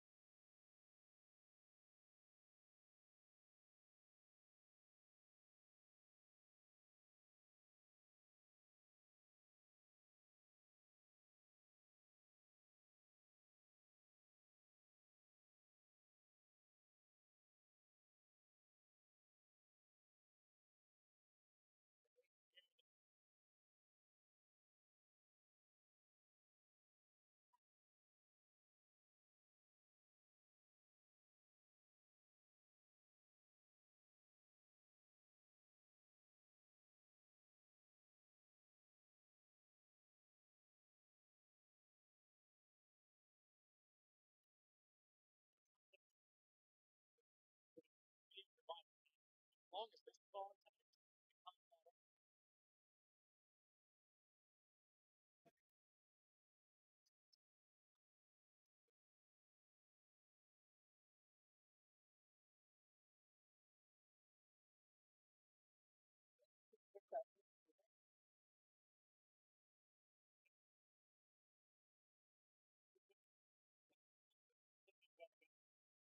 this part, this little piece of plastic lips out of the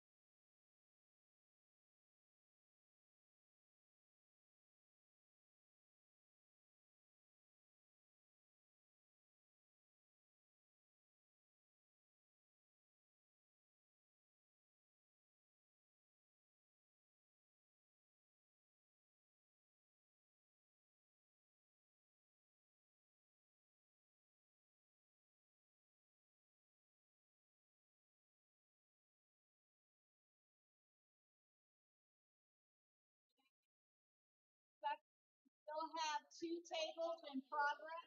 Thank you.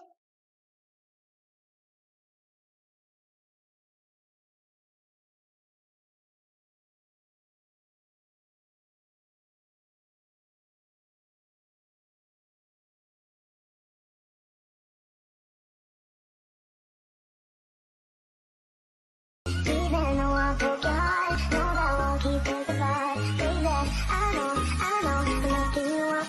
If you were loving good,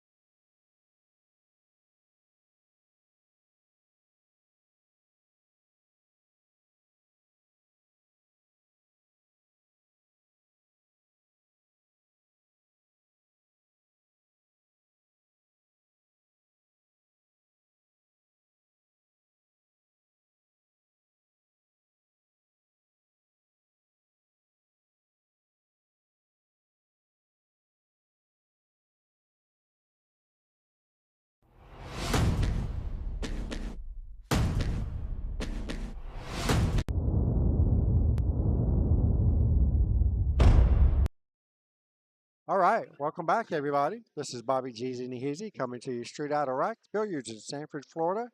This is the finals of the winners bracket, which basically means whoever wins this match of this 5-match series is going to win the first trip that we're giving away to Las Vegas to play in the USA Pool League Championships out at the Rio Hotel Casino. It's going to be a really good match we got in store for you guys. It's Team Poke and Hope versus Dr. V's Lab Rats. This is the finals of the winners bracket. We have Bryant Wiggins for Team Poke and Hope, Fargo rate 536, versus Greg Woodall for Dr. V's Lab Rats, Fargo rate for some reason not on there, 502. Get that Fargo updated real quick. There we have it. All right. So Greg has to go to 50 points before Bryant gets to 58. Should be a really good match. Greg's been getting some lessons from one or two of the pro players. I'm not really for sure, but either way, Greg Woodall's playing some jam up pool. As you can tell, his Fargo rate is steadily going up, which is nice to see finally. And Bryant Wiggins got the first break and boom, scratch on the break. Not a good start for Bryant. So let's see. Greg Woodall got a nice ball in hand start here on the one. Needs to get good position on the two because the three's in a bad spot. And he's already looking like he's getting ready to do a three-foul attempt, which is not a bad option. But again, like I said earlier before, just make sure you get that one ball close to another ball so you can attempt the foul number three. He didn't get there. This is going to be a pretty routine hit for Bryant. Four ball may be wired. It's hard to tell. Look like it's a little off, but just depends on where he hits the one ball. I think there's a small gap. So if he hits the one ball straight as he's looking at it, the four just might go in, and he might make the one as well. In the other corner pocket, you've seen these trick shots before. He might make both of these balls. And he does. A perfect trick shot. If that was Mike Massey, he would give you an A-OK. That was a pretty good shot. And Bryant straight in on the one. You just got to lay down a really nice draw stroke.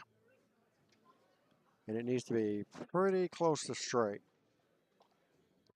If he hits the five ball, could slow his cue ball down a little bit.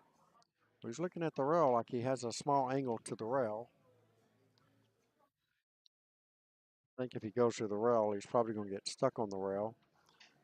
Either way, he's going to need to pull off a really, really good draw stroke. Just get it to the side pocket. It's really all you need. So you're only drawing the ball about 1.5 to 2 feet. He hit it too good. Wow, look at the draw stroke he just laid on that two ball. He amazed himself on that one. Unbelievable. He put a pure stroke on that ball. Just snatched this nugget and drew his ball about 6 feet straight at that. It's not easy to do to draw that ball that straight. All right, so here we go again. Greg has an opportunity to run these last 6 balls. And it's a pretty straightforward run out here. The only issue would be going from the 7 to the 8, and I don't really see that being an issue. So just make sure you get your cue ball back out to the middle of the table. Pretty much on all occasions, and you should be good. Now this is the way you're supposed to shoot this shot. You're supposed to shoot it with high English. And he was very fortunate it went in the other corner pocket. He hit it pretty bad and got a good roll out of it. So let's see if he can keep his head straight, follow through. Got a nice opportunity here. And his speed was right on point here. Draw the ball straight back, shoot the 8 in the side pocket. You don't have to get perfect. He's looking at taking it up table, and there's nothing wrong with that either. You don't want to move your cue ball any more than you have to, especially if you're not comfortable with it. So he's probably just going to slide over just a little bit. I like taking it in the side pocket. I'm pretty accurate with my draw stroke, and apparently he thinks he is too. And he's almost pulled a Wiggins on him and drew it right in the corner pocket. Almost. So here we go. It's going to be our first aerial attack here. Short cue coming out, hopping over the 9. If he can hit the square in the face, his cue ball should stop right about where the 8 is, and he should have a decent shot on the 9. This is not an easy shot by no means, especially to hold the ball at the same time.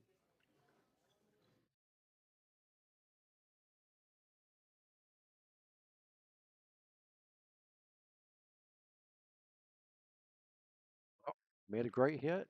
Is this ball going to go in? Both of them goes in. Wow. Very unfortunate for Woodall. 14 what? 14-4. All right. All right. So he basically just catches up to the handicap. So Greg Woodall doesn't have really anything to worry about at the moment.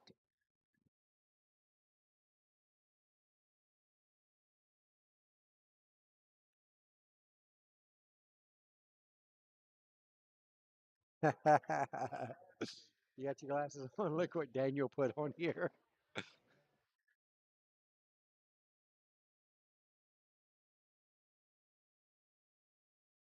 That's good stuff. All right. Definitely, I'm on for that one. Appreciate the love. Don't forget, guys. You guys hit the little blue thumbs up button for me. Send me some of those red hearts along the way and share the stream. Come check out the YouTube channel. I got the link in the post, the Facebook post.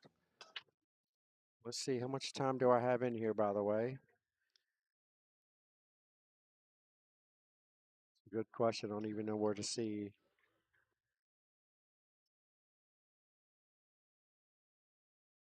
Oh, 6 hours and 15 minutes. So I've got a little less than a couple hours, and Facebook is going to kick me off, and I'll have to get it restarted. So if you guys want to come over and check out the YouTube channel, I don't have a time frame on it. Luis, how you doing? Good morning. Thanks for swinging by. Creston, what's going on, man? Hope you guys having a great day and all prepared for Christmas and whatnot.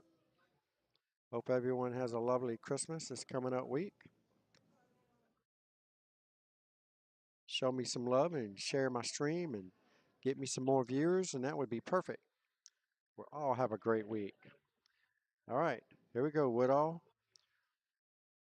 All right, I've done seen Woodall miss more this match than I've seen him miss all week.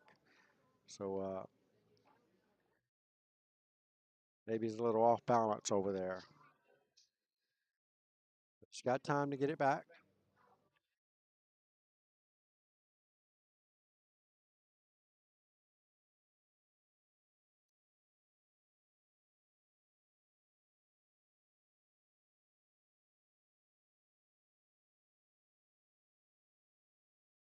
You guys are anywhere in the neighborhood, you should swing by and check out this fantastic matchup.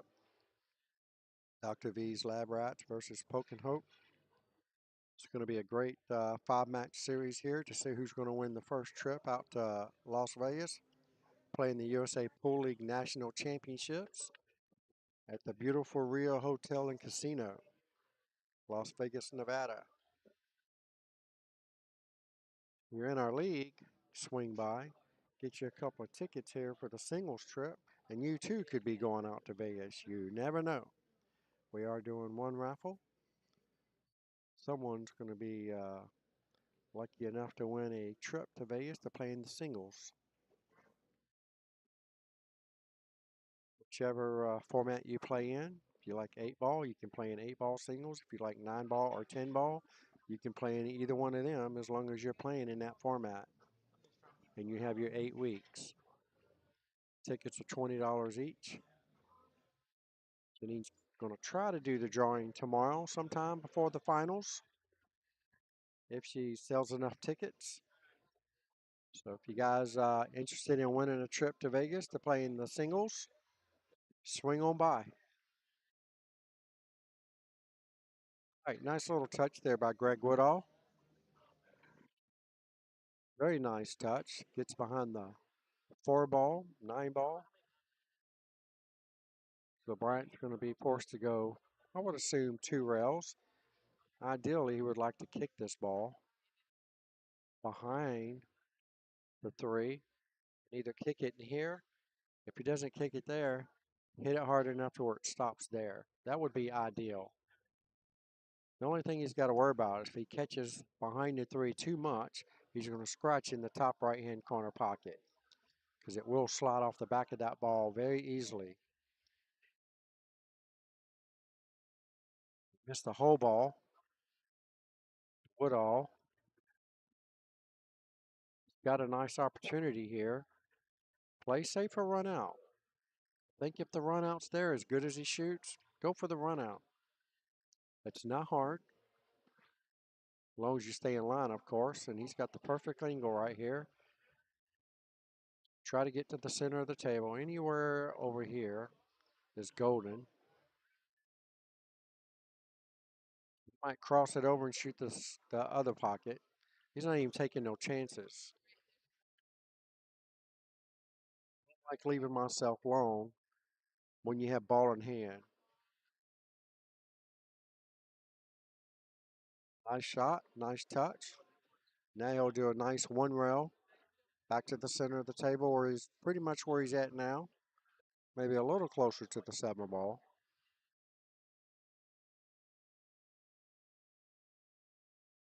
About the same distance. All right, draw it straight up table.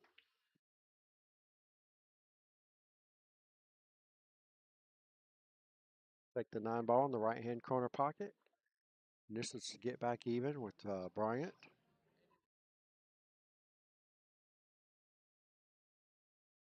Oh, that's 2 9-ball misses for Greg Woodall.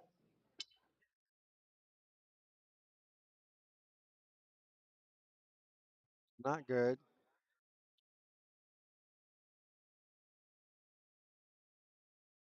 It's definitely feeling the pressure now, especially if Bryant wins this 9-ball.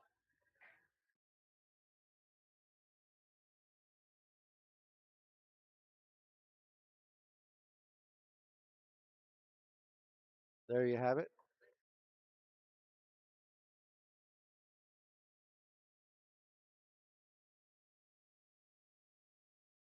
We have 28-11.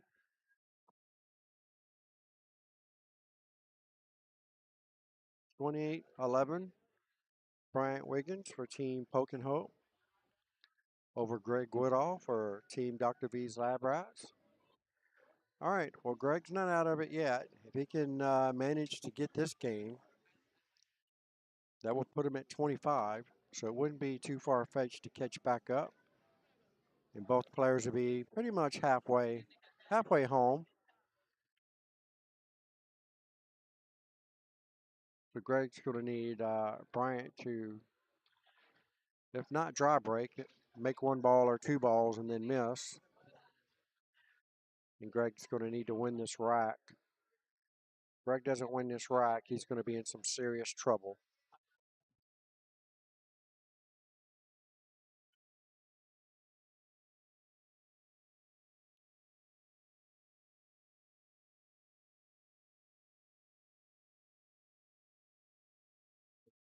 Play better though. All right, here we go. Bryant to break. Rock number 3, leading this match 28-11 over Dr. V's Lab Rats. Here goes the 9. Where's the 9 going? All right. Yeah, it was going inside. He doesn't draw break, but he doesn't have anything on the 1 either. So Bryant's going to be, but he doesn't draw break. All right, so he's going to kick this ball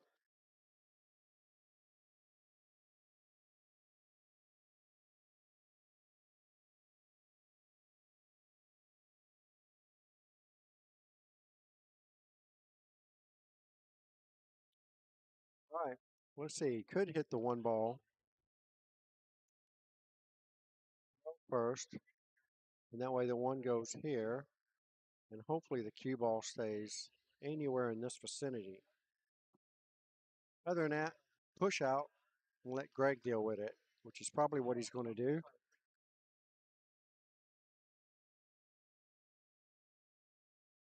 I like pushing out like right here in this vicinity.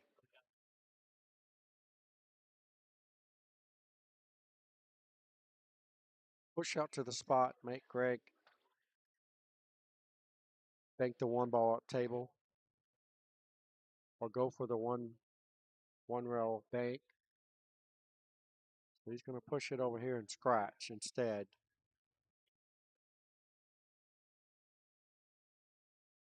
Well,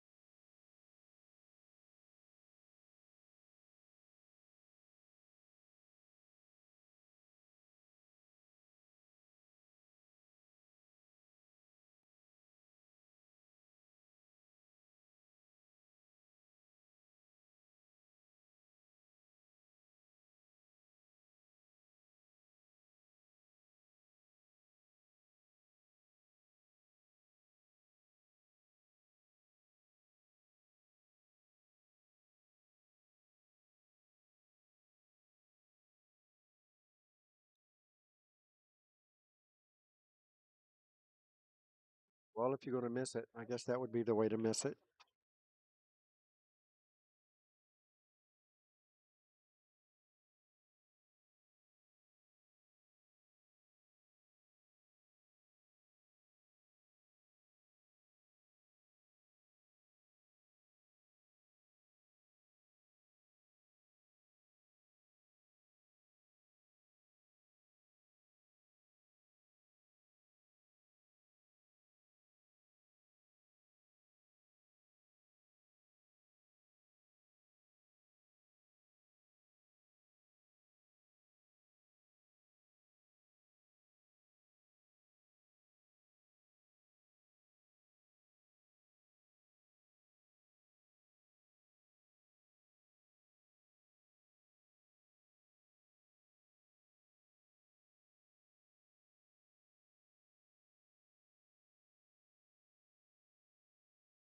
He's looking at doing a one rail kick.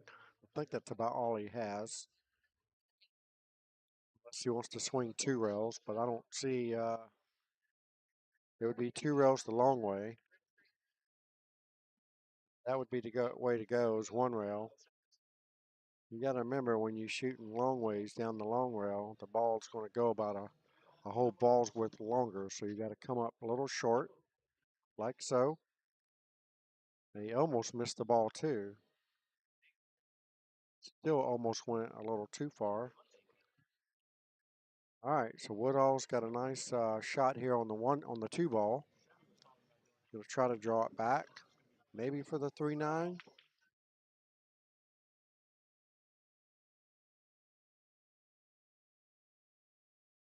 Sure if that's what he was trying to do, or he just overdrew it.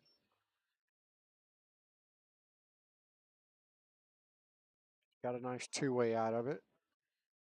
Bryant's probably going to come up with a short cue if he can reach it. If not, he can still go one rail. The only thing about going to one rail is the cue ball is going to run into the 8 ball. It's going to have to go rail first. Bam. Cue ball is going to be tracking this direction. Could get ugly for him, so he's going to need a good roll here. He's going to need to miss the 8 ball or plow through it. All right, got a friendly nudge off the 8 and the 4.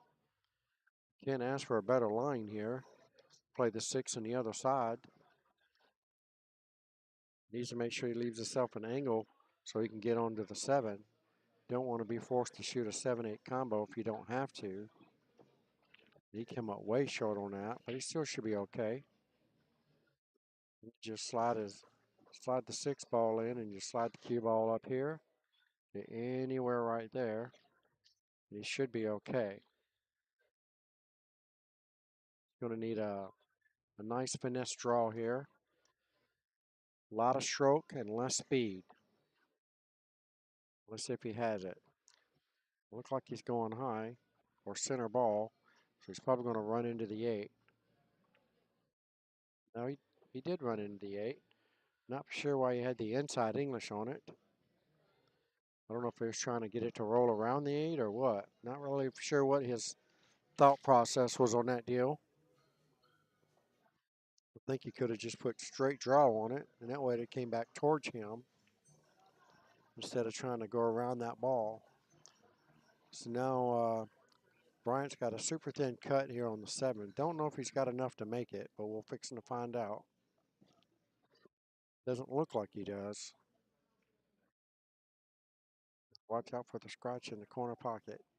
If it's that thin, cue ball's definitely going to track this way.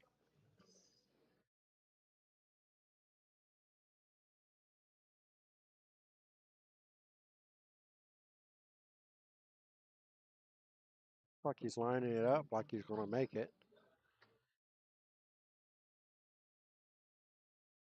He's hitting bottom of the cue ball, so he's going to try to draw out of this scratch.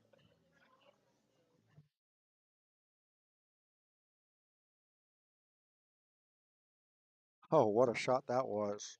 How good did he hit that one, folks? I think we need to see that one again. That was a very nice shot. Bottom of the cue ball, so he's going to try to draw out of this scratch.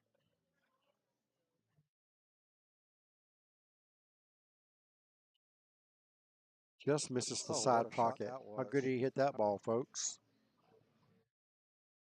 Now he's got a simple, just done draw off the side rail, back to the center. And, wow, that was, oh my goodness. Oh my goodness.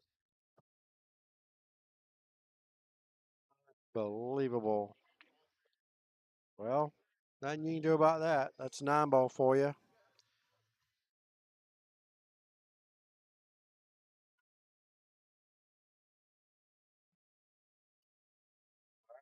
There you have it, 42-13. Unbelievable. Still not quite enough to get on the hill. It's 2 more points to get on the hill, so you say there's a chance. Woodall's going to need the table to turn his way. He's going to have to play a little bit smarter. Make sure he gets his points on.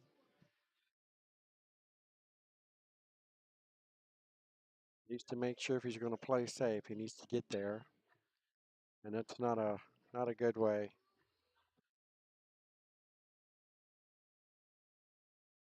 Tell you, when it rains, it pours, he says. That is for sure.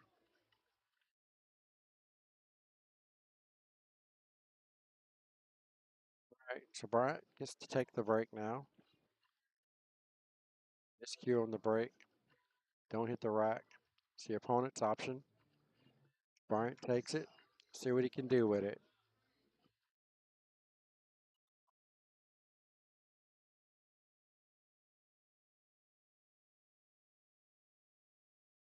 I think he made anything. So he basically just broke the table for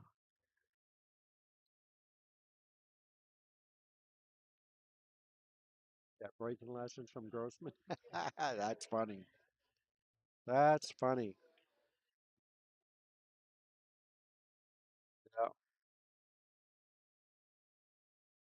All right, here we go. Woodall needs to make something happen desperately. There we go. Nice shot to get started with. Perfect position on the 2.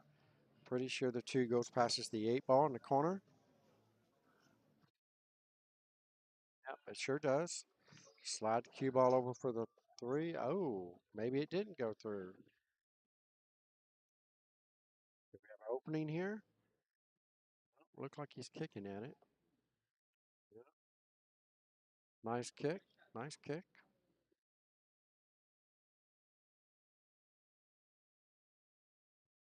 Probably going to come up here and bank this ball in.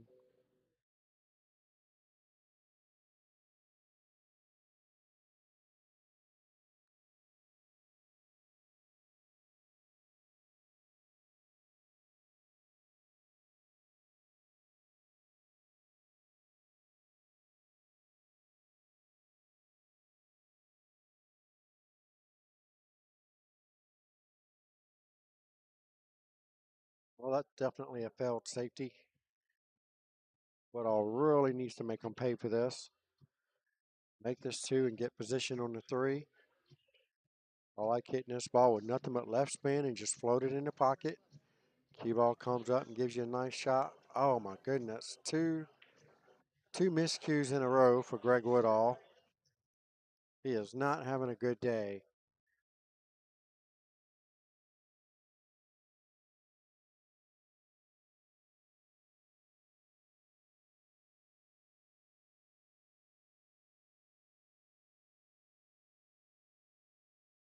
Woodall was not having a great day. At least not for this match. That's brutal. Sucks when it doesn't go good for you.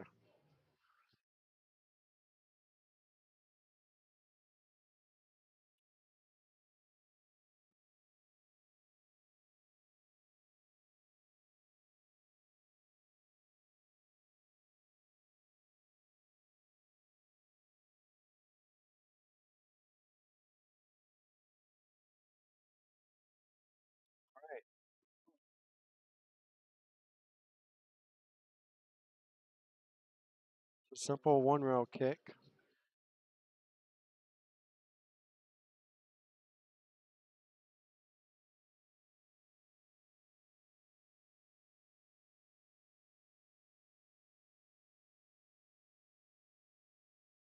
Nope. All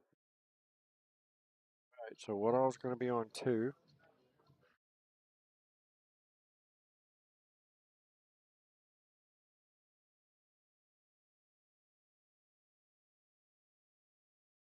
Following a timeout. Men can help them figure out a way to get a 3 foul, which is going to be very difficult in this position. I don't see anything easy. Maybe you're better off just trying to run out.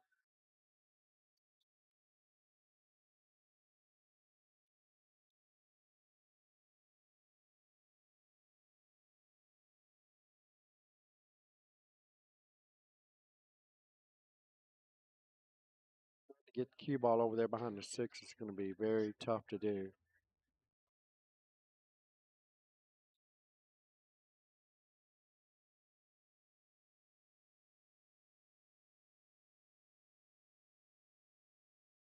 Nothing easy here. Even with ball in hand, I see it.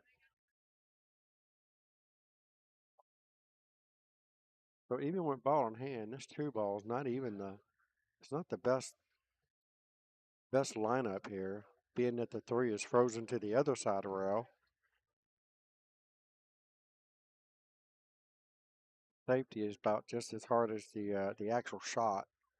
So let's see if he's going to try to make this ball. Doesn't look like it. Look like he's going to thin off the 2. Yeah, exactly what he's trying to do. Thin off the 2, send the cue ball right here for a 3 foul possibility.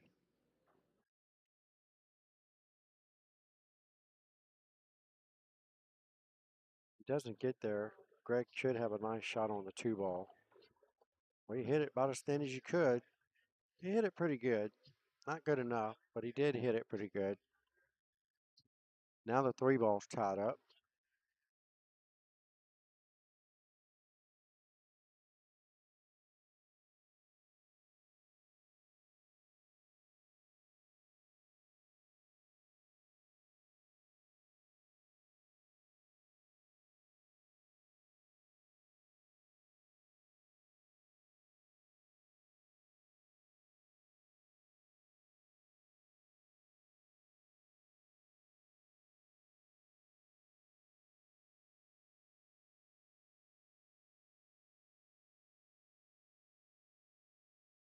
touch by Bryant.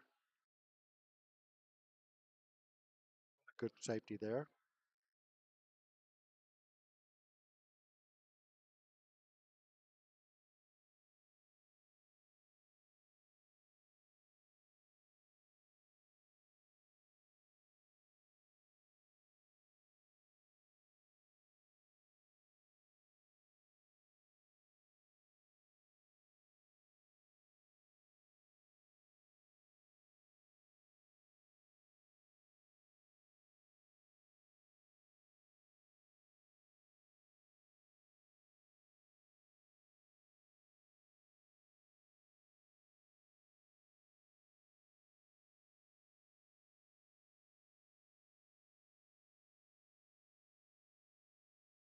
To do here, hit the three ball first, right spin. You get the cue ball on the other side of the table. Get it on the other side of the seven, that would be good, but I don't know if he can hit that much on it. He looks like he's winding up to really hit it. So if he was trying to get the cue ball behind the nine or what.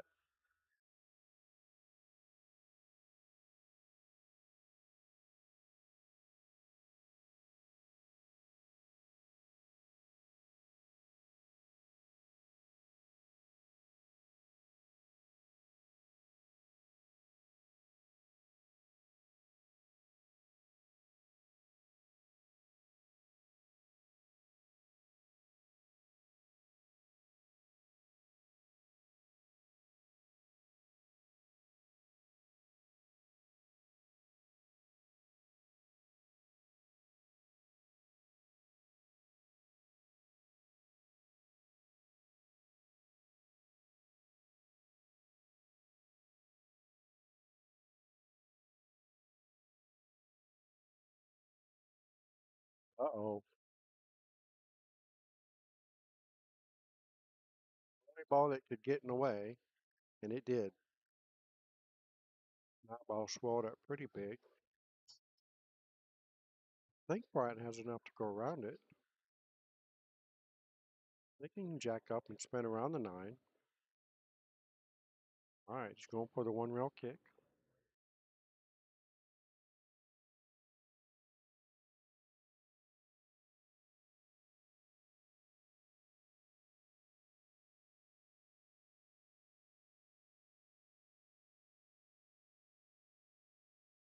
Good kick. Just a little off. This is probably the best opportunity that Greg's going to have to get a game under his belt.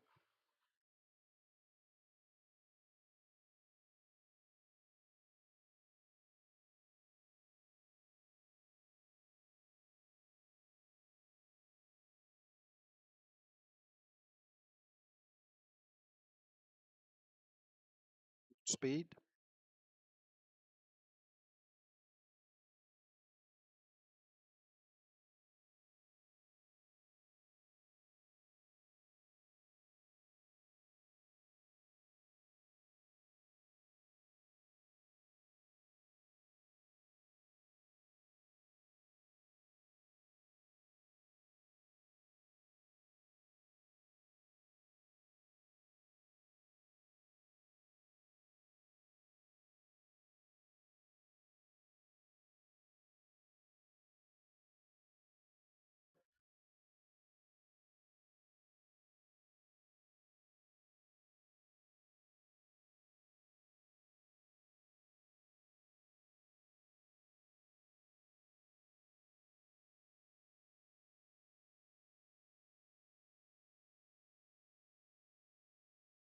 Wow.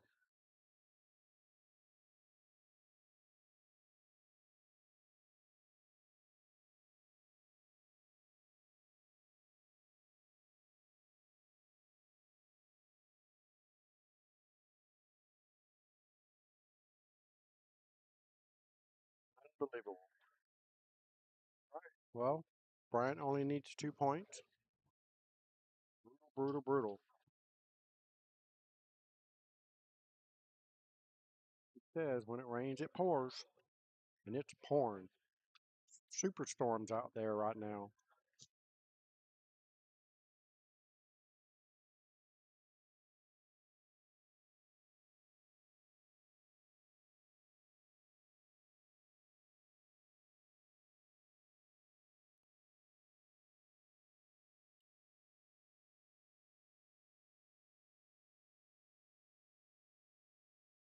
Brian only needs 2.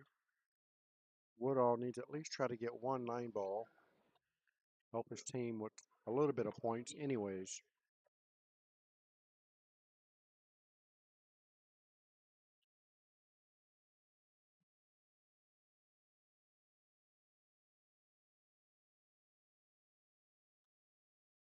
There's his 2.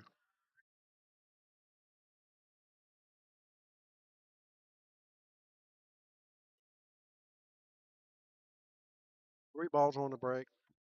Decent shot on the 1. Just got to worry about scratching off the 8 ball.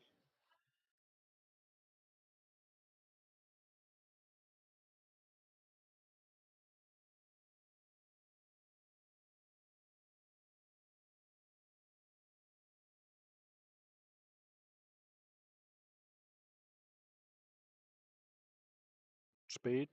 He knew it was going to head towards the corner. Hit it really good.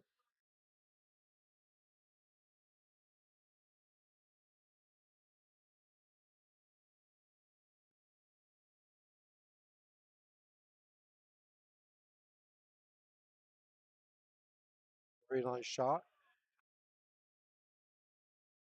Now he has to come with another one. 3 rails around. 7 in the bottom right hand corner.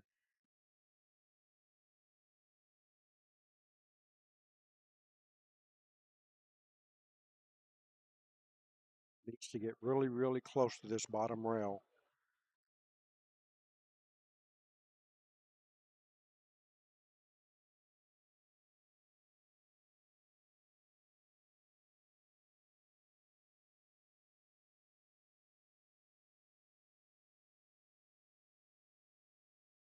Wow.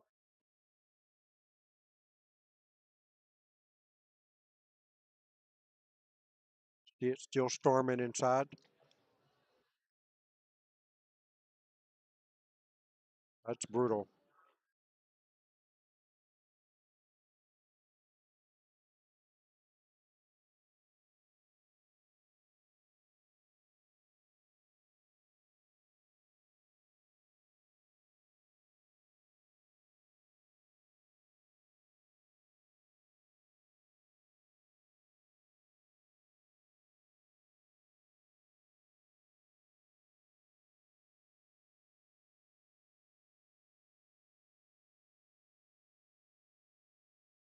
Should be able to float this 6 ball in the bottom right. Cue ball should float to the side rail and then back to the bottom rail. Just float it in. Should give him the perfect speed. There's no float there. Well, he does have a cut here. It's a very sensitive one.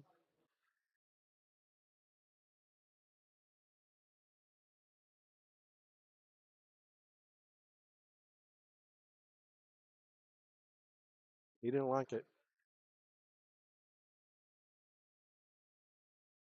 He'd rather be safe than sorry. Nothing wrong with that. But the shot was there.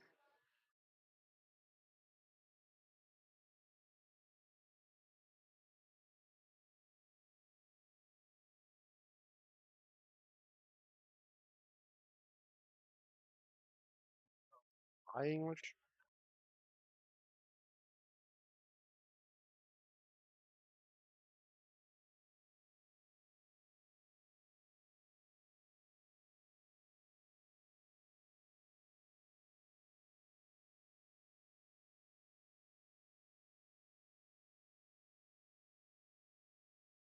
Could be over now.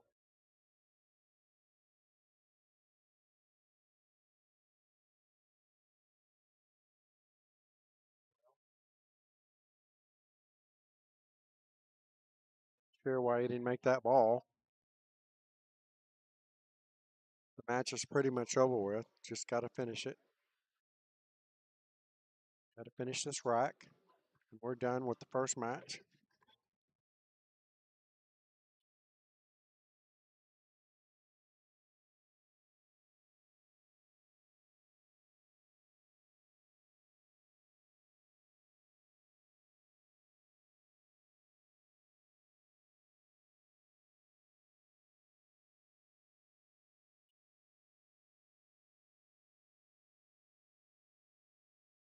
The power draw.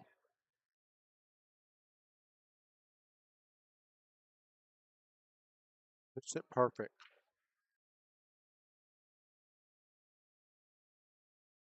Two rails back out to the center of the table. High left hand spin. Anywhere in this vicinity would be great. He had too much punch. The reason why it didn't go around the corner like I had it drawn out. Needed more follow through. More follow through and less punch. He had too much power.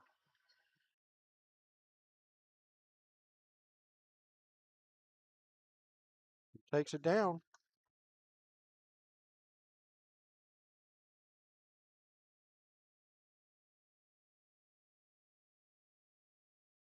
All right.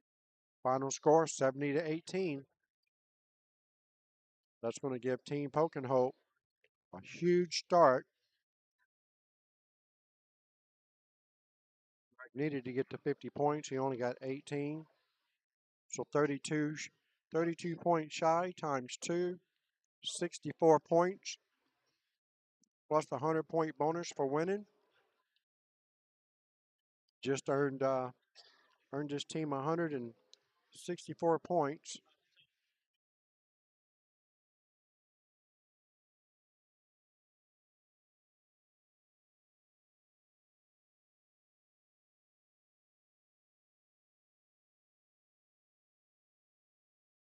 All right, we'll get the next match lined up and get you started.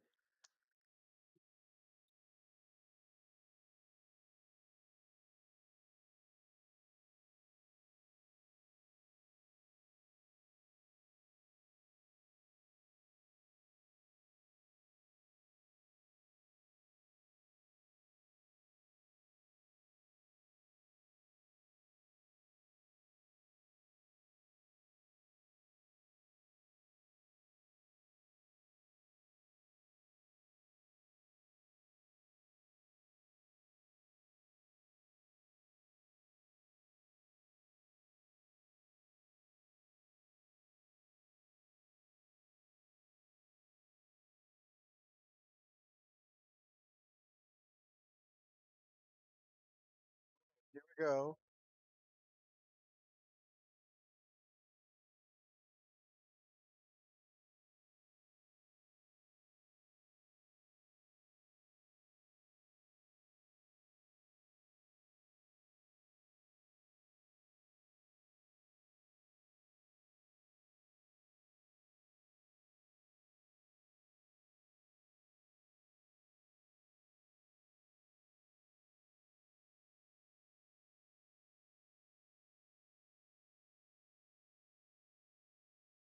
Should be a pretty good match here for you guys. Pretty close to an even race coming up.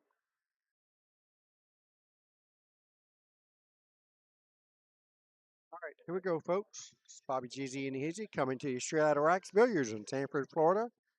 This is match number 2 of the 5-match series, Poking Hope versus Dr. V's Lab Rats. This is for the Central Florida USA Pool League. This is the finals, 9-ball teams, Vegas Cup Championship. Winner of this 5-match series is going to win a trip to Las Vegas, Nevada to play in the USA Pool League National Championships at the Rio Hotel Casino. Mid February, I believe February 18th, somewhere in that neck of the woods. And we have Ernest Schmid for Team Poking Hope, Fargo rate 457, versus Jason Emidoff, Fargo rate 465. So Jason goes to 49 while Ernest goes to 47. So we have a neck and neck ball game. You guys should see some firepower here. Jason's a very fast player. He just gets down to business and goes to work. See how this works out for him. Last time I saw him play, he shot really good, really fast, and got the job done. Let's see if he can continue that.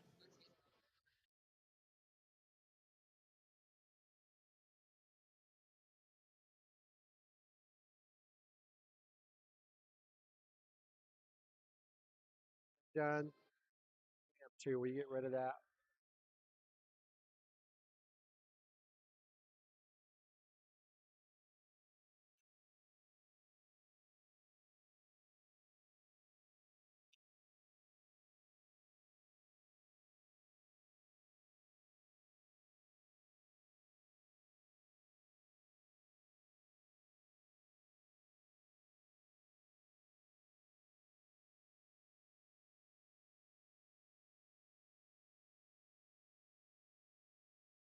Well, that was a nice bank by Ernest. Hit a little too hard, so now he's going to come with another nice shot here. Coach shot in the corner. Should have automatic position for the 8 in the side pocket.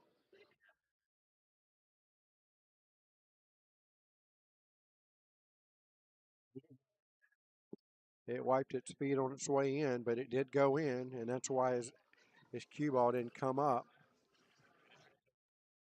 as high as he wanted because he hit the 7 ball a little too heavy. So didn't get the reaction off of it that he expected. It looks like somebody's calling a timeout on him. It's probably a good idea. All right, so Ben's calling timeout. Make sure they're on the same page here with the 8 ball going into the 9. It's probably a great idea, actually.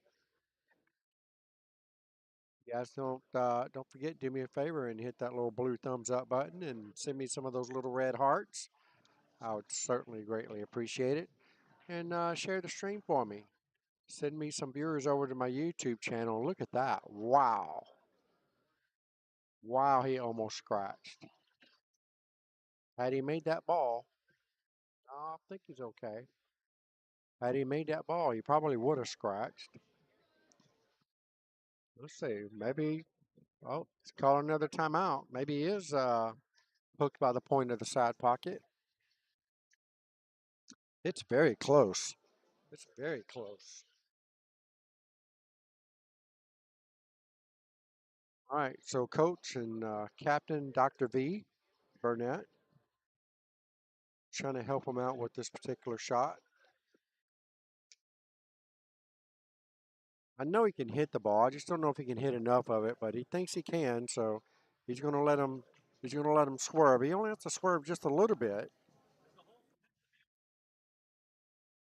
Any part of the foot. All right, here we go. Swerving around the point. Oh, look at that. Wow. He might have got away with this. You might have to get somebody watch the hit. Will you watch the hit?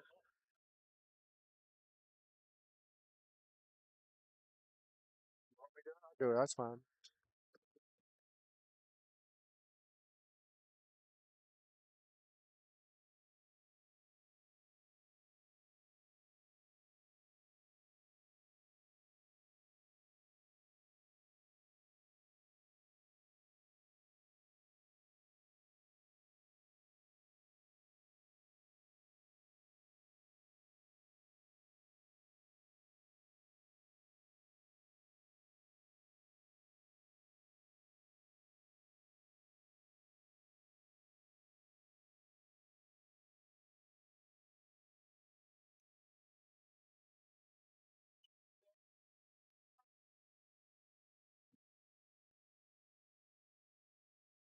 All right, that was a good hit. Fortunately, left Jason straight in on the 8, and that gives Jason a great start.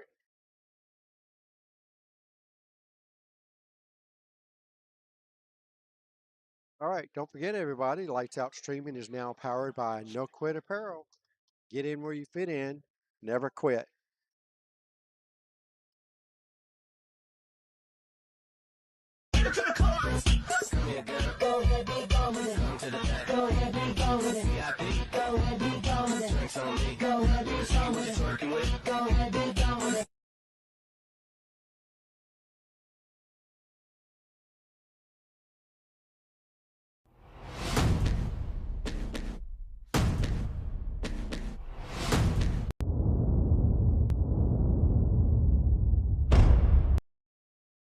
right, here we go, folks.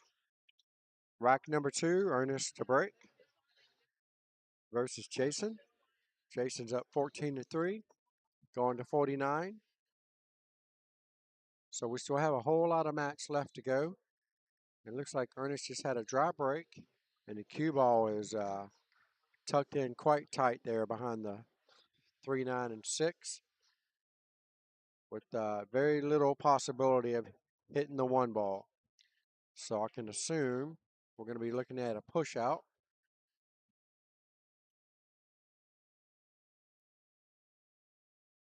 All right, so there you go.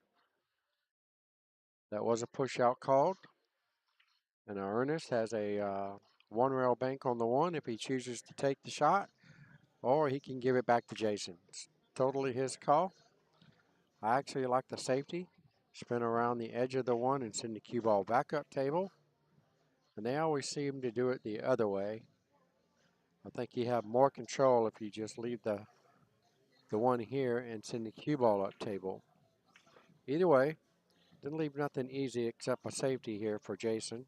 He'll be sliding right behind the 2 ball, as he did. Did he come out too high? I think he left enough room for Ernest to at least hit this 1. He might be able to make the 7, actually. See how thin he hits it. Doesn't even look like he's looking at it. He's just playing a safety altogether. That's a good shot. And Jason's going to come to the table with a simple 1 rail kick right where he's pointing at. Only thing I don't like about this kick is if he hits the 1 ball too deep, the cue ball is going to scratch in the corner pocket. And he'd come very close to scratching there. All right, so we're probably going to be looking at another safety. I like shooting the 1 into 9 and just tuck the cue ball right behind the 4.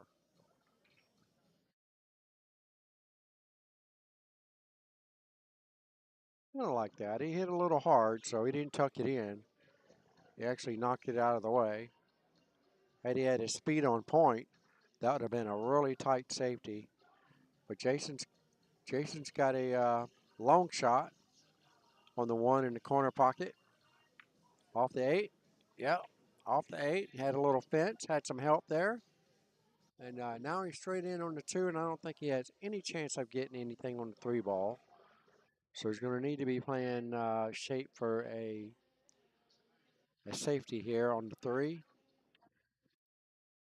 I think he got just about as good as he can get. Not a whole lot you can do with it other than push it to the rail.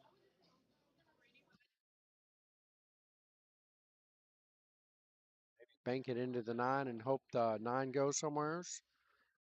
Or just fluke the 4 ball in. That works too. Dr. V's Lab Rats definitely needs a good roll in this match. Catch back up with the previous match that was pretty much a steamroll. Jason hit a good shot, but he overran his cue ball, so now he's got his work cut out for him getting position on his 6. Slow roll the 5 in the top left corner.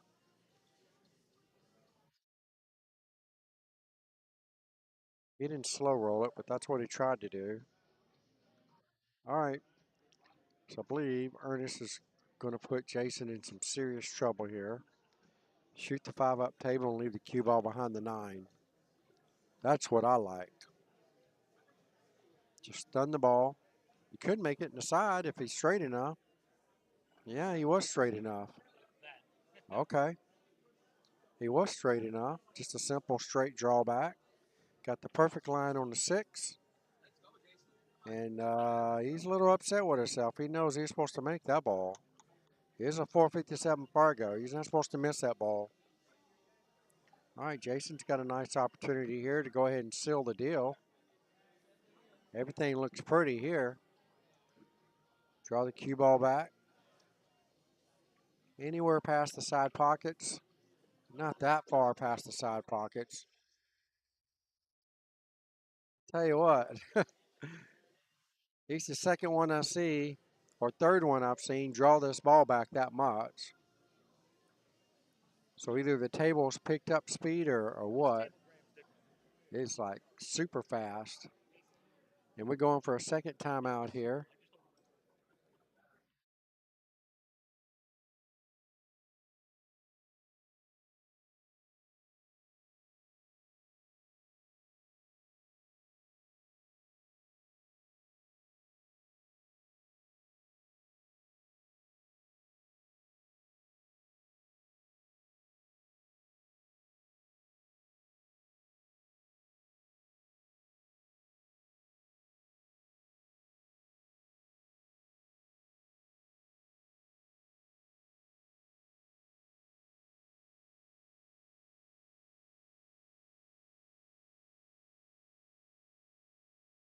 Up a little short on this position. Got to watch for the scratch.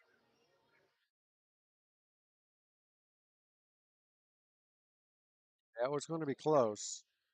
The scratch shot was there. He needed to hit the cue ball very, very high and make the 9, of course.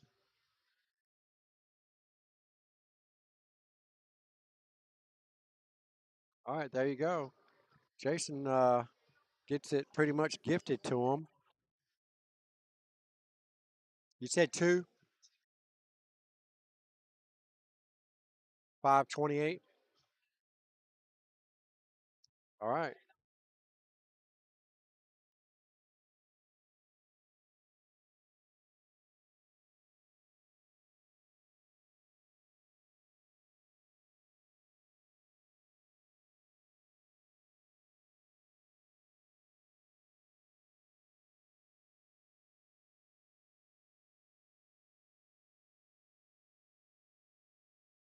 All right, so here we go. Jason's got a nice lead here. Just needs to maintain it. Don't get too lax now. Go ahead and finish it. Get them points for his team.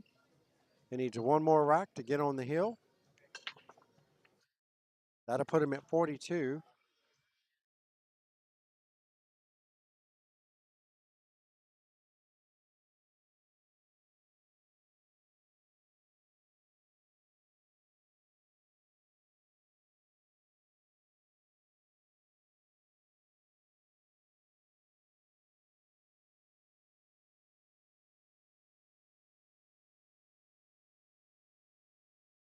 Assuming that was his safety attempt.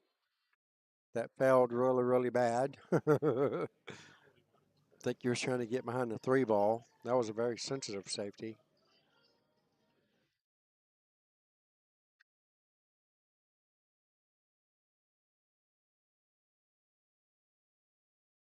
Wow. All right. Looks like Woodall all over again,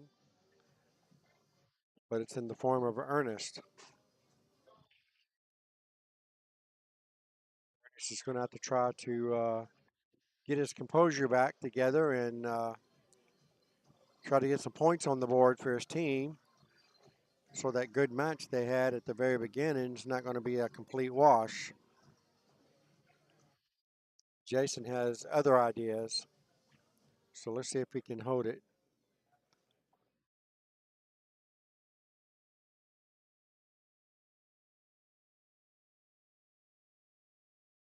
So to me, shooting the ball in either pocket is just as difficult as the other. So I would shoot it in the bottom right. At least you have your chance for your cue ball to come back over and give you a shot on the 4. But he didn't put any draw on it. Sends his cue ball at the 5. Now he's got a long shot on the 4. The good thing is position is automatic. So all he has to do is just bear down and make this ball. And he don't think he even tried to make the ball. Looks like they didn't pull the magic rack off, so the 4 ball actually moved backwards because it hit the magic rack. It gave just enough room for Ernest to make the ball. And what does he do? Pushes the 9 in front of his 6 ball. So that makes matters even worse. He can hit the 6 ball, just not enough to make it. He might be able to bank it, but then you got to get position on the 7 as well. Yeah, that was a good attempt. And he got a good row out of it, because I don't think Jason can hit any of this ball. So Jason would have to go to the back rail and kick forward. Yeah, it was a little close to the 7 ball in that kick. All right, well, at least it's not in the middle of the table now, so Ernest is going to have to play position on the 7. Shoot the 7 up table.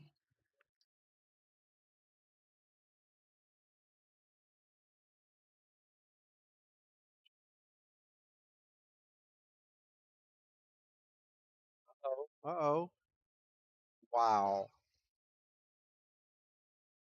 Comes in a little wide, hoping it was going to drift in, but it did. So Jason's got a nice, should be going 1 rail. Back to the center of the table, and that's pretty good. And that's going to give Jason a commanding lead here as he makes the 9 ball.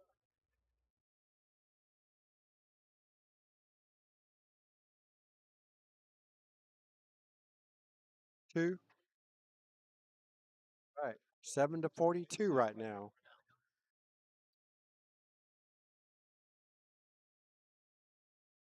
Like I just got an error on my scoreboard. Turn it off in a minute. All right, 7-42. Jason's on the hill, needing only 7 points. If he can get 7 points, he doesn't even need the 9 ball. He only needs 7 balls. So if he can get 7 balls, this is going to be just what they need, considering Dr. V's lab rats had a really bad first match, and this will pretty much do a complete wash and put them pretty much back to even at 1-1.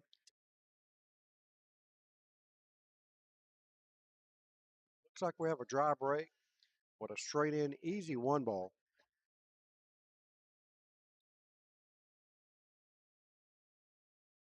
So let's see if Jason can maneuver his way around this rack.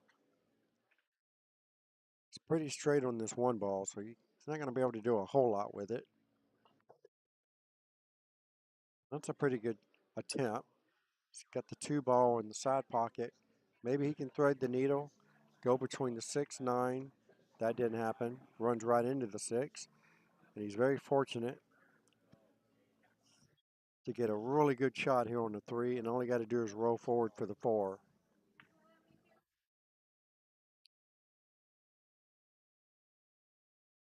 All right, so everything's looking good except for the 6 ball. If he can get from the 5 to the 6,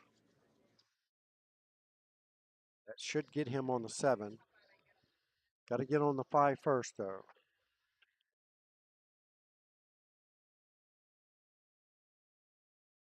Nice shot on the 5.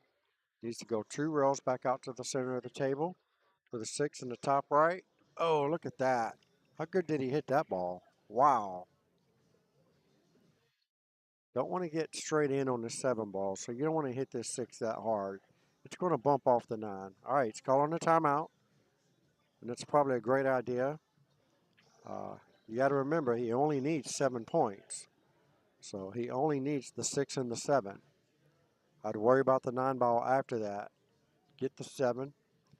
Hit this ball with high left spin. It should skim off the edge of the 9 and drift him right towards the 7 ball.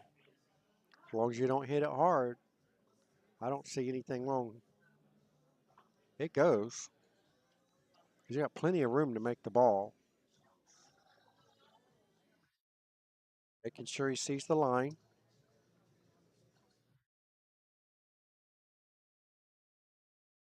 Surprised they haven't caught anybody to watch the hit.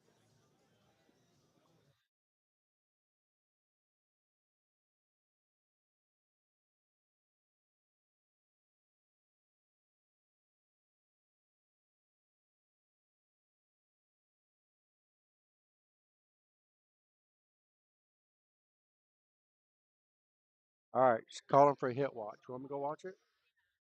All right.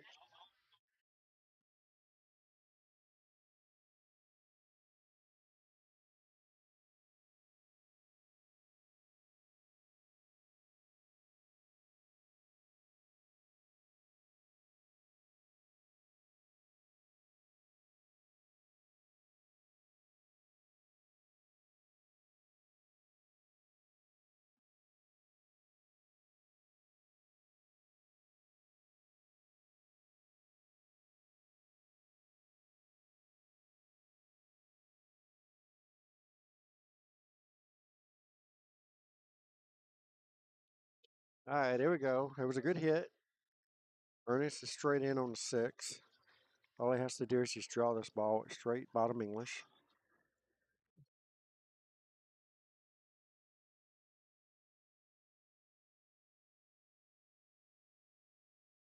All right, well, Jason's got a difficult shot here. He's got an opportunity here to try to cut this ball with high right hand spin, send his cue ball 2 rails, and could make the 9 as well. So he's going all in with the safety. Not bad.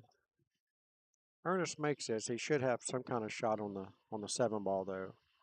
So he's gonna have to hit it with a little bit of speed. Get past the 8 ball and he should be okay. You don't want to run into the 8 ball. I think he's got Ernest on the edge right now, but Ernest is coming out with some good safeties here. I'm sure he's not intending to do it, but it's the way it works out sometimes.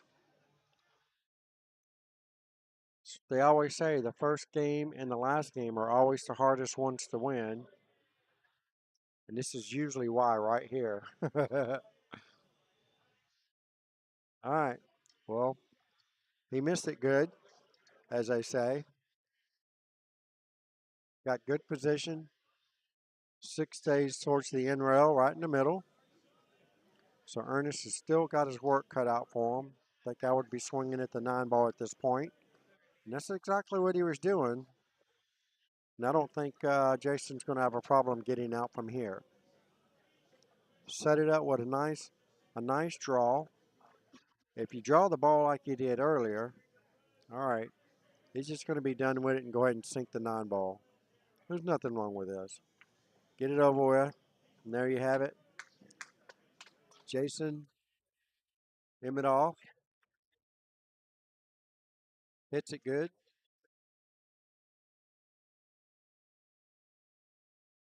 56-point win.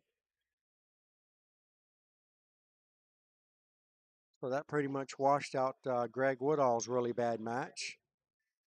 So now it's 1-1, and we still pretty much have basically we have a tied up ball game now.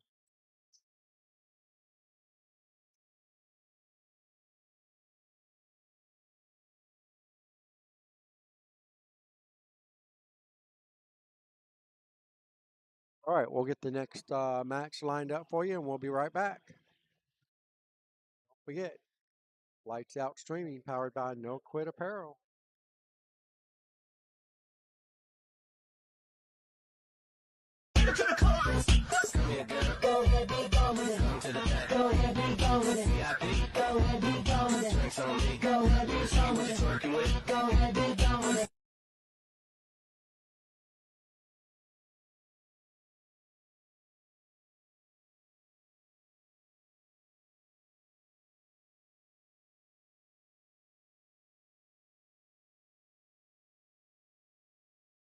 Even though I forgot, know that won't keep us apart. Baby, I know, I'm looking you up.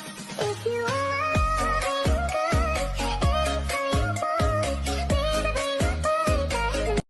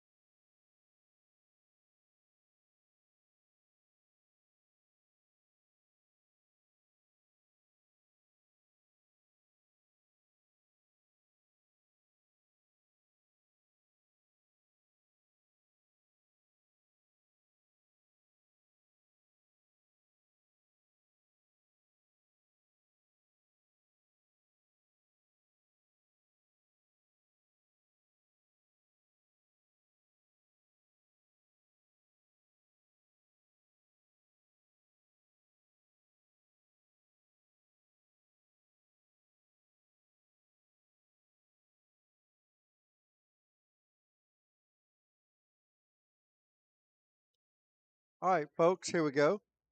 Getting ready to kick off match number 3 of this 5-match series. We have Captain Chuck Romer of Poke and Hope versus Brady DeMickey for Dr. V's Lab Rats. Chuck's Fargo 472 versus Brady's 458. So it's going to be a pretty close matchup here again. Brady's up and coming player, so he's steadily on the improve. Chuck's got to go to 50 points before Brady goes to 47.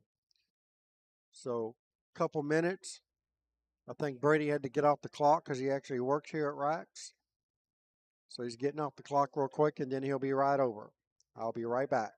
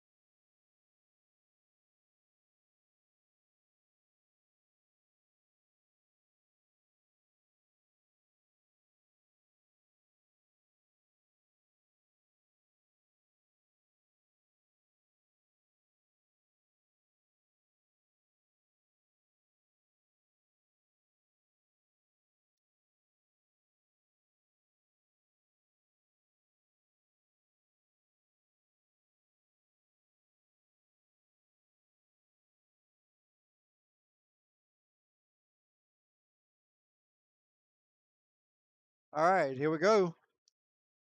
First rack. You guys need to come out to Racks if you're not doing anything.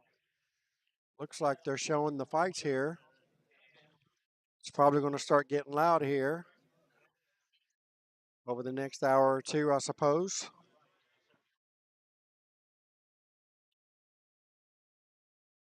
Looks like the first fight is getting ready to go underway. All right, here we go. Oh, that was a nice one rail shot there for Brady. Wasn't quite for sure if he could get around there or not.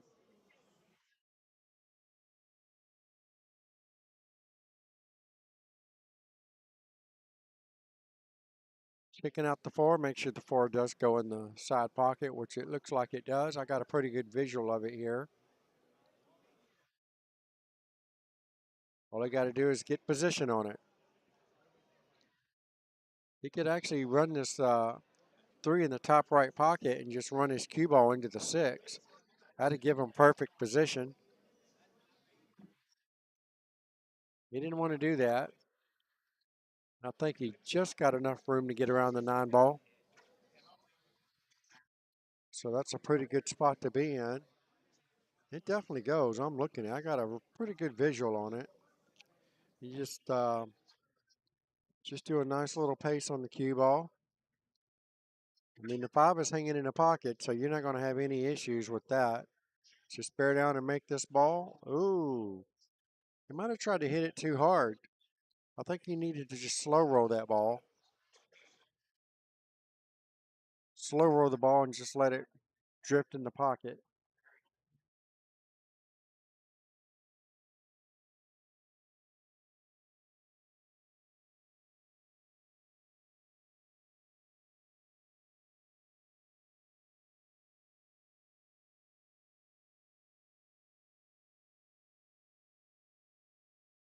Really surprised to see him try to bank that ball rather than cut it in, especially with the five ball hanging in the pocket. Brady's got a nice opportunity here to make this four. Just do a stop shot, play it in the corner, stop the cue ball right there. That should give him the perfect angle he needs from the five to the six. And he didn't stop it, just let it drift. Either way, probably swing his cue ball two rails. That's the way I would play it. Play the five here, cue ball here, back here, and then back out here. Anywhere in this vicinity, he's going to be all right. Let's see if he's going to do it that way. One, two, and look at that. How good did he hit that ball, folks? Really good position. All right. He's got a couple options here. If it were me, I would just play the six in the corner and just draw the cue ball back out. Anywhere in this vicinity, he's going to get perfect position on the nine ball for the eight. The eight to the nine.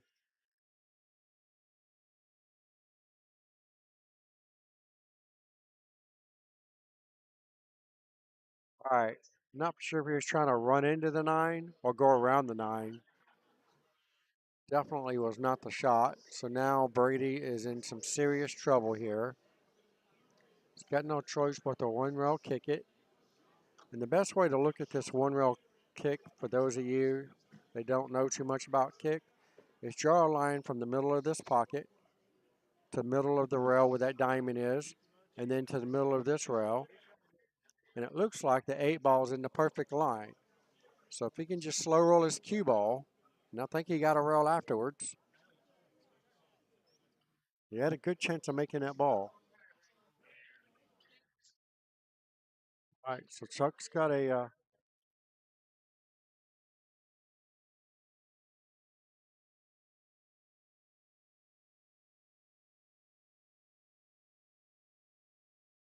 right.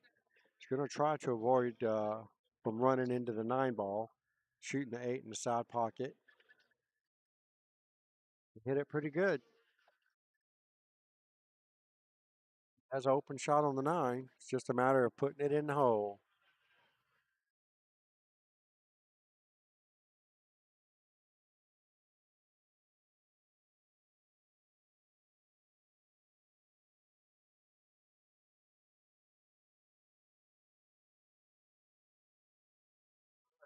He puts it in.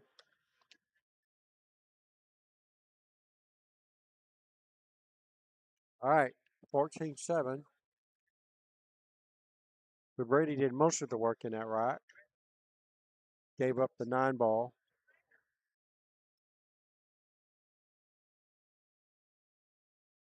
Captain is telling them to keep it simple. That's the best way to play this game. But like any other sport, always easier said than done. So you never know. Balls roll funny every day.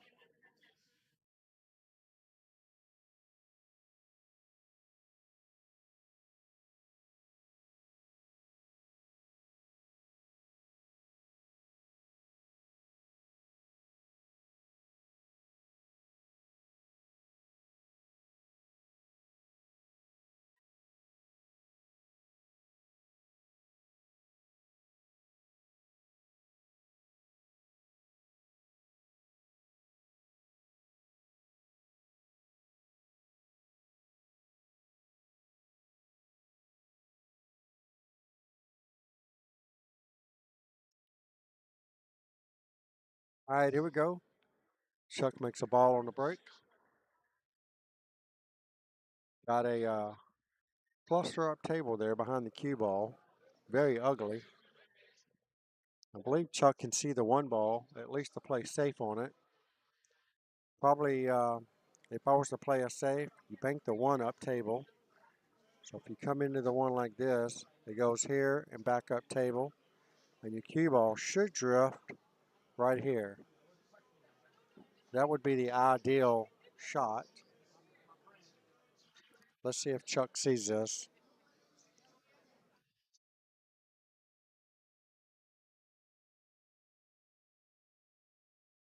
Ooh, runs into the 5 ball first. That was definitely not intentional. Gives up ball in hand right out of the gate. And let's see what Brady can do with this. This might be a trap. You just never know, especially with those 3 balls tied up there, the 2, 3, and the 8. They need to go ahead and move that magic rack off the table so it doesn't cause any friction. The cue ball hits that thing just right. It's going to drift off. All right, well, some ball in hands are tougher than others. There you go. Move the magic rack, get it out of the way. All right, Chuck's got a nice opportunity here to cut this ball in and send the cue ball after the 2. He's looking at the 2 like it goes past the 8. If that's the case, that would be perfect.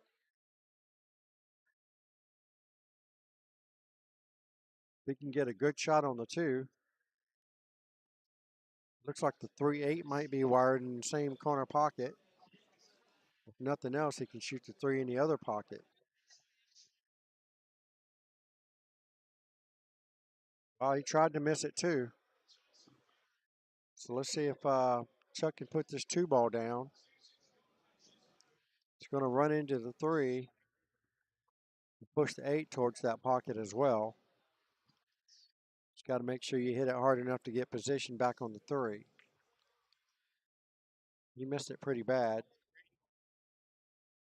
All right. Brady's got a thin cut here on the 2 ball. It's not going to be an easy shot. And to try to get position at the same time. Very difficult to do. You can slow roll this ball, but you got to be on point. I like to hit it with a touch of inside.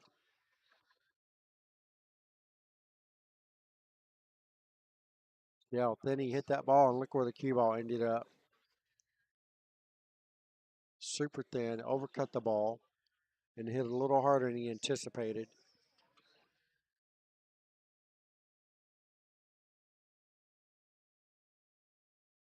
All right, so Chuck pretty much has a duck on the 2 ball in the corner pocket. 1 rail back up to the center, and it's good speed. Good speed. 4 balls just to the right of the 3 ball. Needs to hit this ball very high with a touch of right spin.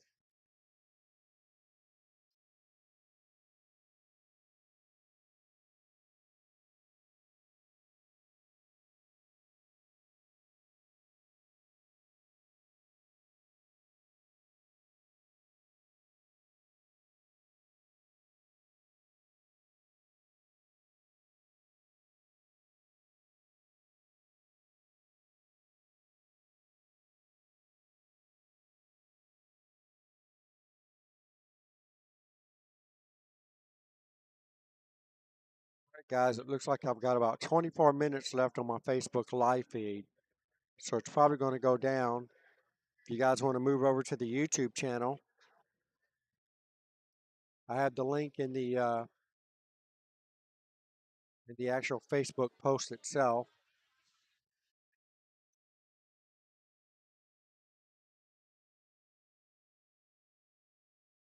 Just copy and paste in your browser. I thought it was a link, but it doesn't look like it's a link. Either way, it's in the actual Facebook post itself, so you can copy and paste the link in your browser.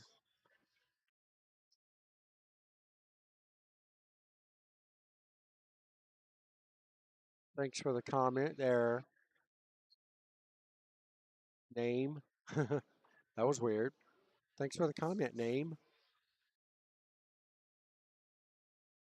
I don't know who Name is, but nice to meet you.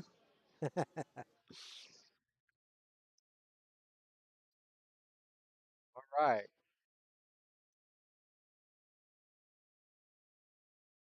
Brady's supposed to be getting out from here.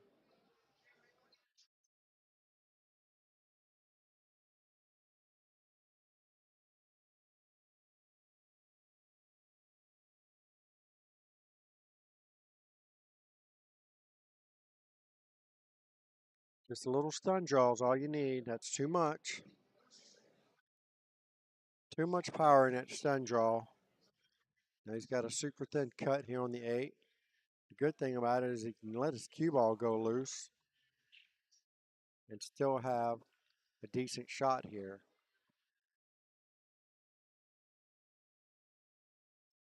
Wow. Not in the pocket. Did it go? Up.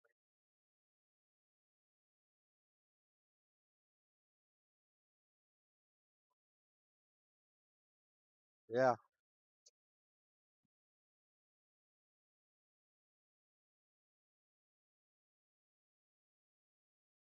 All right. Ball in hand with 2 balls left on the table. Chuck should not have a problem getting out from here. And as I say that, wow. Definitely did not see that coming. Brady needs to settle down, get in tact with his emotions, as they say in Mortal Kombat. Finish him. Nice position here on the 9. See if he can take it down.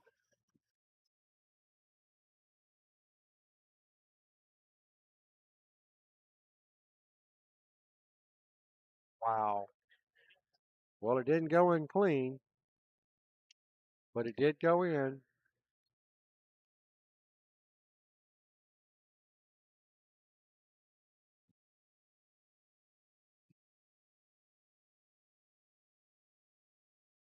Even though I broke your heart, know that won't keep us apart. Baby, I know, I'm making you up. If you are loving good, anytime you want, baby, bring your body back to me.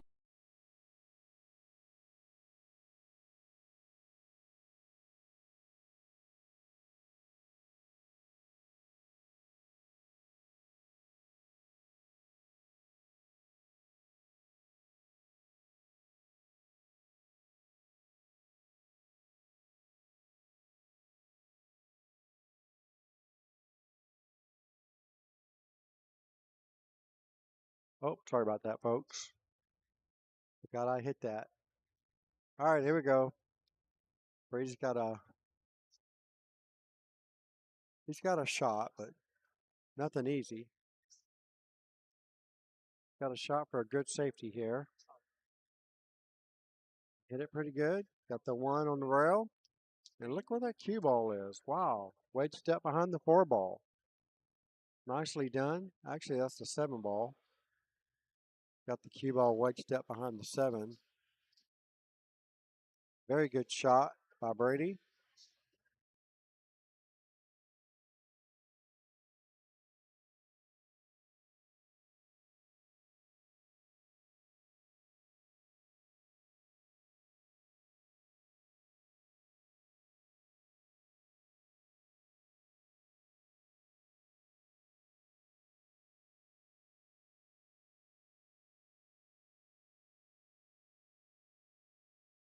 One rail kick.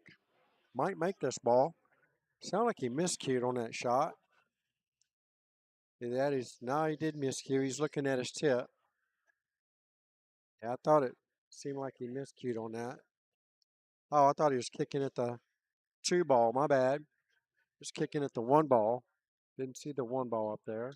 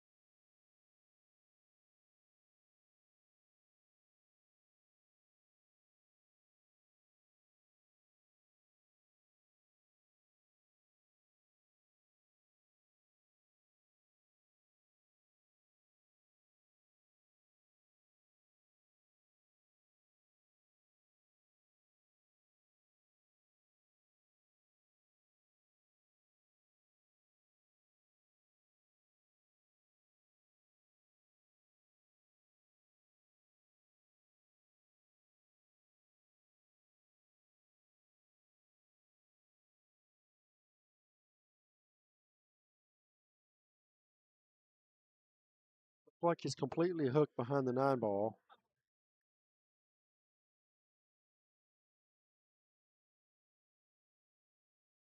Going 1 rail, long rail, or to the short rail.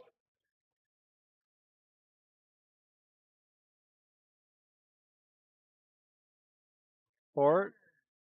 Oh, that's a good hit. Got a rail after contact. Pretty good cue ball placement here. Chuck may try to play the same safety that Brady put on himself. Get the cue ball to come out here behind the 9 ball. Let him kick at it again. That's exactly what he's trying to do.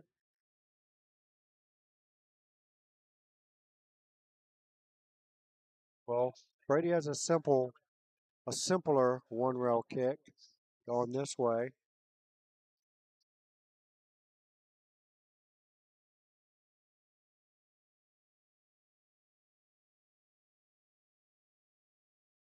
Could kick this ball in the corner. Could make the 6 ball. Lots of stuff can happen. Off the 7. Had he hit it harder, he might have put it in there. Good hit.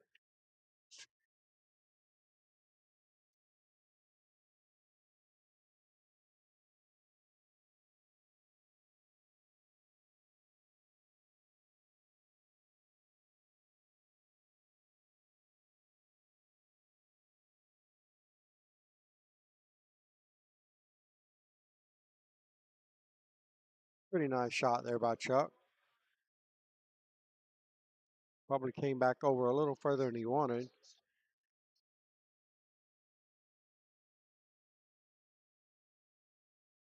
Looking at back cutting this in the side pocket.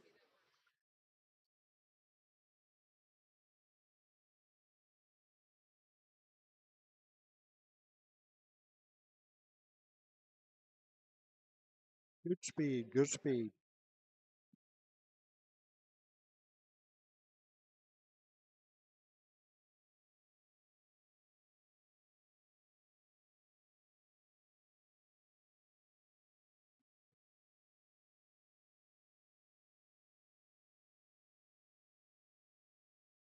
I didn't hear what she said. Oh, with her tongue?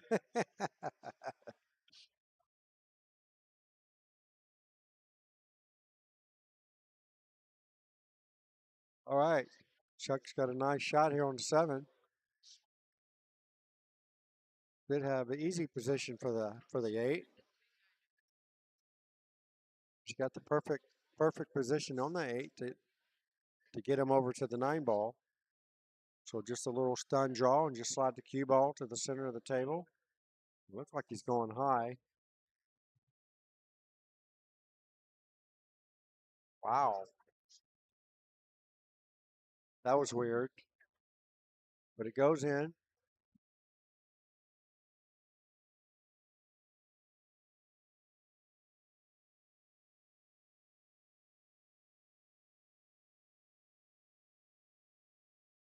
All right. Chuck gets that right. That bumps him up to 32 to 24.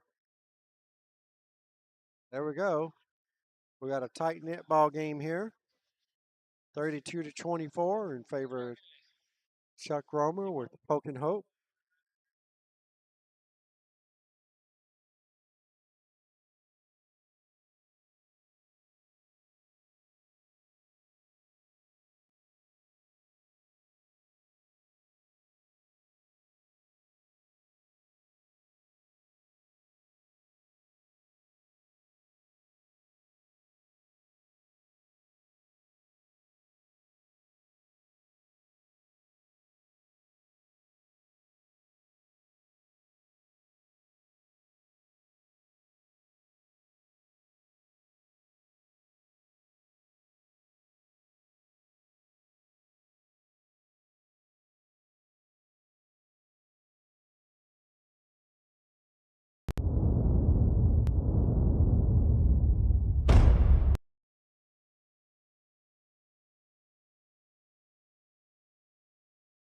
All right, here we go. Chuck Romer to break for Team Poking Hope. Whoever wins this rack will get on the hill first. Chuck is only 4 points from the hill. Brady's 9 points from the hill. So if Chuck gets 4 points and Brady wins the game, it will be a hill thriller.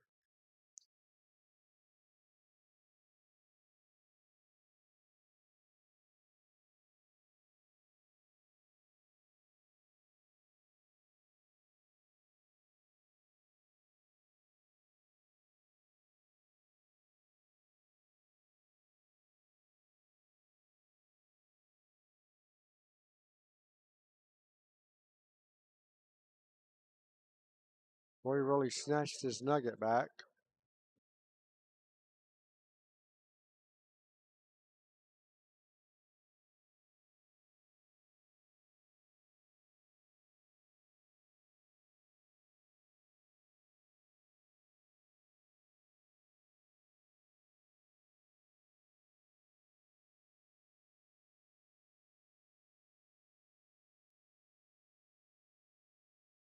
Got a good chance here to make this 9-ball inside. If we don't hit it too hard.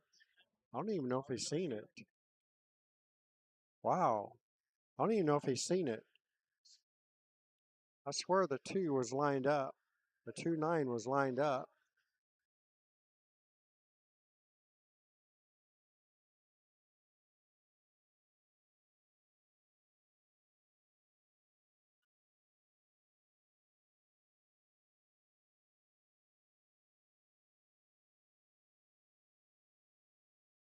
I don't understand why he didn't take a whack at the 2-9. Right.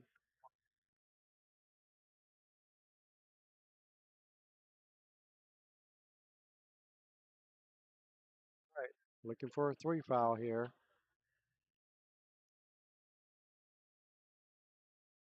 Well, 2 balls wide open, so all he has to do is act like he's trying to kick the cue ball in the side pocket, and he should run into the 2.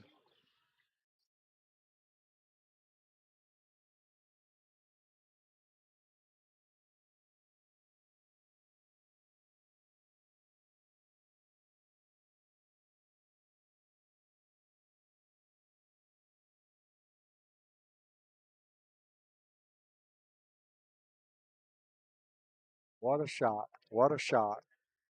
Nicely done. Didn't ask for a better shot than that. I think we need to see that again.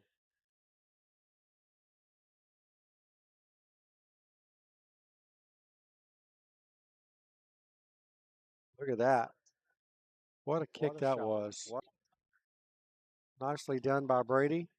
Now let's see if he can capitalize here. He's got to watch for the scratch here. Got the 3 in the side. Cue ball's going to be going towards the top corner. He overcut it. Got a nice little 2-way out of that. Chuck's got a 1 rail. Three ball could be tracking towards the 9. So see what happens on this one.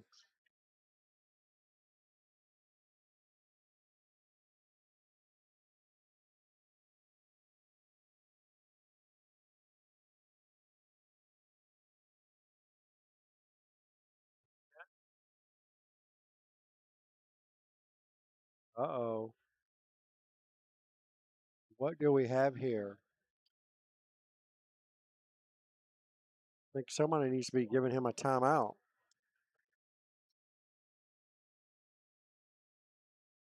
Oh, here he goes. He's giving him a timeout. Let him know which side he needs to hit the 6 ball on in order to make the 9 ball.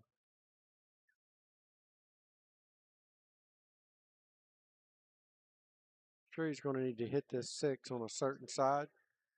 Burnett's not even telling him. He's just telling him to hit it. So it must be wired. Just don't let your cue ball get away from you. All you got to do is hit it.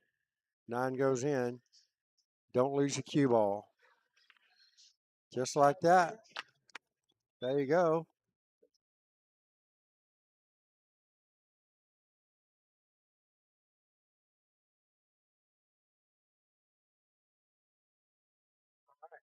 Just like that. Brady's on the hill, 32 to 38. But he does need the 9 ball, so still no gimme by no means. And if he lets Chuck win this rack, it'll be hill thriller, and that's going to be like sudden death. Whoever wins the rack wins the match. Dr. V's Lab Rats could really use this win. Put the heat back over on Poking Hope.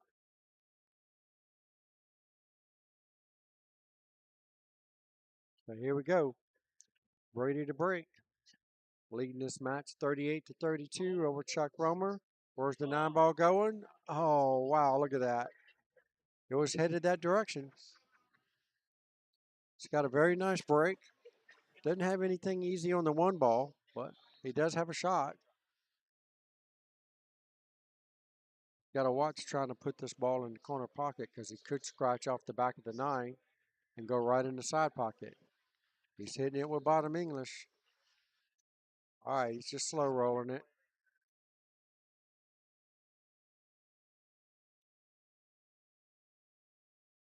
Okay, well, the 4-7 is no gimme, so anything can happen from this point. The 7 ball was a no gimme. So whoever gets to the 8 ball first is going to need to play good position on the 9 ball.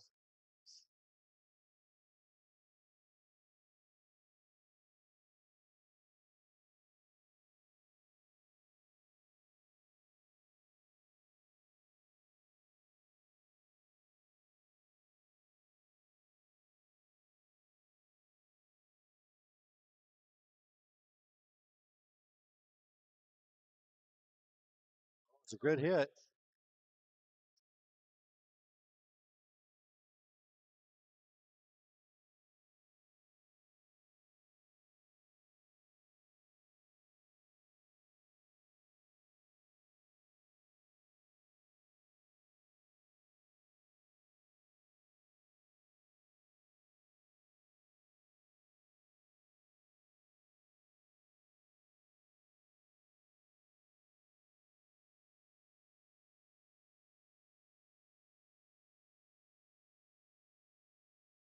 Good speed.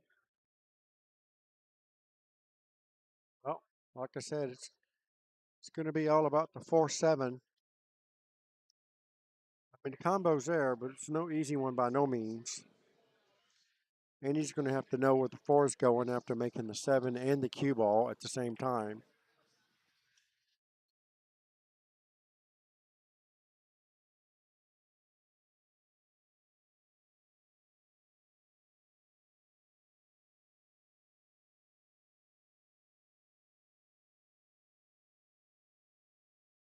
Nice shot on the 3. Got a little back cut combination here.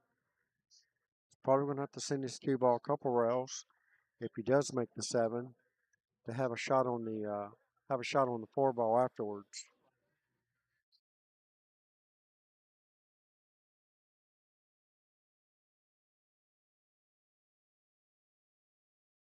Oh, looked like he got him a good row out of that. He would have had pretty good position had he made the ball.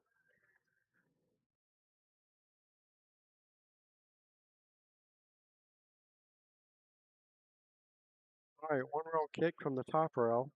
Kick the 4 ball up table. Hope you get a nice nudge behind the 7 maybe.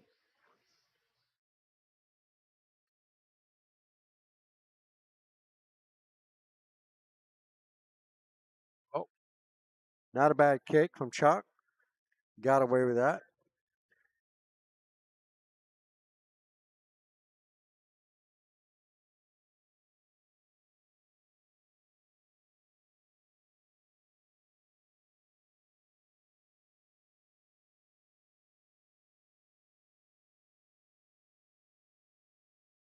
Right, going for the kick. He could make the 7 ball. It's pretty close to straight in.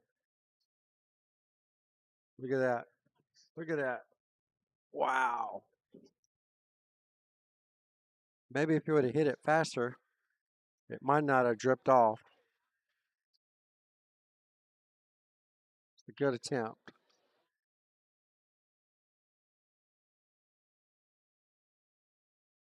Everything looks good except for the 8 and 9 ball here. Getting a shot on the 8 after making the 7 is going to be difficult. Getting the right line on the 8 more difficult just to be able to get to the 9 ball.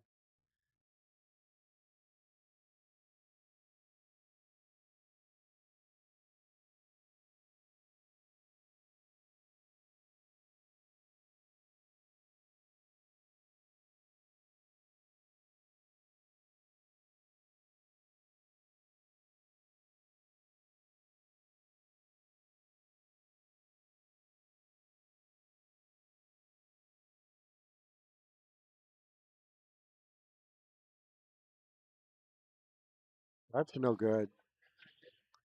That is definitely no good. It looks wired. You got to hit it pretty bad not to make this ball. Looking for a timeout. Probably a good decision. The only thing is he could hit the 4 ball bad and scratch in the side pocket. So his coach is going to come and look at this and see if that's possible. Otherwise, maybe he's just stuck playing a safety. Because if he cue ball's definitely going towards the side. It's hard to tell whether it can go, whether it's going to go in or just on the other side of it. That's what his coach is there trying to figure out. Is it possible to make this without scratching? Because if not, there's no sense in even worrying with it.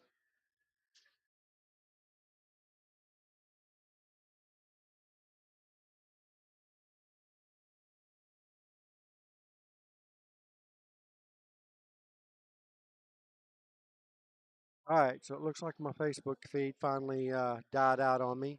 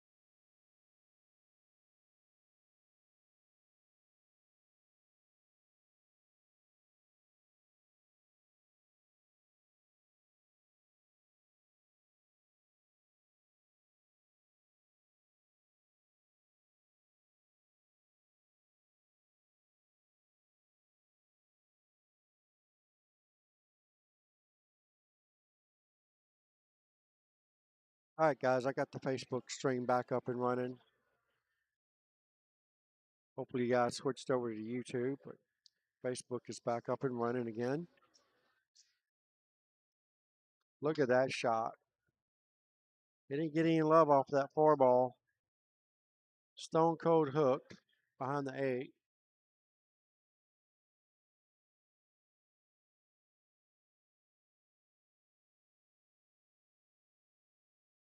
It's going to be very tough to hit this ball.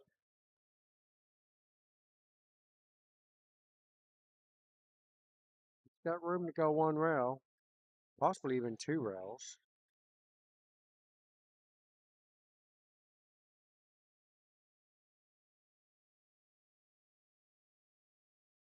Get like right here.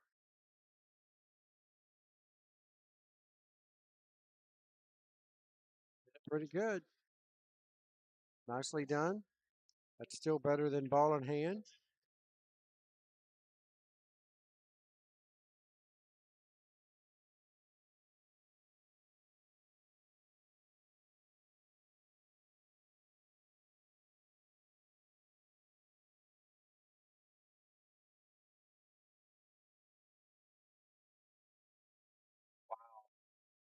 Wow. See if he can hold this 8-ball enough to get position on the 9. Or he's going to have to hit it hard.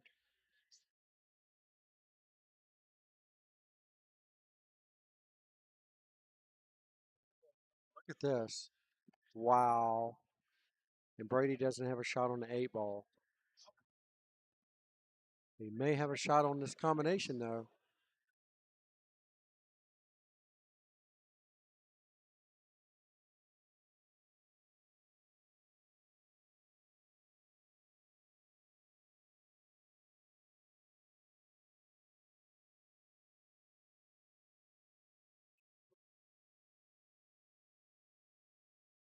Smart move. Call a timeout. Help him line it up.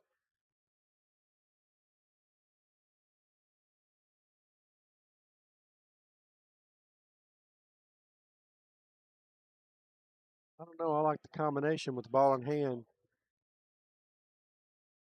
I really like the combination with ball in hand.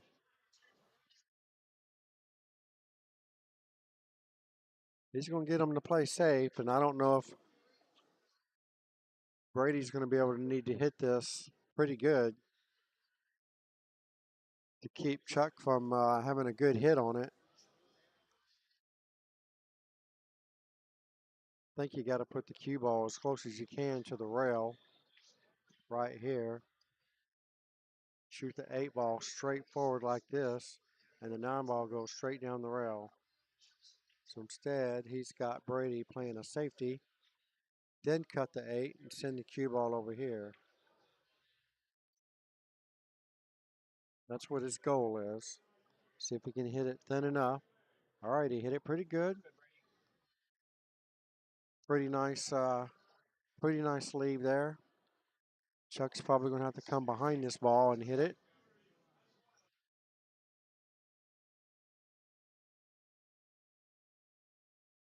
You want somebody to watch the hit? Let him know.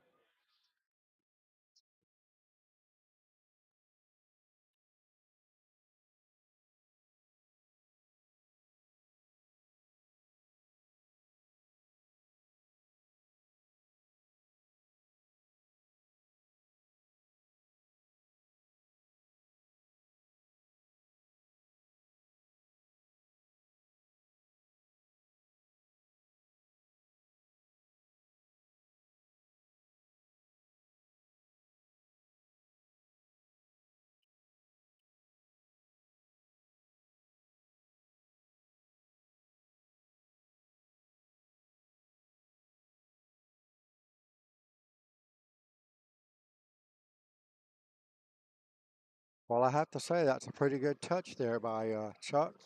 I did not see that coming. He hit it really good and got a nice roll out of it. So Brady's going to have to. This is why I rather went for the combination. I don't like relying on luck. Chuck hit it really good. and he's going to get rewarded for it. Think that he really needed to go for that 8-9 combination with ball in hand. The balls were close enough to line it up. All right. Looks like we're getting ready to have a hill thriller here, folks.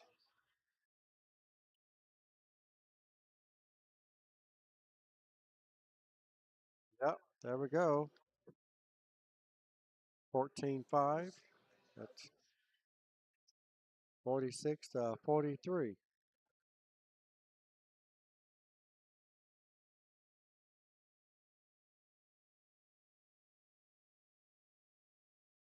There we have it. Hill thriller.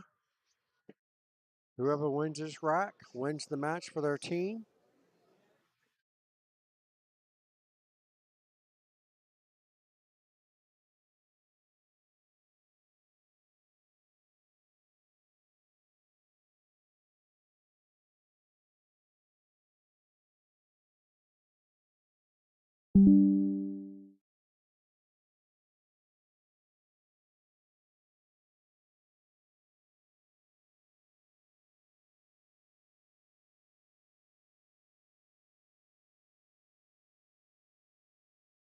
Don't forget, lights out streaming powered by No Quit Apparel.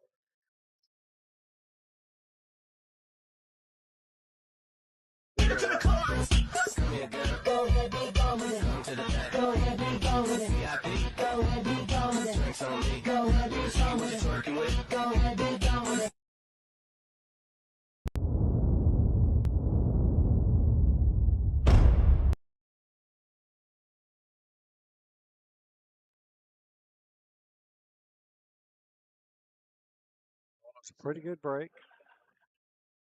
Fortunately, the one ball tucked in behind the 8. Chuck doesn't have a clear view of it. I don't even think he can hit it. He's probably going to be forced to push out.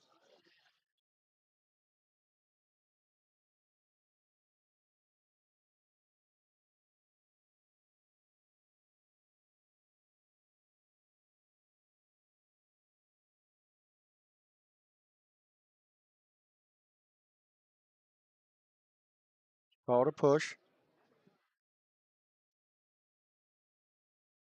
Not a bad push. I think if I was Brady, I would give it back to him.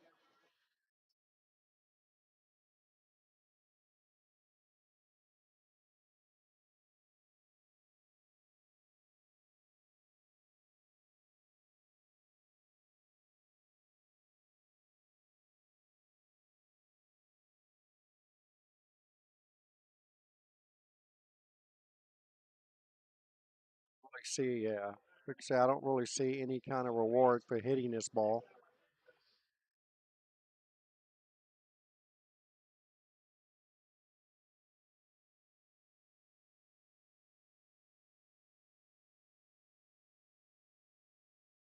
Wow. I tell you what.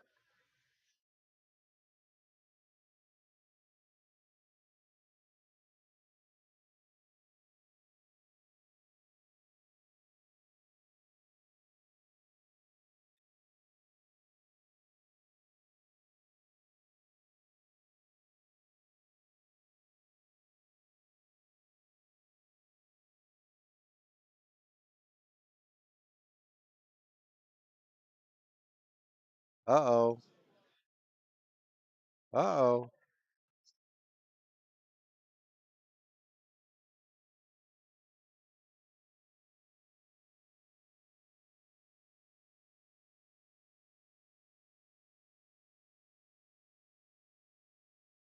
Have to put you in timeout or what?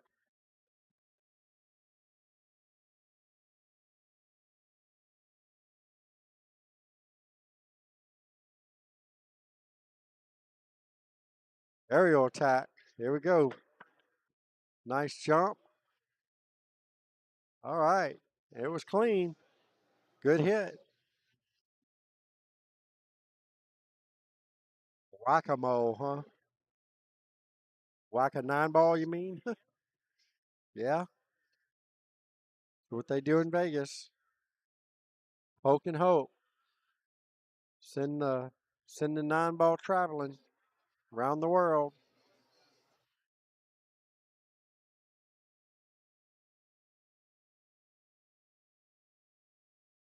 All right, that's a pretty good try there.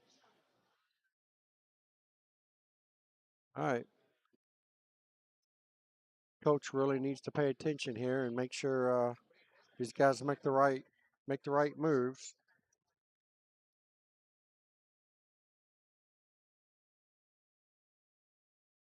Try to get a 3 foul going here if he misses this one. And he didn't miss the one.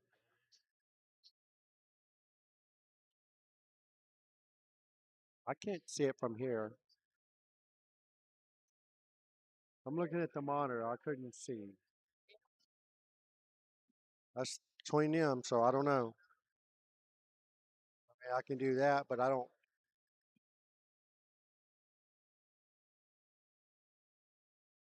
I can't see too late for me.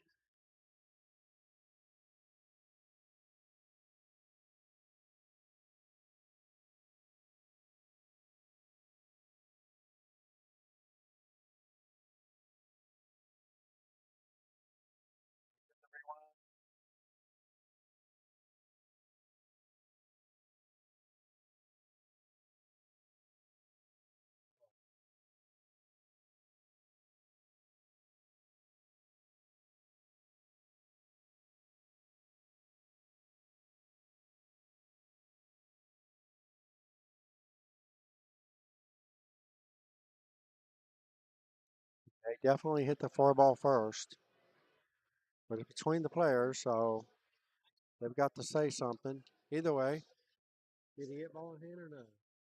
He didn't take ball in hand? Okay. Just looking at the replay, it was a bad hit for sure.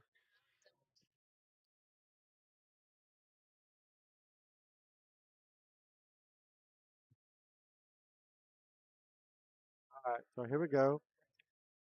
Try it one more time. All right, nice kick. Now he's going to need another nice kick.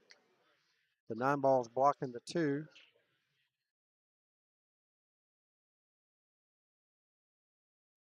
Another good kick. It almost makes the 2 ball. All right. I figure once we get about 3 more balls down, then it's really going to start getting serious.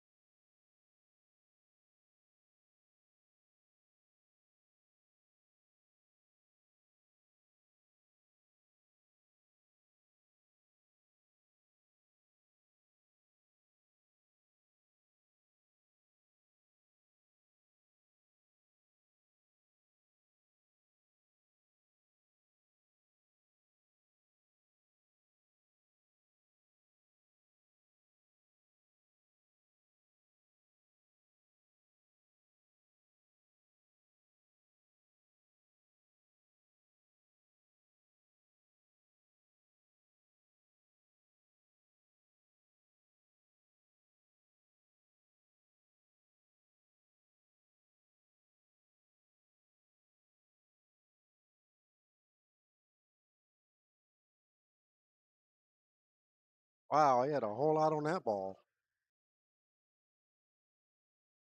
Unbelievable. All right, let's see if Brady knows what to do here. Put your cue ball close to the rail. Don't really think you should be trying the 9 ball at this point. Put the cue ball close to the rail and make the 3. You don't want to be straight in. Put the cue ball over here. Make the 3.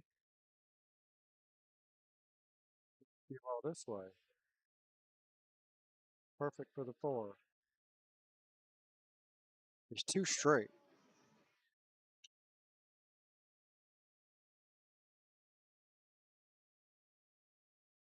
These side pocket shots are not very easy. I think he would have had a better line trying to get to the four the other way. Now he's kind of stuck. Looks like the cue ball might be drifting behind the 9. It's hard to tell at this point. All right, he was kind of straight in. That's good enough. All right, here we go. Moment of truth right here.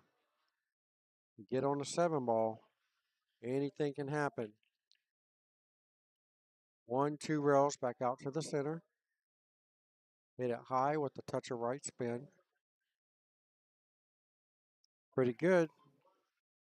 Pretty good. Didn't quite have enough right spin on it. So let's see if he's going to go for the safety or is he going to go for the shot? Bank shot or safe? I like the safe.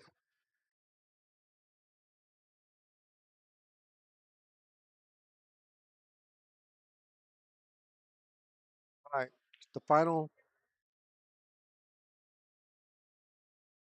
timeout. Yeah. All right, there you go. This is his last timeout.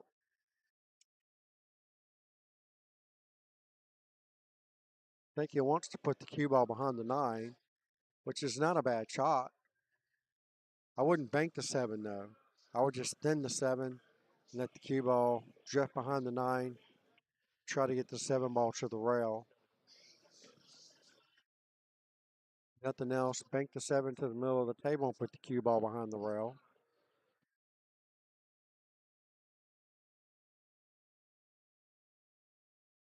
That's definitely not what he was trying to do. But he sure is trying to get the cue ball behind the 9.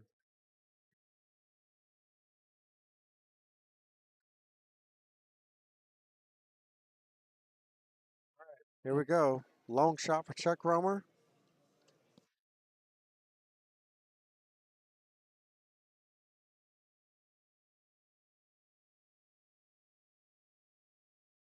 Doesn't even take it on. Straight up safety. Might have been a wise choice. Let's see if Brady makes the same choice. Brady has no more timeout, so he's going to be all on his own for the rest of this rack. This is Hill Hill. This is the 4th match, right? Isn't this the 4th match? Yeah, this is. Oh, this is the 3rd match. Okay, so it's 1-1. Uh-oh. Uh-oh. That is not good.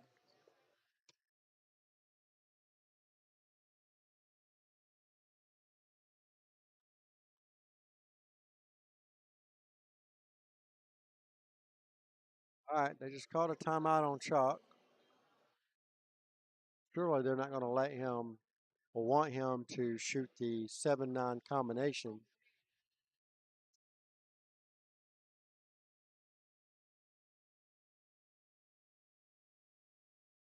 Probably asked him if he wants to take the 7-9 combo.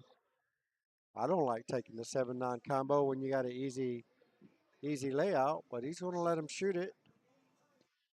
Anything can happen on a combo. All right, he's not going to do it. It's probably the smart move. Just play the 7, get straight in on the 8. You don't need to get anywhere for the 9. All you got to do is just bear down and make the 8. Position is automatic for the 9.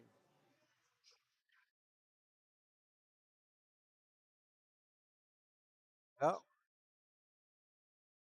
there you go. And that's going to be a set winner for Chuck Romer with Team Poke and Hope. And that's going to give them the slight advantage. This was a hill match, so he's not winning by a lot, but he is winning. He does get the 100-point bonus. So with that being said, I'm going to go ahead and clear the scores out. Chuck's team, Poke and Hope, is up 2 sets to 1 right now.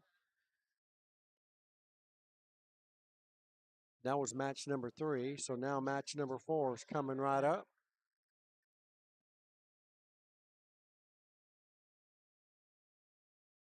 So let's see who they got in store for the 4th match.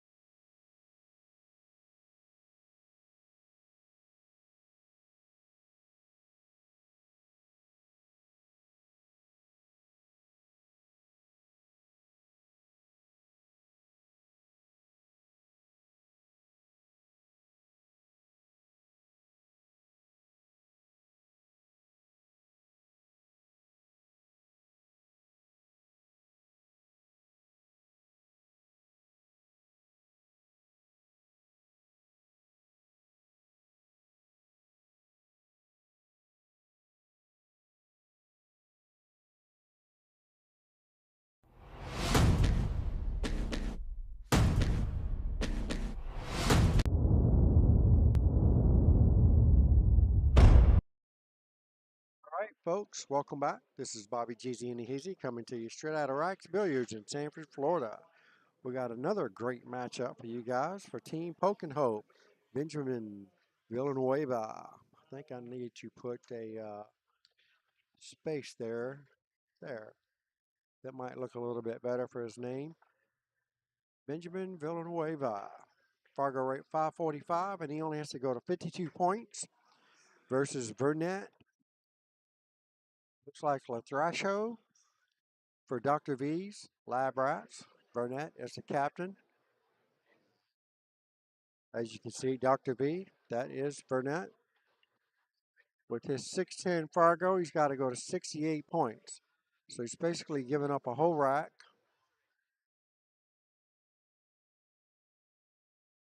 A whole rack and 2 balls, basically. Burnett's Burnett shoots pretty strong. As you can tell, he's got a 610 Fargo. So anything could happen here.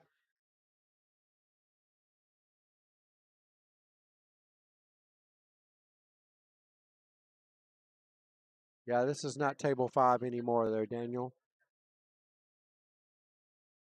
This is table 12. Somebody wouldn't let me have table 5. But anyhow, appreciate you tuning in, sir. All right, so Burnett lays down a pretty nice break. He's got a nice shot here on the 1 ball. And he shouldn't have a problem getting position. I believe he's going to shoot the 1 inside. Kind of a tweener here, 50-50 line here.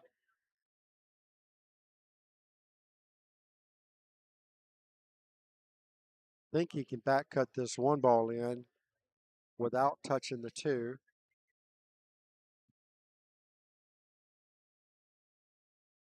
Touches the 2, anything can happen.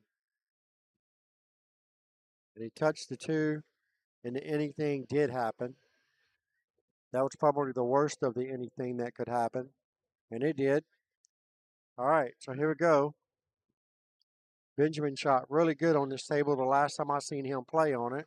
So let's see if he can continue.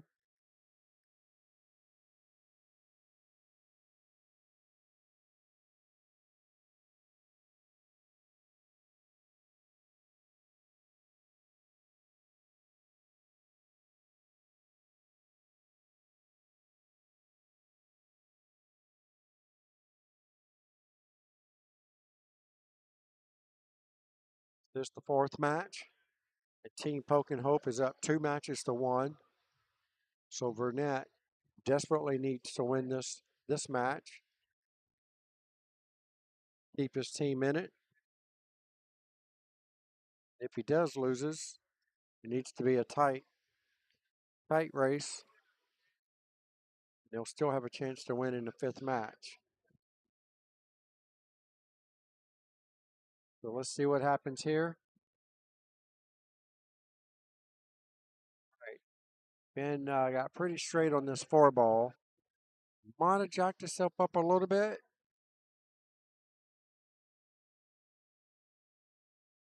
Yeah, he might have to jack up a little bit. Looked like he got dead straight on this ball. It's going to be hard getting to come back. All right, he's trying to scoop up underneath here and get anything closer to the 5 ball. All right, hits it pretty good. Got a long straight in on the 5. That's about the best he could come up with. Basically, just took what the table could give him.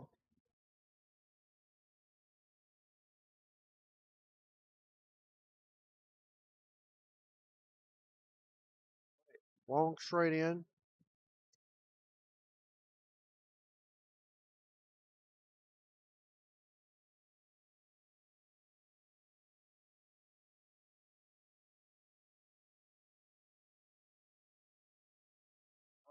Here we get to see the stroke.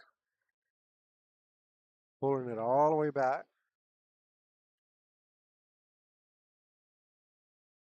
Or did he pull it all the way back? He was very fortunate to have a decent shot on the 9 ball.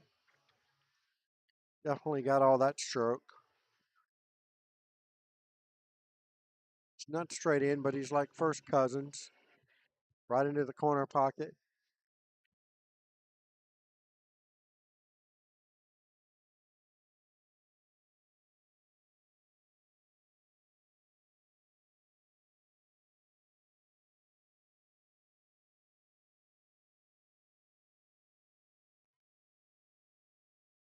Wow. 14-2 for Benjamin. Wow, unbelievable. Fortunate that ball went in.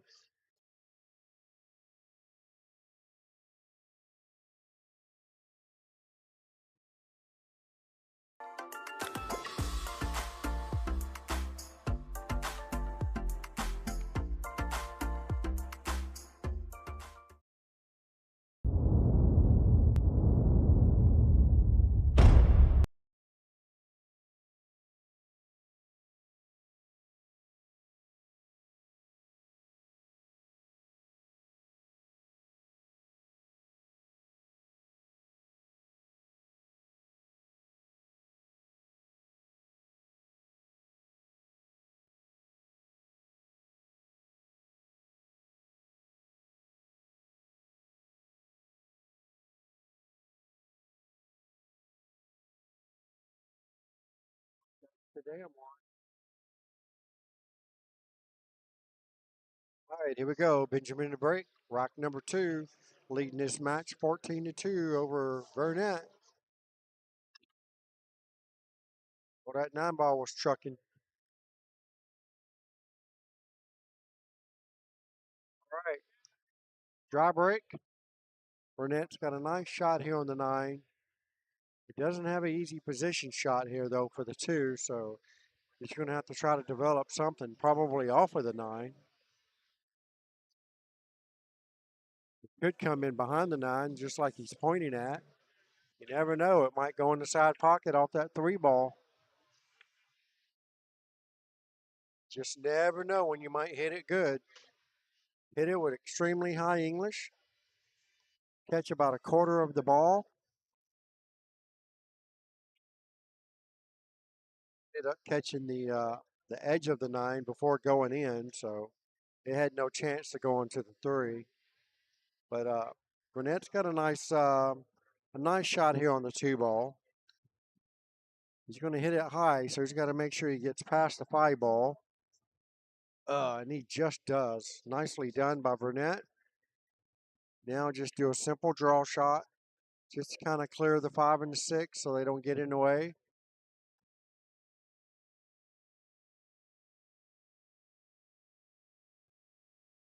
All right.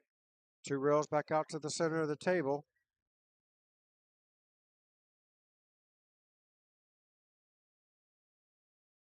I think he wanted to catch that second row a lot earlier. He actually got on the wrong side of the 5, so he's going to be forced to take the 6 up table, the long side of it. There's nothing wrong with that, being that the 7's right there, so he won't have to go very far for the 7 ball. But he needs to get really good on the 6, and he does. Nice position shot by Burnett. Now you got to make up your mind. Which way do you want to go? You want to go forward, or do you want to go backwards? I like going forward. Go forward, you can use multiple rails to get back for the 8. If you go backwards, well, you got to make sure you get past that line. It's going to lead you towards the 8.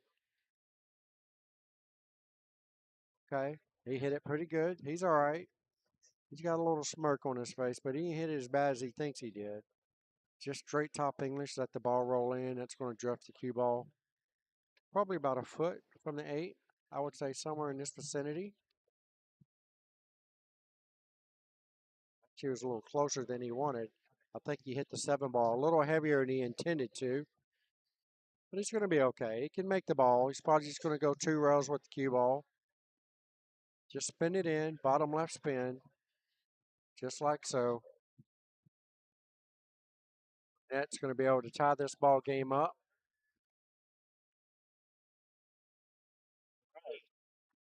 It's a nice 14 points for Burnett. Wins it. So 16-14. Just what the doctor ordered.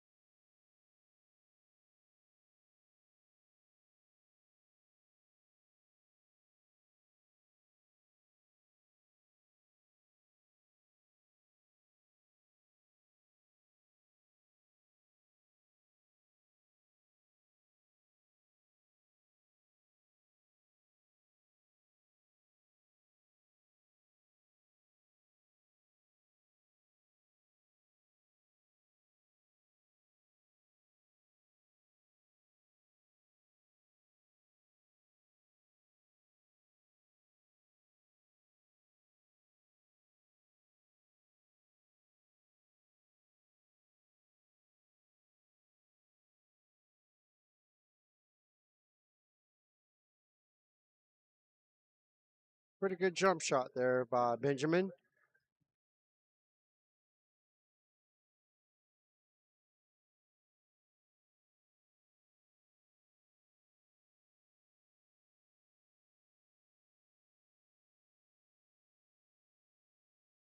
There we go. Trying at the 9 ball. Not really for sure if that was the shot or not. Actually, I'm pretty sure that wasn't the shot, being that the 2 ball was right there.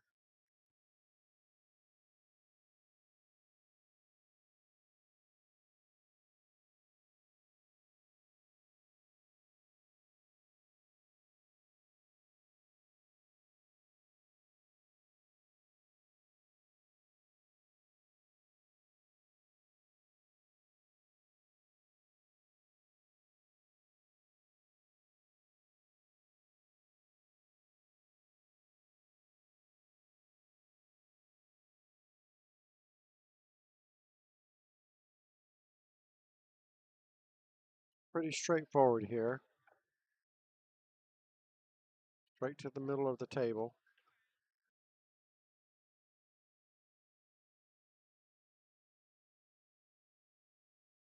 A little further than I would want to be on this combination. So the 3 ball is probably going to track this way, and the cue ball is going to track this way. So he's got to make sure it comes off the rail, back up here. It's just a slight angle here. Even if he hits it dead perfect, which would be straight like this, the 3 might stay right here. The cue ball is going to come like this. Either way, just roll it in. And yeah, that's about like how I first seen it. Speed was really good on it. Now I just don't know if he can reach it. He might not have came up high enough to comfortably reach it. You might have to use the bridge.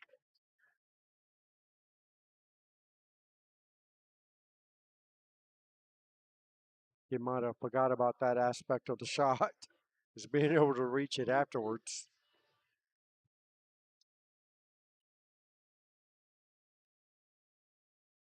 All right, this is one of my favorite shots, going left-handed.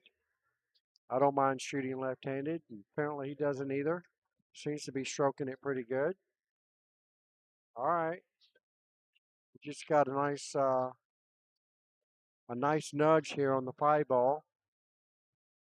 Kept him in line for the 4. Had he not hit the 5 ball, he was probably going to have position on the 4 anyway, with the speed that he hit the 3 ball. I don't think he was trying to pull it back that far, but either way, he's got a nice opportunity here. Slide the cue ball out to the side rail. Just straight bottom English is all you need. If you play the 4 there, cue ball should hit here and back out here. That's going to be the ideal position. I don't think he has enough, I don't think it's straight enough for him to just pull it straight back to the right.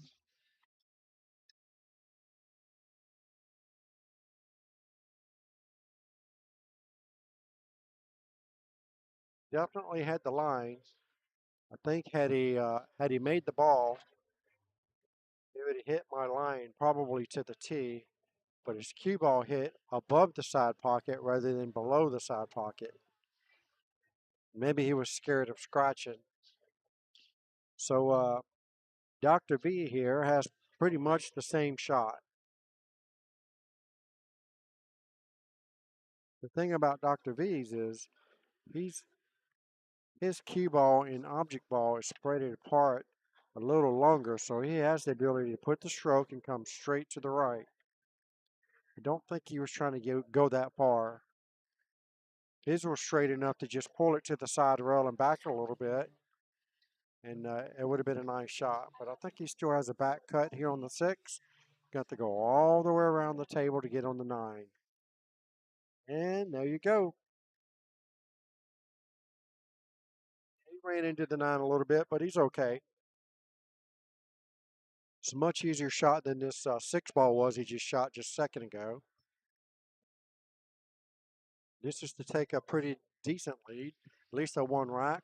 But he's given one rack handicap, so he needs it just to break even. There you go.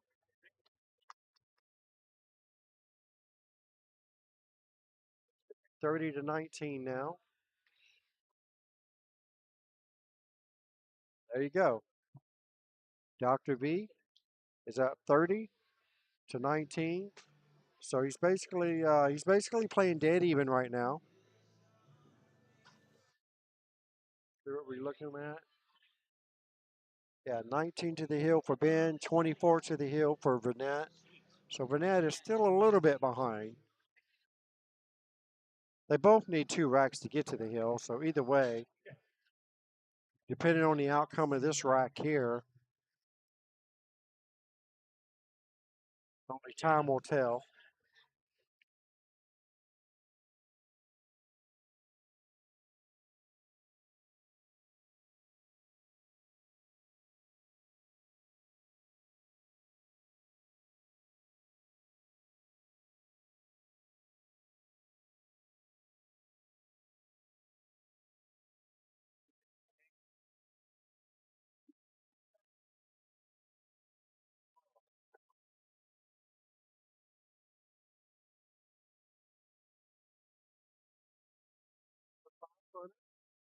Nice. Where's our fireball at?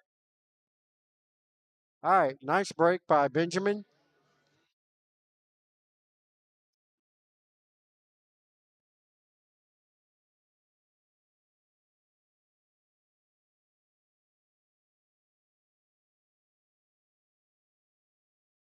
have to start it. You have to start the fifth match. That's all you should have to do. Oh, oh. There is no button. There is no button. Which scenario button? Oh, yeah, that is a button, isn't it? That's right.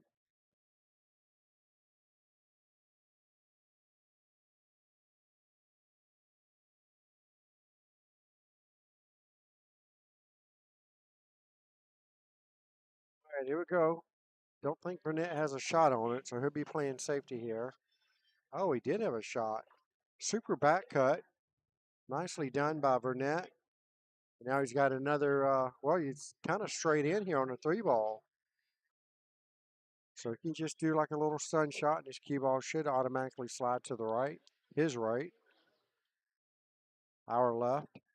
Anywhere in that position, he doesn't even need to be straight in. He can have any line on his shot.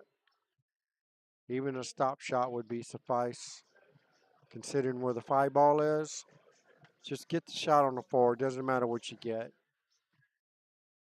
Just stun this ball in, and yeah, I think he needs to go by his his own saying. Keep it simple. I think he tried to do too much on that shot. Just needed a stun shot, stop it right there, and take the shot on the four.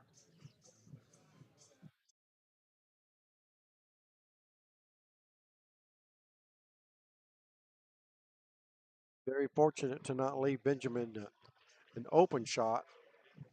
Benjamin might be able to make this ball, but it's not going to be easy. Five ball might have him just by a little bit from kicking it in. All right, he makes a nice kick. He's going to leave Burnett an open shot on the three ball.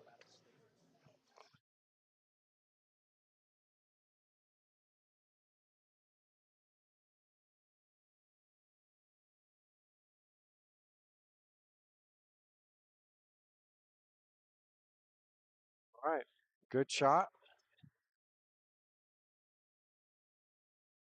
Here we go. Just make the balls all you need. Just do a nice little stun shot. Make the ball. You're going to have open shot on the five in the side. It's wide open. Just like so.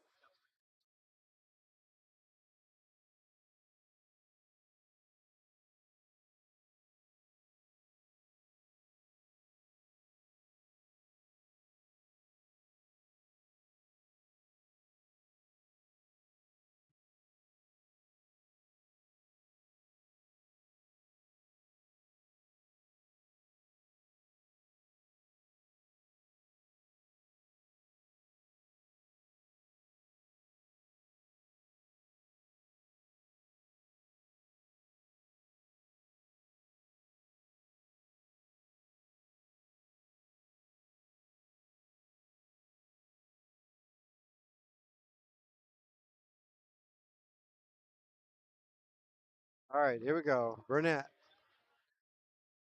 One rail back to the center, or two, whatever he prefers. He's going with the one rail.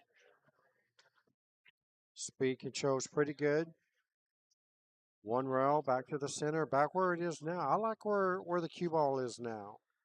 Keep it simple, like you said. Keep the 9 right here. He doesn't want to do that.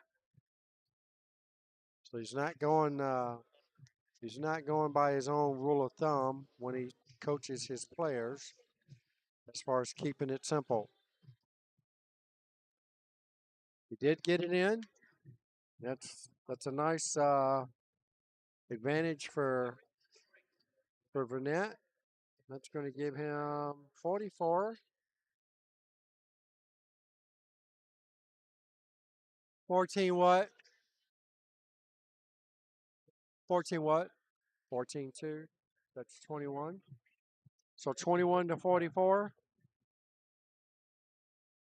All right, 21-44. All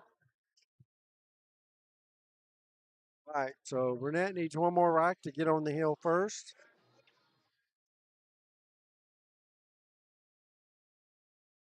So does Benjamin.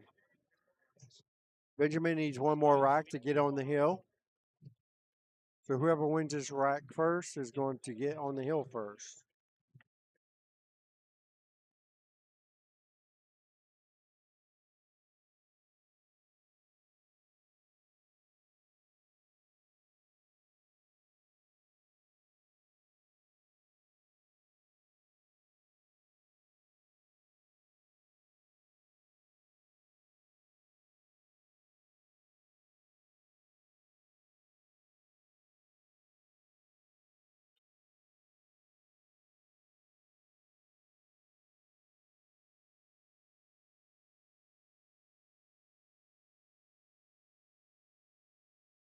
All right, very good break by Burnett.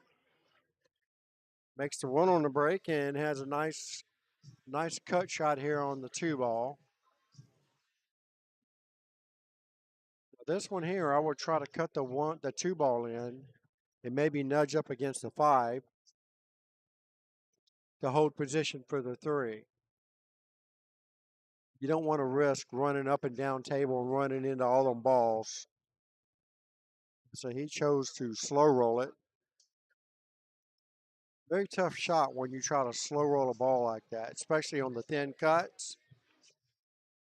That back arm will tense up a little bit when you're trying to hold position. And as you can tell, Burnett just barely misses the 2. Gets perfect on the 3, but it doesn't do any good if you don't make the 2. So Benjamin got a nice opportunity here. Cut the 2 in, thread the needle between the 5 and the 9, and get dead perfect on the 3.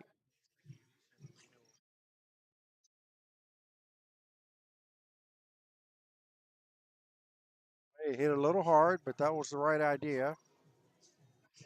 Well, he hit it a lot hard, better yet. Now he's got a super back cut here on the 3, or he can try the super hard combination on the 9.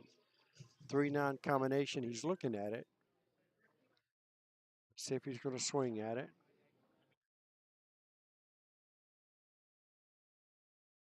Looks like he's lining up for it. No, he's probably going to try to, yeah, he's going to try to go around the 9. He's cutting the 3 backwards. He can do this without touching the 9. He should come out pretty good. All right. Hit it pretty hard. Not sure why he hit it so hard, but he hit it good. Had he not hit it so hard, he would have came out smelling like a rose on that shot. He hit it really good.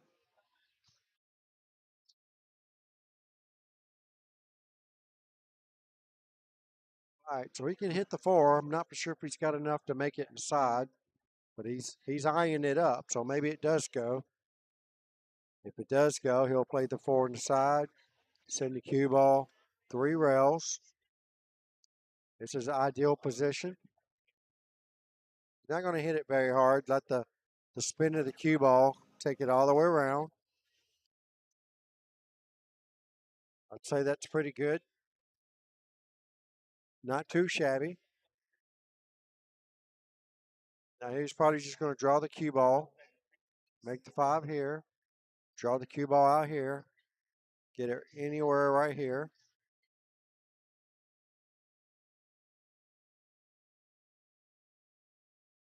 He doesn't even try to go over there. He's taking the cut on the 6 ball. There's nothing wrong with this. You're going to have automatic position. Hit the cue ball. Hit the cue ball with high left spin. Cue ball should hit the side rail and go straight across the table to the other side, so you can shoot the 7 in the same pocket. 6 and the 7 go in the same pocket.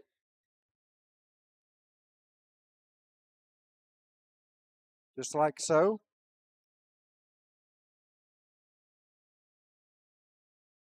Cue balls left to get on the hill first.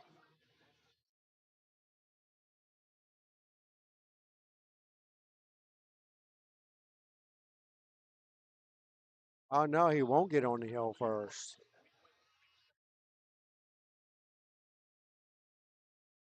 To get him 1 rack from the hill.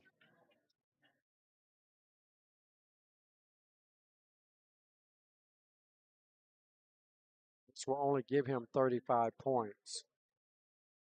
So that will not put him on the hill first. All right, he gets those 14 points. So that gives him 35. That was a 14-2 win. So 46. Okay. 35-46. All right. So now we're talking. Now both of them need this rack to get on the hill first.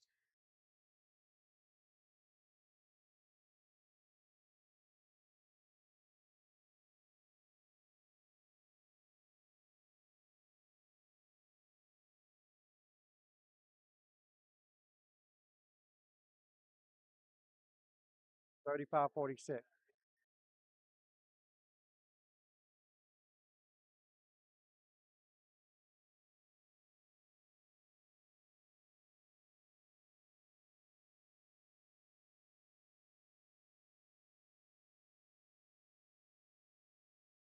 Grind it out. Grind it out.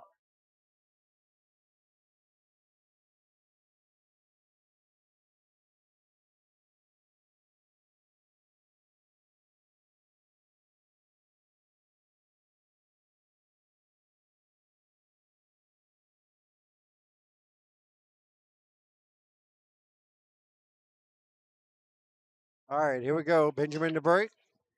Look at the 9 ball. Wow. Look at the 9 ball. You can bet he'll be swinging at this 9 ball. There's not a whole lot of adjustment he's going to need to do. Looks like he's already set pretty straight. If he shoots the 1 ball dead straight, it's going to hit right there. And that looks like that is right where it needs to be to make that 9 ball. You can bet he's going to be swinging at this. The 1 doesn't go past the 9. The 1 definitely doesn't go past the 9. So he's going 9 ball all the way on this one. And this is not going to be good for Burnett. But what are you going to do? They break this way for that particular reason. To get a combination on the 9 ball or make the 9 on the break.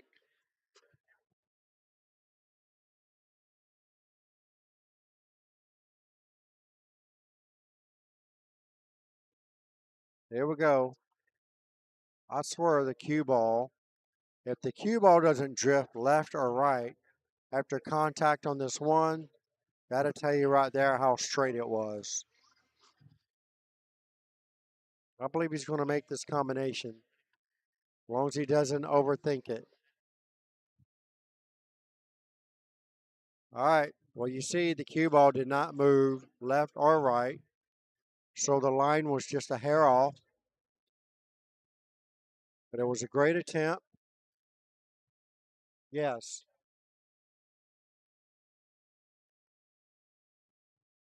Yeah.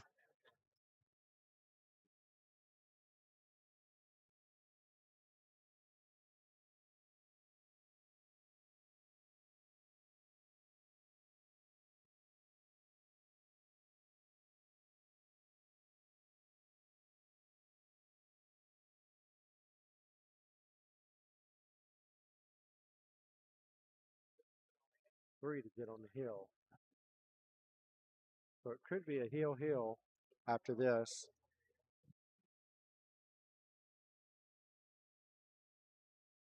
No, we sure didn't.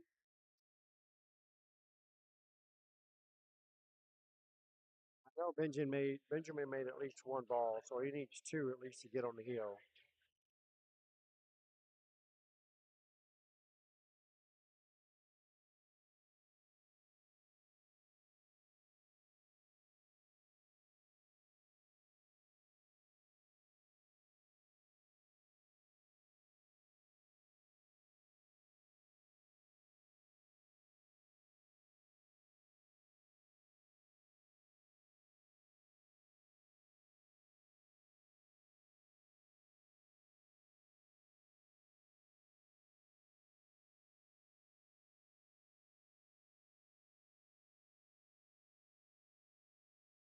Well, that's not exactly what Burnett had in mind here. Benjamin's got a back cut, and it looks like the cue ball coming off the three.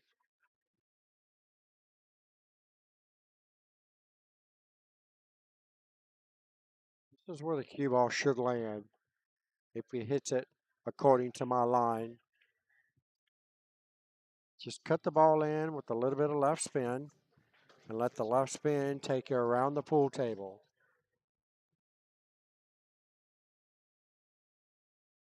So if Benji can make at least two more balls, he's going to be on the hill regardless if he wins this rack or not. So let's see if he can go according to my line. Can't hit it hard, just got to hit it smooth. Yeah. Trying to hold that ball up like that, that was very tough. So now he has another back cut. And if he shoots this back cut like he did that 1-3 ball, he's going to have a pretty good shot. Cut the six here. Cue ball's going to go here, here, anywhere around where the six ball is right now is where he'll probably end up at for the nine ball in the side pocket. Or he could just go all out and play the nine in the same pocket by hitting it a little bit harder and let the cue ball travel a little bit further. Hitting it with bottom inside spin. All right, he's definitely, I mean, yeah, he's he's different. He's different, but he is straight in on this nine ball.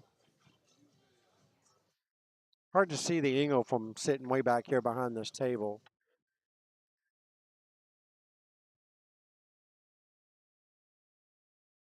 Just a little stop shot, and this will get him on the hill first.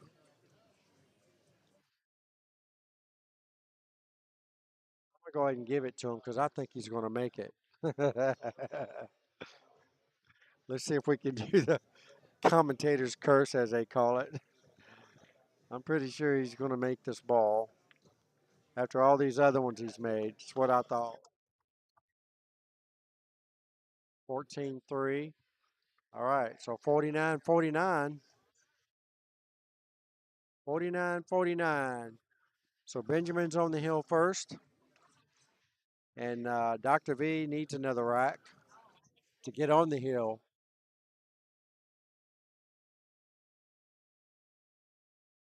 One rack for Burnett. That gets him 53, sorry. 63, I'm sorry. One rack will get him 63.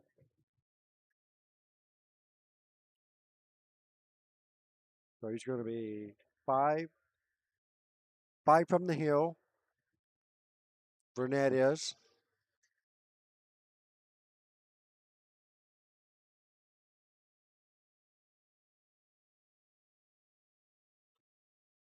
All right. Burnett lays down a nice break here. He's going to be forced to push out. Very unfortunate. He hit it really good.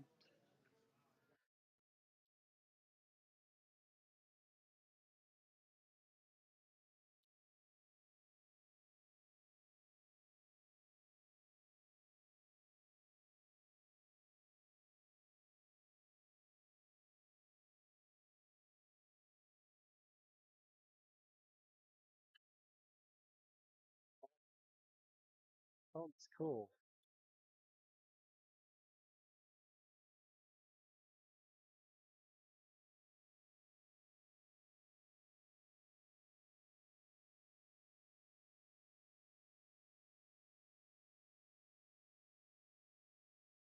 Where do you push?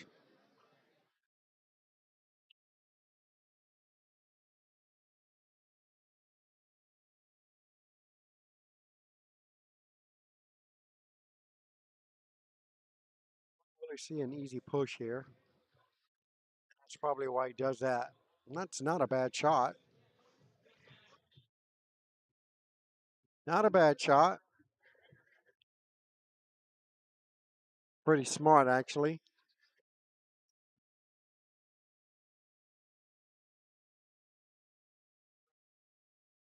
.545.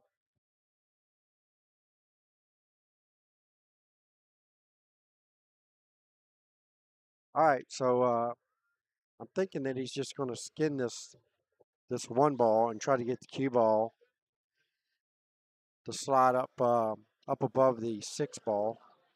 I think if he can hit this with bottom left spin the one ball here, and let the cue ball drift this way. He's not going to be able to do a whole lot with it, but I think that's the shot. If he goes the other way, he's going to bump into the 6 ball, and I think the 6 ball is not going to help him none. So he's giving it back. So let's see. Burnett's going that way. Maybe he can thin this without hitting the 6. No, he did hit the 6, and he might have got away with it anyways. But he got the one ball where he needed to get. So that's the good part. The only thing I don't like, look where the 7 ball is. So Benjamin's going to be able to bank this one up table and make the 7 ball in the corner pocket. Then he's going to hope to have something on the 1, or he's just going to go all out and play safe on the 1. Send the cue ball where the 2 ball is. 2 rails. That's exactly what he's trying to do. And he got there. Nice shot by Benjamin.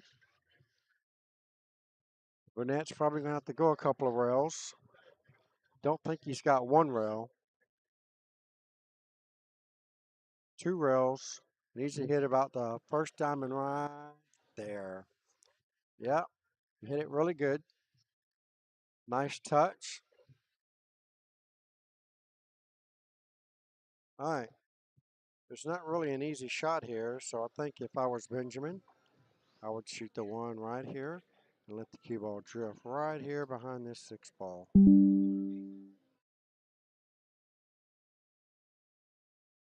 He did it the opposite direction. I think that shot was a little bit more sensitive doing it that way. As you can tell, he didn't get where he wanted to get. Now Burnett can super thin this 1 ball. Yep, just like that. Come all the way around, get the cue ball where the 2 ball is. He's got to hit it super thin. That way you don't have to hit it as hard.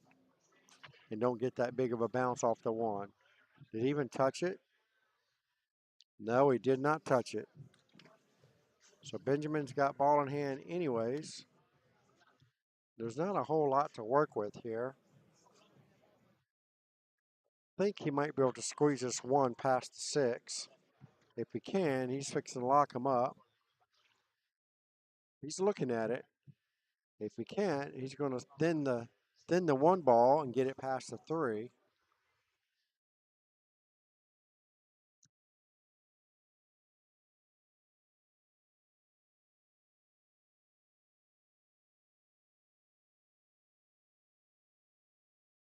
First playing safe. I don't think that's going to do it. Burnett would look at this really, really good. The 6 ball looks wired in the corner pocket. I don't know if he sees that. Maybe it's not. All right, so this is a shot that Burnett originally was trying to pull off before he missed the whole 1 ball.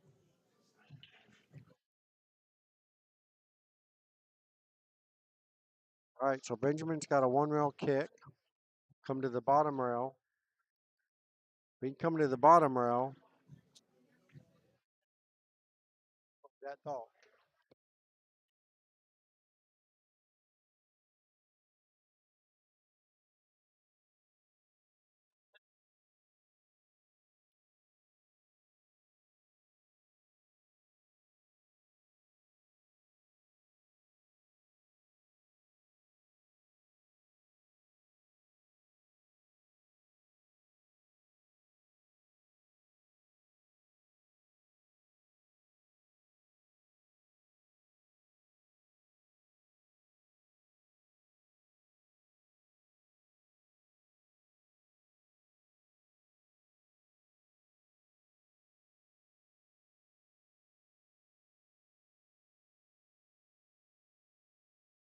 All right, that was a fantastic kick shot there by Benjamin. It's a dead perfect. Follow that one all the way down the line.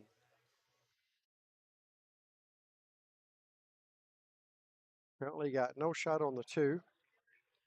I believe he was trying a safety shot. I'm not really for sure, but it didn't work out too well for him.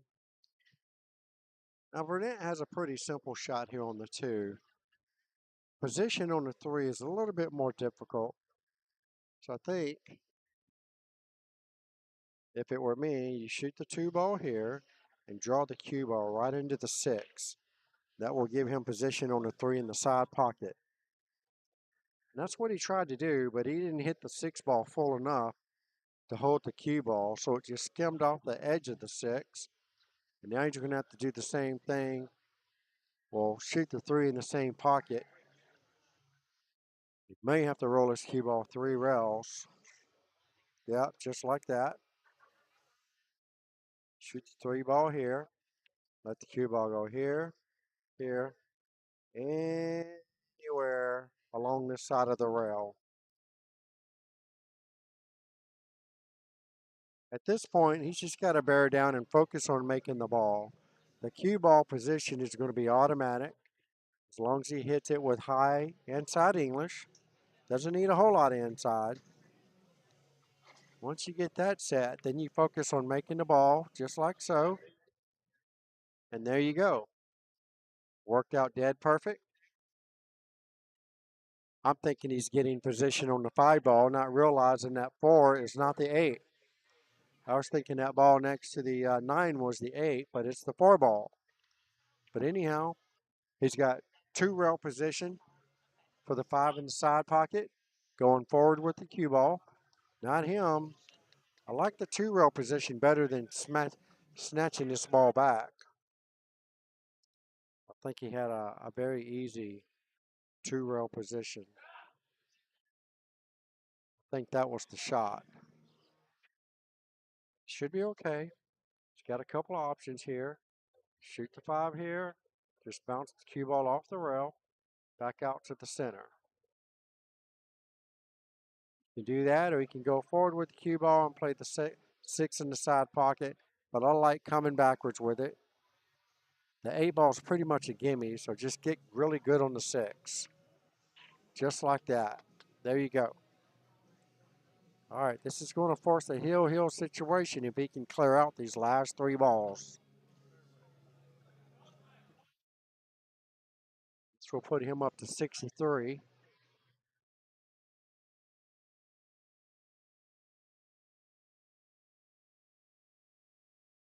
Pretty sure Benjamin only has one. He only has one, right? Does he have one?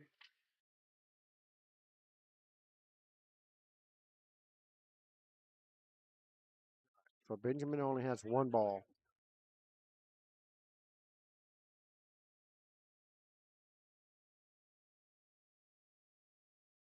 So Burnett's going to be able to win this rack and force Hill. It's going to be 63 to 50. Isn't that something? Is he drawing this ball back? All right. I didn't think he was drawing this ball back. Hard to tell from this angle on the video. I'm not looking at the table. I'm looking at the video. And he's got pretty good on this ball, so I don't see him missing this ball. And this is going to give him, what, 63 to 50. And there you go. Hill, thriller, y'all. 50 to 63.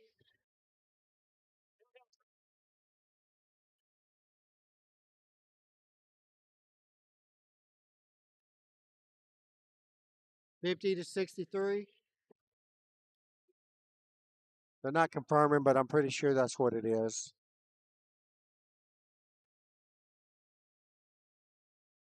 All right.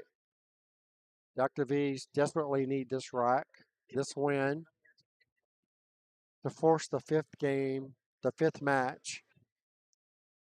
Might as well say the fifth match playoff. It's going to be a nail biter. I'm curious to see who is going to be their nail biter.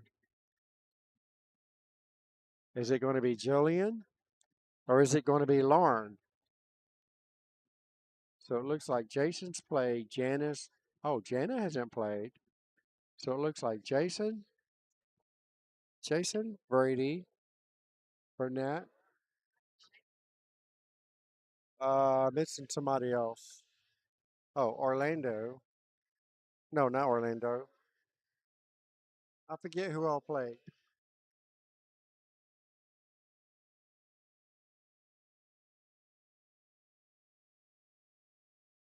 Yeah, I forget who all played. This is match number 4.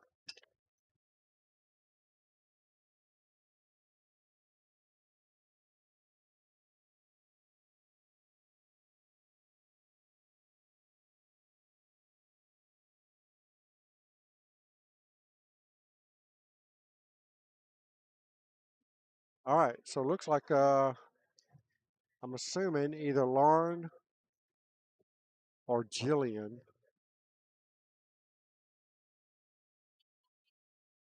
It's going to have all the hopes and dreams.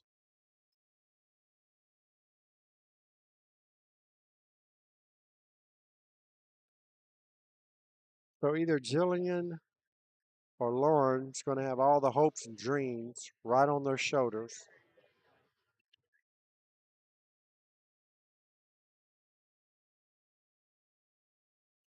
We have a one rail. This is Hill, so it doesn't matter. One's a 545 and the other one's a 610. It's a 68 to 52 race. You get 14 points every time you win a rack. Yes. This is the 4th match of a 5-match series. No, whoever wins this match, it's going to be, if he wins, it's going to be 2 points for his team and 2 points for the other team. One more match to go. Yeah. And it looks like it's going to be put on the women, either Lauren or Jillian. It's going to have to play.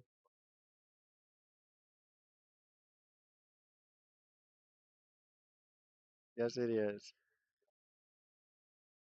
It's very live. All right, here we go. Benjamin. Sorry for that, folks. Got rudely interrupted here. Benjamin's got a shot here on the 2.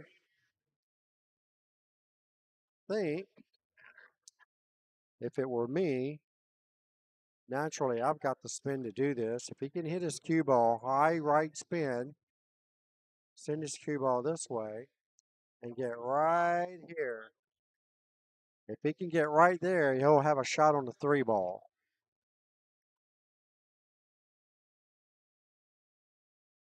Oh, no, he tried to break it up. Let's see what he gets out of it. Yeah, he didn't get away with that.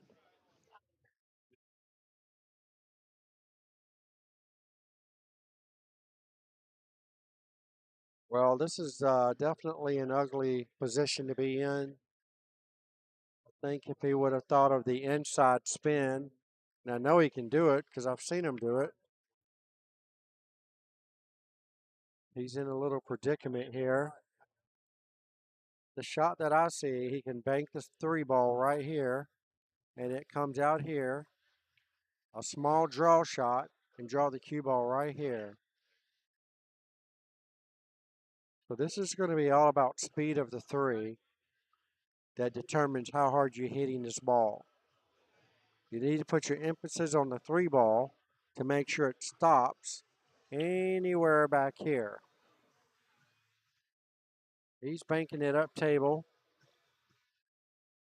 Oh, he got a nice little nudge there off of the 7 ball. And Burnett's probably going to come out with a jump cue. It's a straight shot. If he hits it solid, he's going to have some kind of shot on the 4 ball. And here he comes.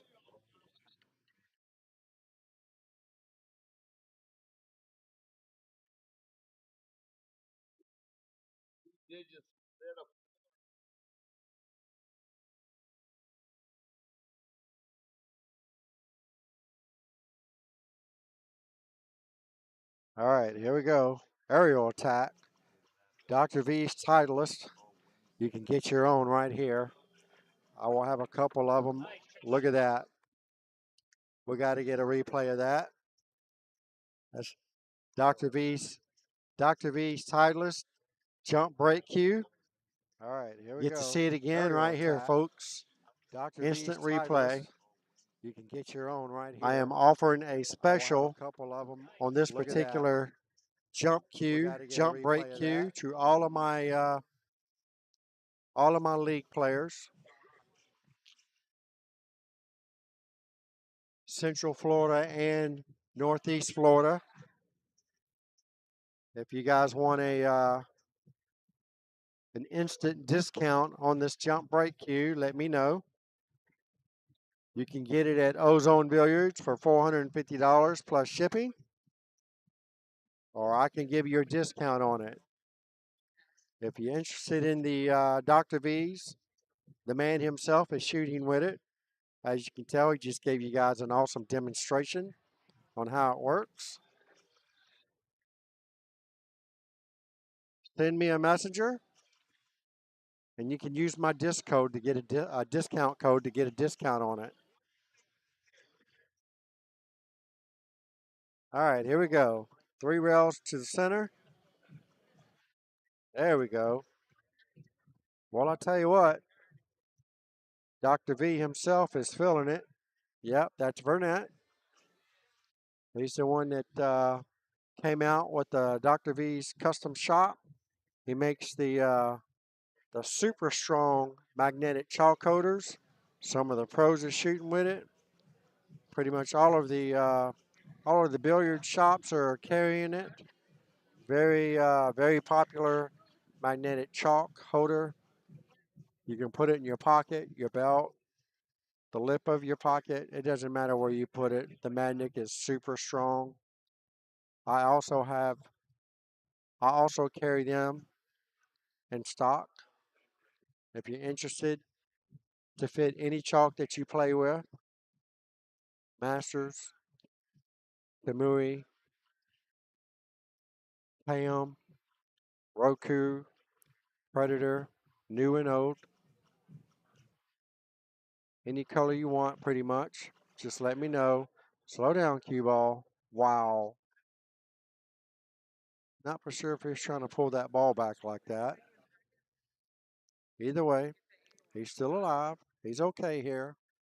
Just got to hit this with high English, just like he's got his cue pointed. It should hit the side rail about where he pointed his cue and give him natural roll in position for the 8-ball. There you go. He didn't quite get down as far as he wanted to.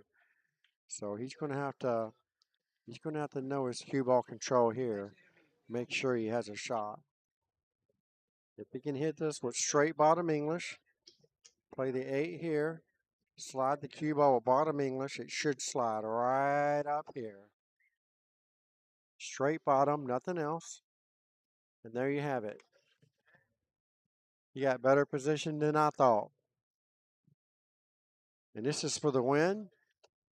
And this is to tie the ball game up at 2-2 each. And we're going to go into a 5th match, folks. Going into a 5th match as Dr. V puts it down and keeps the team alive. Nicely done. We're going to have a 5th match, folks. I think this is the first time we've had a 5th match on the live stream table, at least this weekend. That was a really good demonstration on your jump break cue. Yeah. Demos. That's right. All right, so let's see who they're going to put up for the 5th match. This is going to be a nail biter, whatever it is.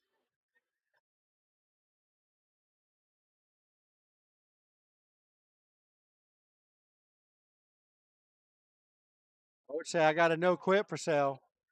I got a no quit glove for sale. All right, give me a little bit, folks. We'll see who's going to be our next player, and I'll get the scoreboard updated.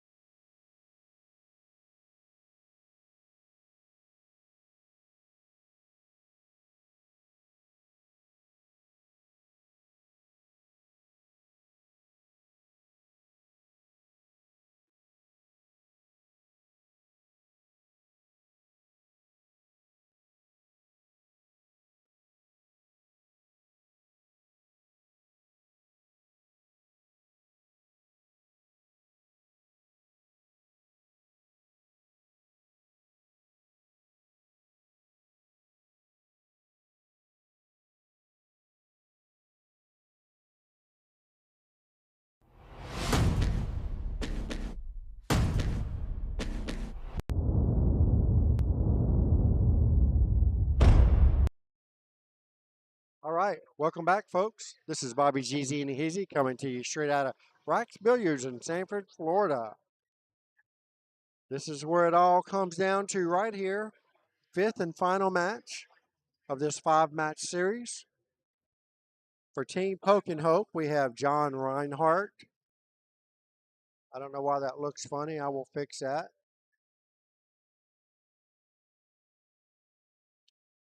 I guess I had a fat finger on that one. There we go. Try this again. We have John Reinhardt for Team Poke and Hope. Fargo rate at 376. And then playing for Dr. V's Lab Rats, we have Jana Dixon. Fargo rate 315. She needs to get to 31 points before John Reinhardt gets to 38. And this is probably going to be a decider on who wins the trip to Vegas tonight. We have the trophies ready to go. We have the big fat check ready to go for pictures and all that other good stuff. So let's see. I would assume this is probably a neck and neck nail biter. So my assumption is whoever wins this match wins the trip. So let's see how it's going to go down. Don't forget, for all you folks out there watching my live stream, please do me a favor and hit that little blue thumbs up button. Send me some of them little red hearts and share my stream.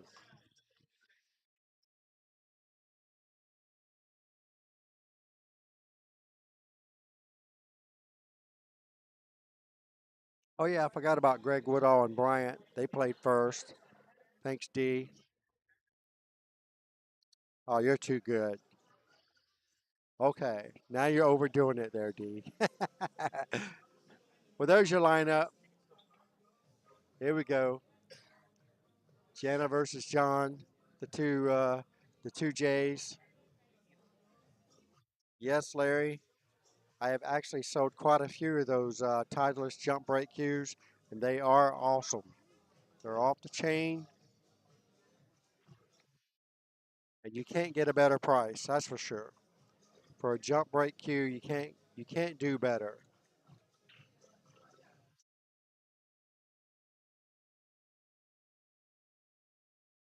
Kendall, you're too funny, sir.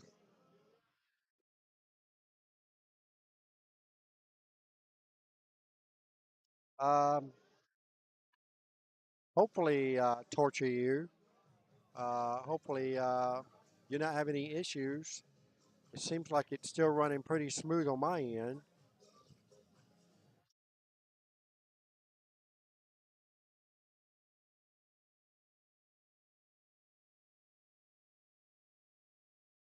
I've got um, I've got them both up and running on my computer.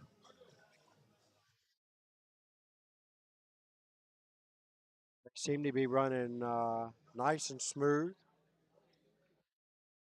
My YouTube channel and my Facebook channel. Not seeing any typiness. Maybe you just need to restart your computer, maybe. Either way, hope you get it working better for you. Okay, so we're down to the last match. Do want to take this time to reach out to everyone and say thank you for tuning in to my lights out streaming, powered by No Quit Apparel. Nikki Cuellar, that is. She makes awesome team jerseys, and we're going to have pretty much all of our teams that win a trip to Vegas are going to get a discount on ordering their team jerseys through No Quit Apparel.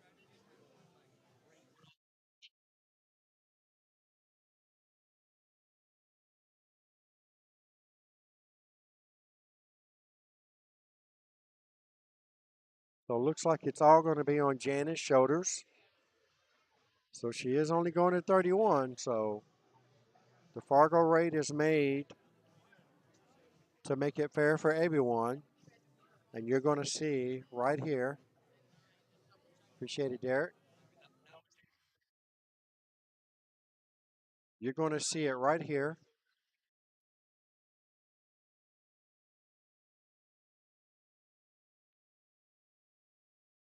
A lot of matches going heel like they're supposed to.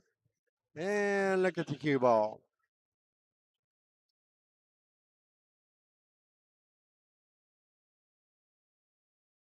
All right, John got ball in hand.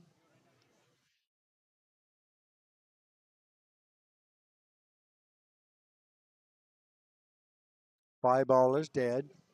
Nobody gets credit for that. All right. I think John may have a shot at the four ball. Nope. He's going rail first with it. I think if he hits right there, he's got no chance to hit that four ball. It's going to scoot right on past the four. He needs to hit before the side of pocket, not behind it. Just like so. You got to allow for that one ball stretch, you might as well say, because that's basically what happens when you go on the long side, the long rail. The cue ball is always going to stretch at least one ball further than you think. So you need to bring it up one ball closer so you can hit your target. All right. Jana's got ball in hand. Simple shot on the 4 in the side. Hoping for a simple shot on the 6 and the upper right-hand corner. And then as far as the 7's concerned, well, who knows? All right, so here we go. So it looks like she's going to take the 7 in the corner instead. I mean, the 4 in the corner instead.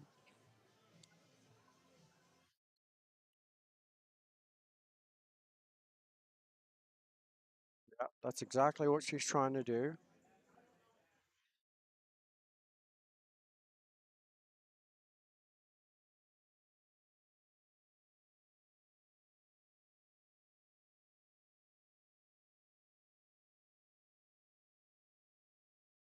All right, nice shot.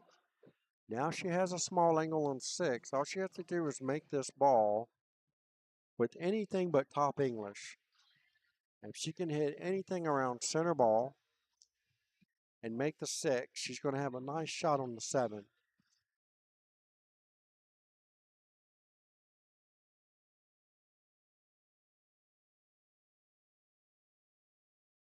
Trust me, the nerves are already kicking, especially for this.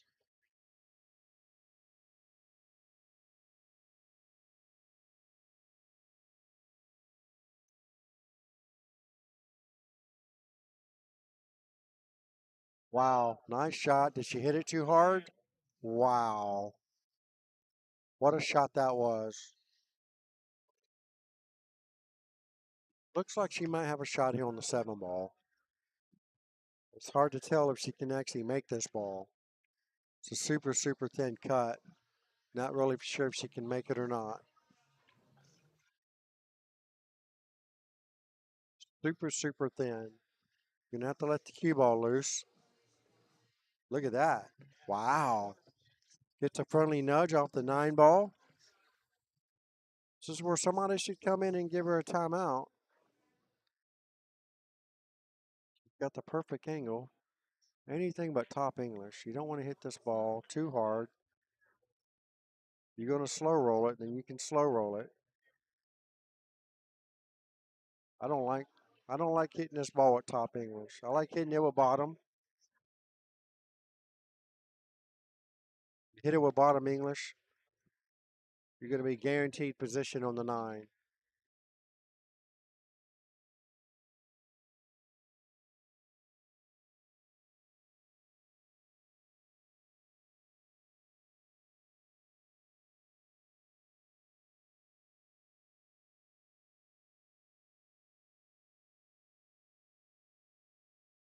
That's the only reason why I didn't want to slow roll it.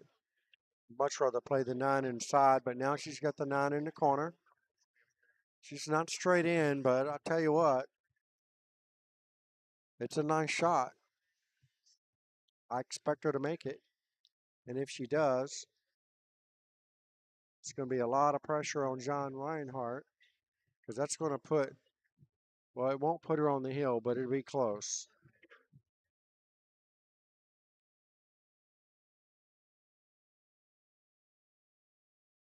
If she can put this first 9 ball down and take a 14-point lead, oh, it was way off. Way off, and that's going to leave John a very simple 9 ball. Take the first rack. Got to make sure he does it without scratching.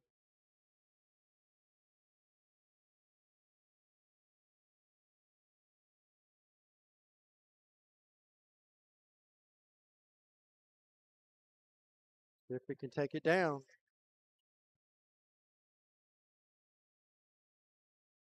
All right, he's got it. 14-5 win. John Reinhardt.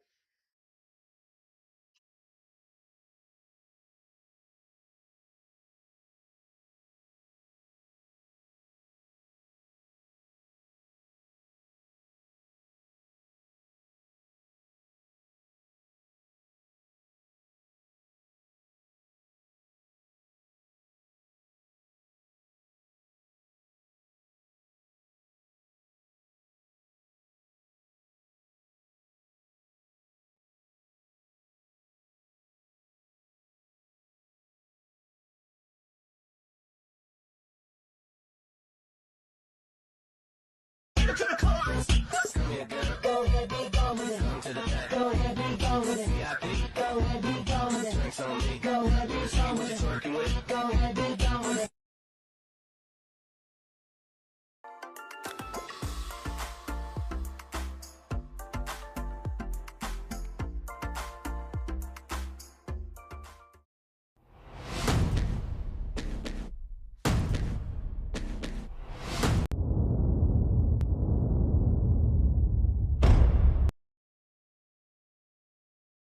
All right, here we go. Janet to break, rack number 2. Trailing this match 5-14 versus John Reinhardt for Team Poke and Hope. And Janet's for Team Dr. V's Lab Rats. Trying to help her team win this trip to Vegas. See if we can get it done.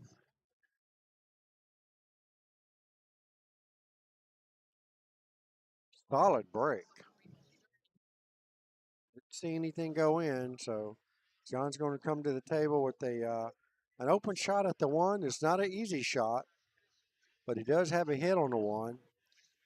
Pretty sure he can't make this 1 unless he's going to bank it.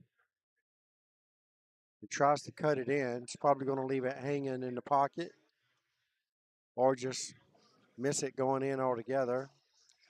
And gets a nice little roll here.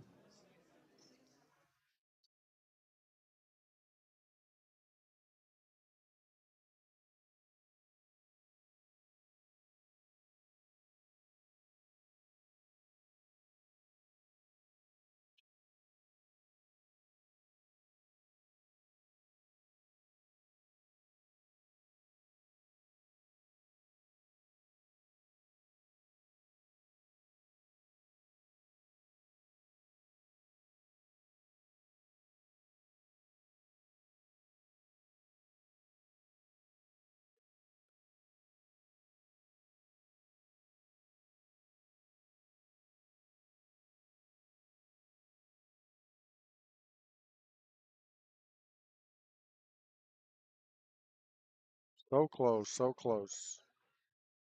All right, John's got ball in hand on the 1.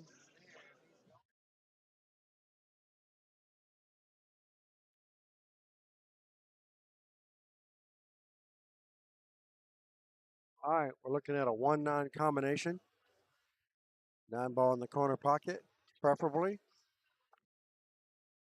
Oh, that didn't happen. It's going to have to 3 ball. All right, so he's still at the table.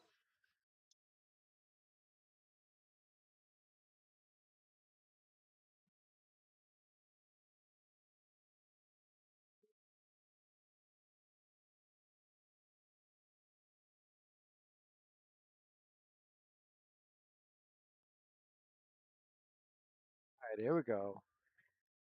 Jana finally has a shot now on the 1 ball.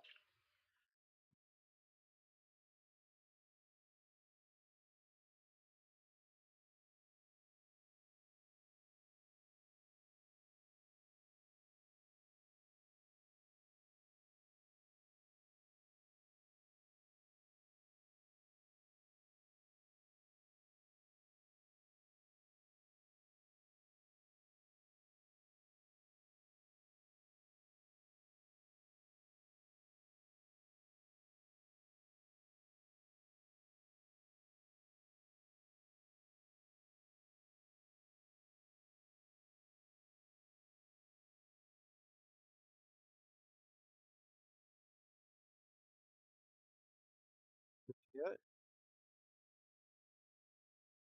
sure what he was trying to do there, but left Jan a pretty simple shot on the 1 if she can reach it.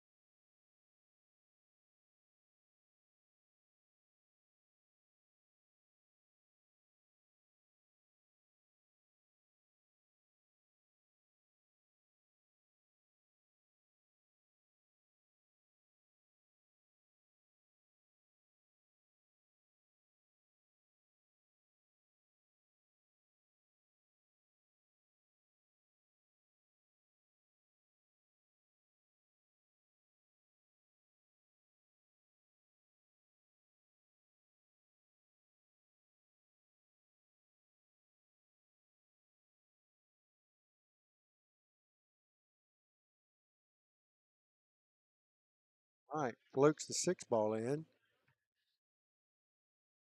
Now for another safety. Well, that's not the safety he was looking for. All right, ball in hand on the 1.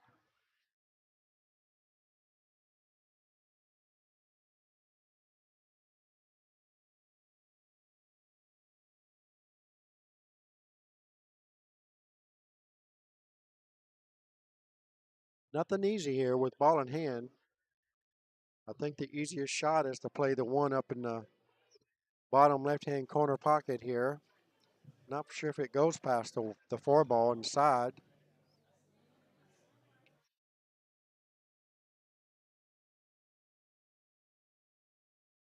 Right, maybe it does go past the 4 inside. She's going to need to hit a stop shot. Otherwise, her cue ball is probably going to roll behind the 7 ball. So she's going to need to make sure that she doesn't roll this ball forward.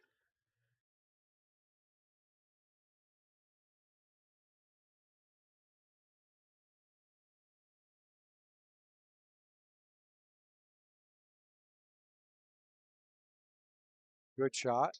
Nice touch. Got a nice clean shot here on the 2 ball. She's probably going to run into the 9, depending on how straight this is. If she's real straight, she might be able to roll to the top rail and back up without hitting the 9. So let's see what we got here. All right, she did end up running into the 9 ball.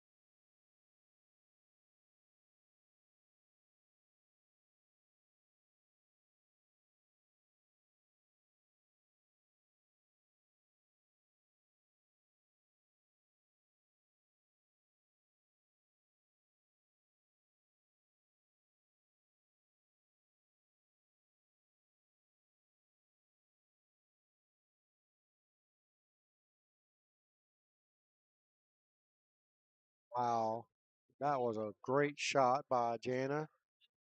Didn't think she had that one in her. Really good shot. Now she's going to need another really good one. She can hit this ball with straight top English.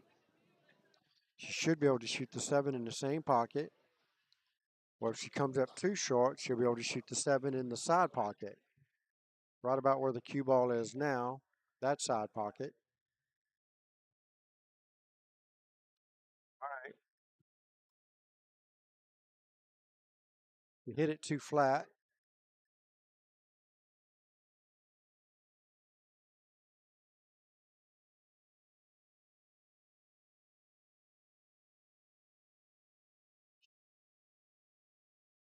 All the way up the rail. Got to have the cue ball follow it. Nope. Just go forward a little bit. All right. Where's it going to stop? All right. This gives Jana a nice opportunity to make this ball.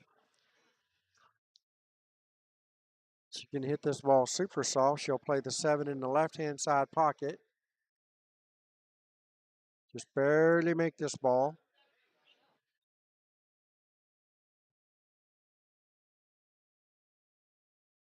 That one she actually hit a little bit harder. So now she's got a long shot on the 7. She could scratch in any one of these side pockets. Got to be careful. Doesn't matter which corner pocket she picks. The cue ball is going to be tracking towards the side pocket.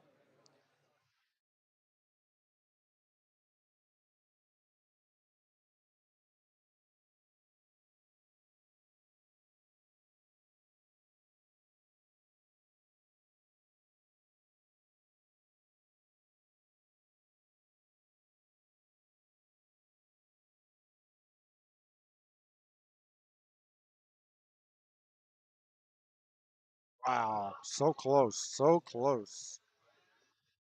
Fortunately, that's gonna hurt. That's gonna hurt Team Dr. V's Lab Rats. Because if John can get these last three balls, that's going to put his team on the hill and on the verge of winning this Vegas trip.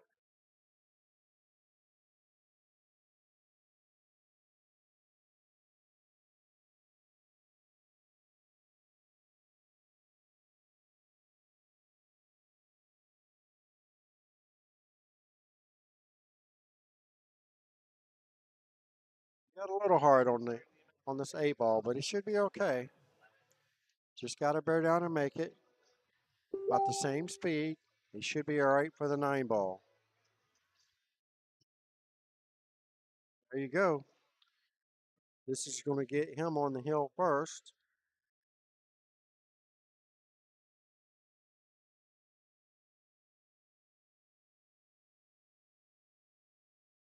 Wow.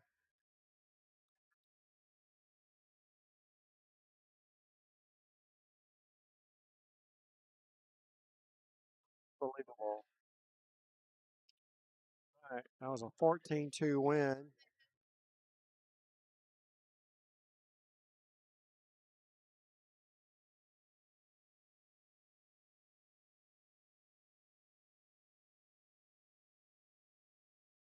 That was a 14-2 win for John. And that puts John on the hill first.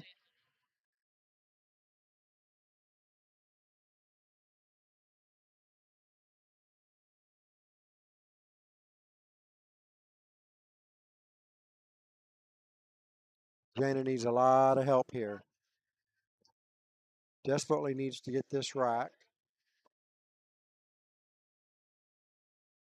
That would give her 21 and put her on the hill. If she can get this right, because it looks like, what do we got here? 28, 38 is 10 points. So John needs the nine ball to win. And Jana needs the nine ball to force a hill situation. Let's add some extra pressure to this final match. This is what a final match is supposed to boil down to. If you're winning a trip to Vegas, you got to feel all the nerves. You got to own it, embrace it, welcome it, bring it on.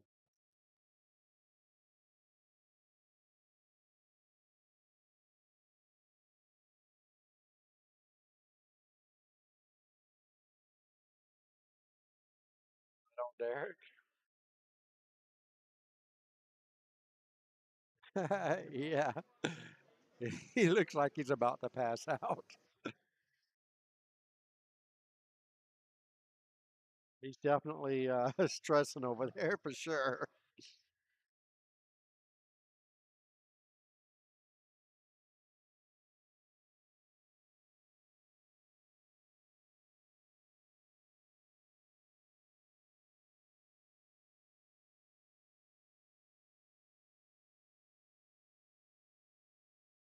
Looks like we've been live for 10 hours now on my YouTube channel.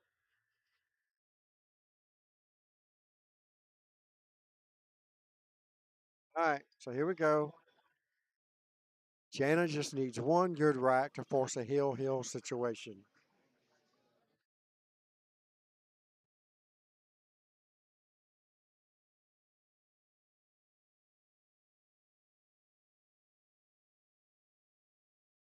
Anthony, is it Anthony Cruz?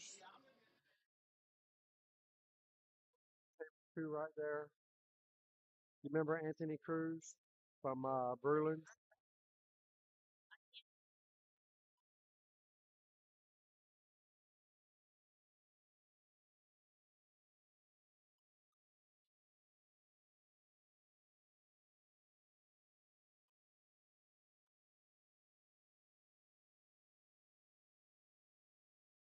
All right, nicely done by Jana. And I don't really see how John can hit this ball unless he pulls the Efren Reyes kick shot. Bam, bam, bam.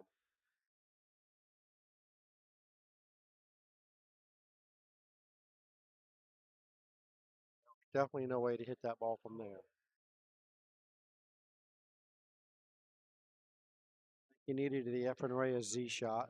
Didn't happen.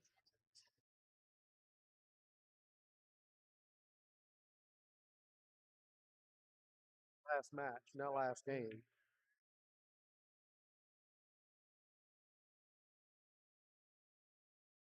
All right, Jana ball in hand with the 3.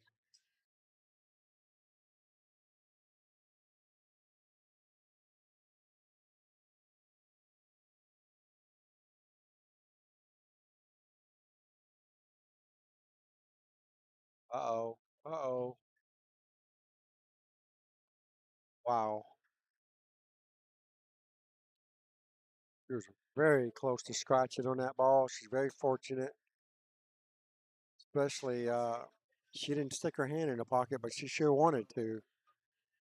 That is a definite foul in our league.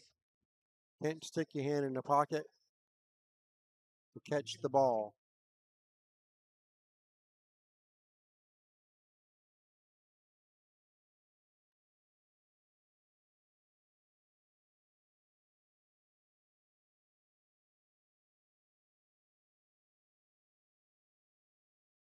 He said that he's on 2, and he doesn't think so. So he's calling a timeout.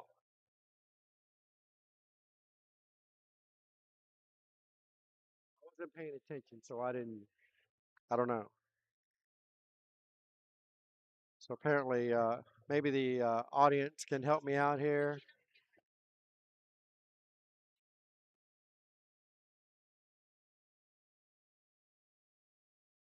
They just notified him that he was on 2. I didn't realize he was on 2, but apparently he is. Okay.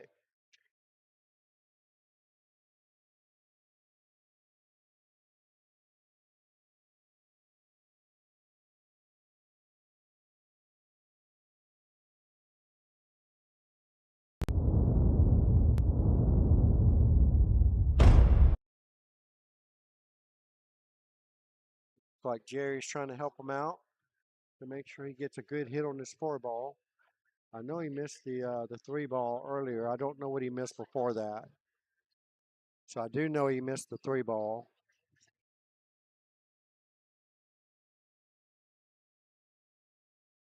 For sure which ball that all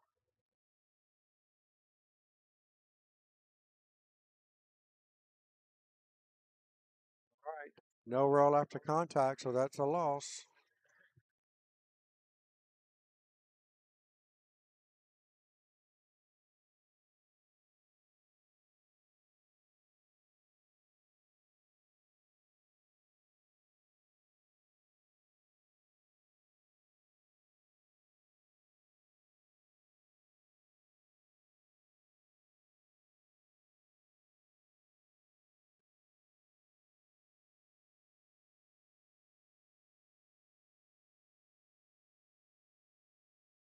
All right. 28-21. It is now Hill. Janet just got a 3 foul on John Reinhardt. I'm pretty sure it wasn't intentional, but for sure.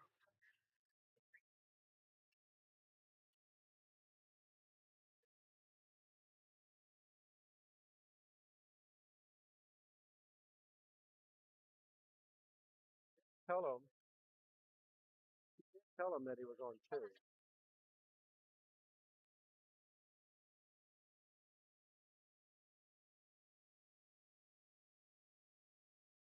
All right. Unbelievable. Jana just got a 3 foul.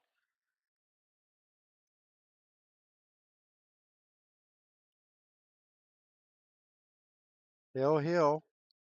Whoever wins this match will win the Las Vegas trip to go play in the USAPL 9-ball championships, national championships, out at the Rio Hotel Casino in Las Vegas, Nevada, come mid-February.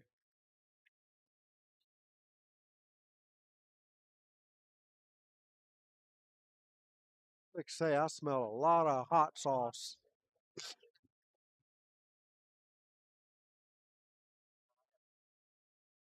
All right, here we go. Janet to break. Hill, hill, thriller, y'all.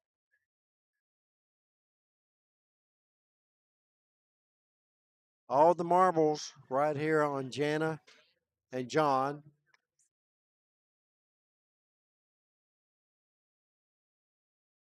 What we were just talking about. That's what got dumped over there. All right. So Jana, she want me to come move the ball? Oh, she already did it. I can smell it, so I know y'all can smell it. All right. So Jana lays a nice break and go outside. Tell you what, there is a billiard,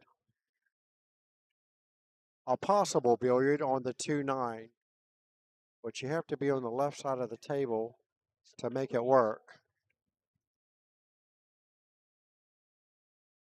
Got a feeling somebody's going to run into it, kind of like that. So now that option is not available.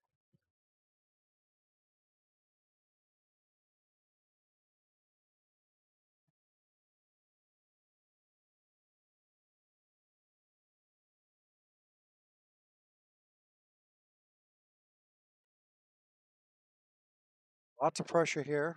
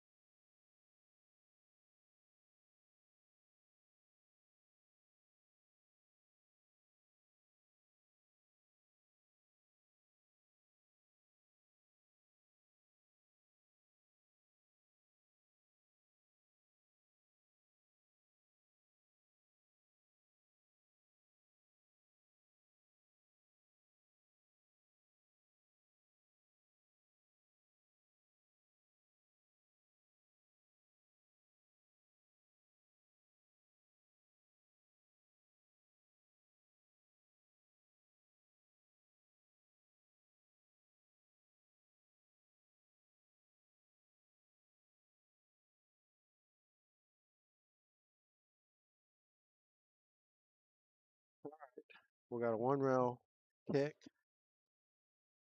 She's got to hit this awfully good to hit this one ball. And I don't think she should get a timeout here because there's a lot of balls that need to be ran, and she might need this timeout. Look at this! Wow, did not get a rail. Wow, unbelievable. She hit that ball good. Just didn't put enough ass into it, but it was a good shot for sure. I don't know if I would have hit that ball. Wow, great hit. Fortunate didn't get a rail. All right, so here we go. John's got a chance to run a few balls. Did he go far enough? Yeah, looks like he did. At least to make it. This Cougar ball is going to be tracking away from the 3, I think. Hard to tell. He might be close to straight in. He might not go too far. All right, that wasn't too bad, but he did miss the 2 ball. Had he made it, it would have been a lot straighter on the 3 because he actually overcut. I think he overcut the 2. Yeah, he did actually overcut the 2 ball.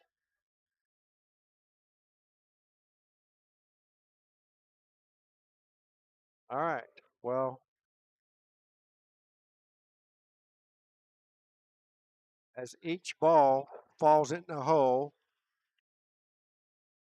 the pins and needles are going to get thicker and thicker and thicker and more painful. Somebody's going to be feeling a lot of pain. Somebody's going to be feeling a lot of joy. Which team will it be? Team Poke and Hope or Team Dr. V's Lab Rats? Poke and Hope at the table right now. John Ryanhart, Jana Dixon for Dr. V's Lab Rats. Waiting for another turn at the table. And John just got herself a long straight in on the 5 ball. If he can make this, the cue ball's probably going to drift forward a little bit. And he's going to have another long shot on the 6. Well, this cue ball went way forward. But I tell you one thing, if he can somehow put this 6 ball down, his cue ball should go around the 9 and maybe get absolutely perfect for the 7 in the side pocket. It definitely went around the 9. Got pretty good on the 7. Not perfect, but he got pretty good on the 7. Now might be the time for somebody to give her a timeout. At least let her know how hard to hit this ball so she can play the 7 in the same pocket the 6 ball is fixing to go into. Really needs a timeout here.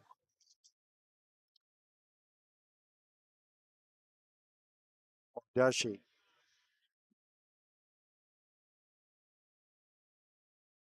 She went for the bank and got a nice 2-way out of it. Don't celebrate just yet. You got to see what you get out of it before you celebrate. And never celebrate until the shot's done, because you never know. This is the luck factor that most people don't like in 9 ball.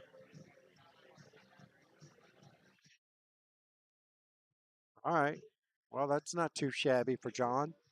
Didn't leave anything simple for Jana. Now, Jana can play a nice safety here. So the possibilities are limitless. Should I just say unlimited?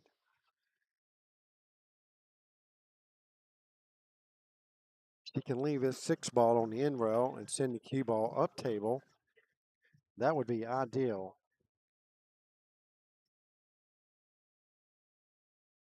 Just got to make sure she doesn't scratch in the corner pocket.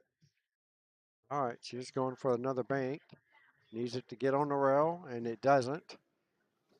And John's going to have a straight in shot here on the 6 ball in the side pocket. John's got to watch the cue ball. He could end up on top of the 7.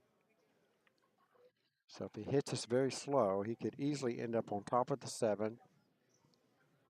If he hits it too hard, there's no telling what could happen. All right. So here we go. Awkward back cut here on the 7. He hits this cue ball high. He's probably going to scratch in the side pocket. He's got to watch it. He put some draw on it. So there's a chance. He's not straight in. Not an easy shot. But this is for the win, folks. This is for John Reinhardt to bring this trip home to Poking Hope. Team Poking Hope. Uh-oh. Uh-oh. Okay. Turn the table. Janet Dixon for Team Dr. V's Lab Rats. On the hill. If she can sink this 9 ball, she's going to win the trip to Vegas for her team, Dr. V's Lab Rats. Nobody wants to see it, but everybody's hoping for it. So here we go. Jana for the 9 and for the Vegas trip. Not an easy shot. Even I could probably miss this ball. Uh-oh. Get up, take a breather, regroup. Can she do it? Lots and lots of pressure. This is for the trip, y'all. Unbelievable. Wow. Can she do Unbelievable. Look at this replay. Wow. This is for the trip, y'all. Spectacular. Unbelievable. Spectacular. Unbelievable. She is so nervous. What a shot that was on that 9 ball. She is in tears for joy. Outstanding match. That is very hard on a 315 Fargo. And like I said, I'll say it again, just like I've said it before, time and time again. There's nothing better than the Fargo rate league system. Everyone has an equal opportunity to win this trip to Vegas. And Janet Dixon, Fargo rate 315, just proved that fact alone.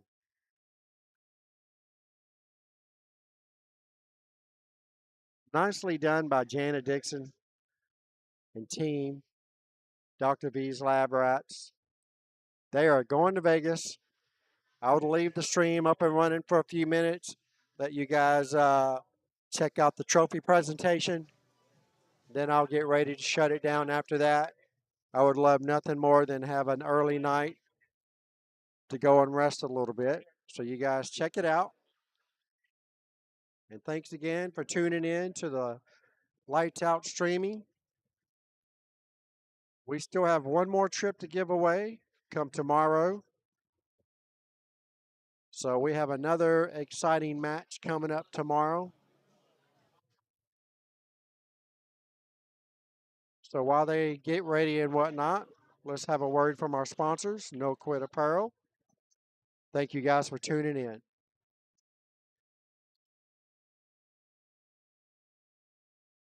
Even though I forgot, know that I'll keep it alive. Baby, I know, I'm looking you up. If you are loving good, anytime you want, baby, bring your body back to me.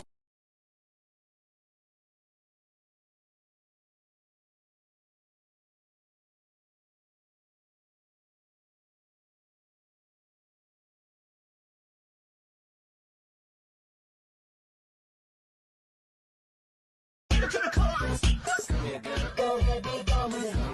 Go ahead, be gone with it.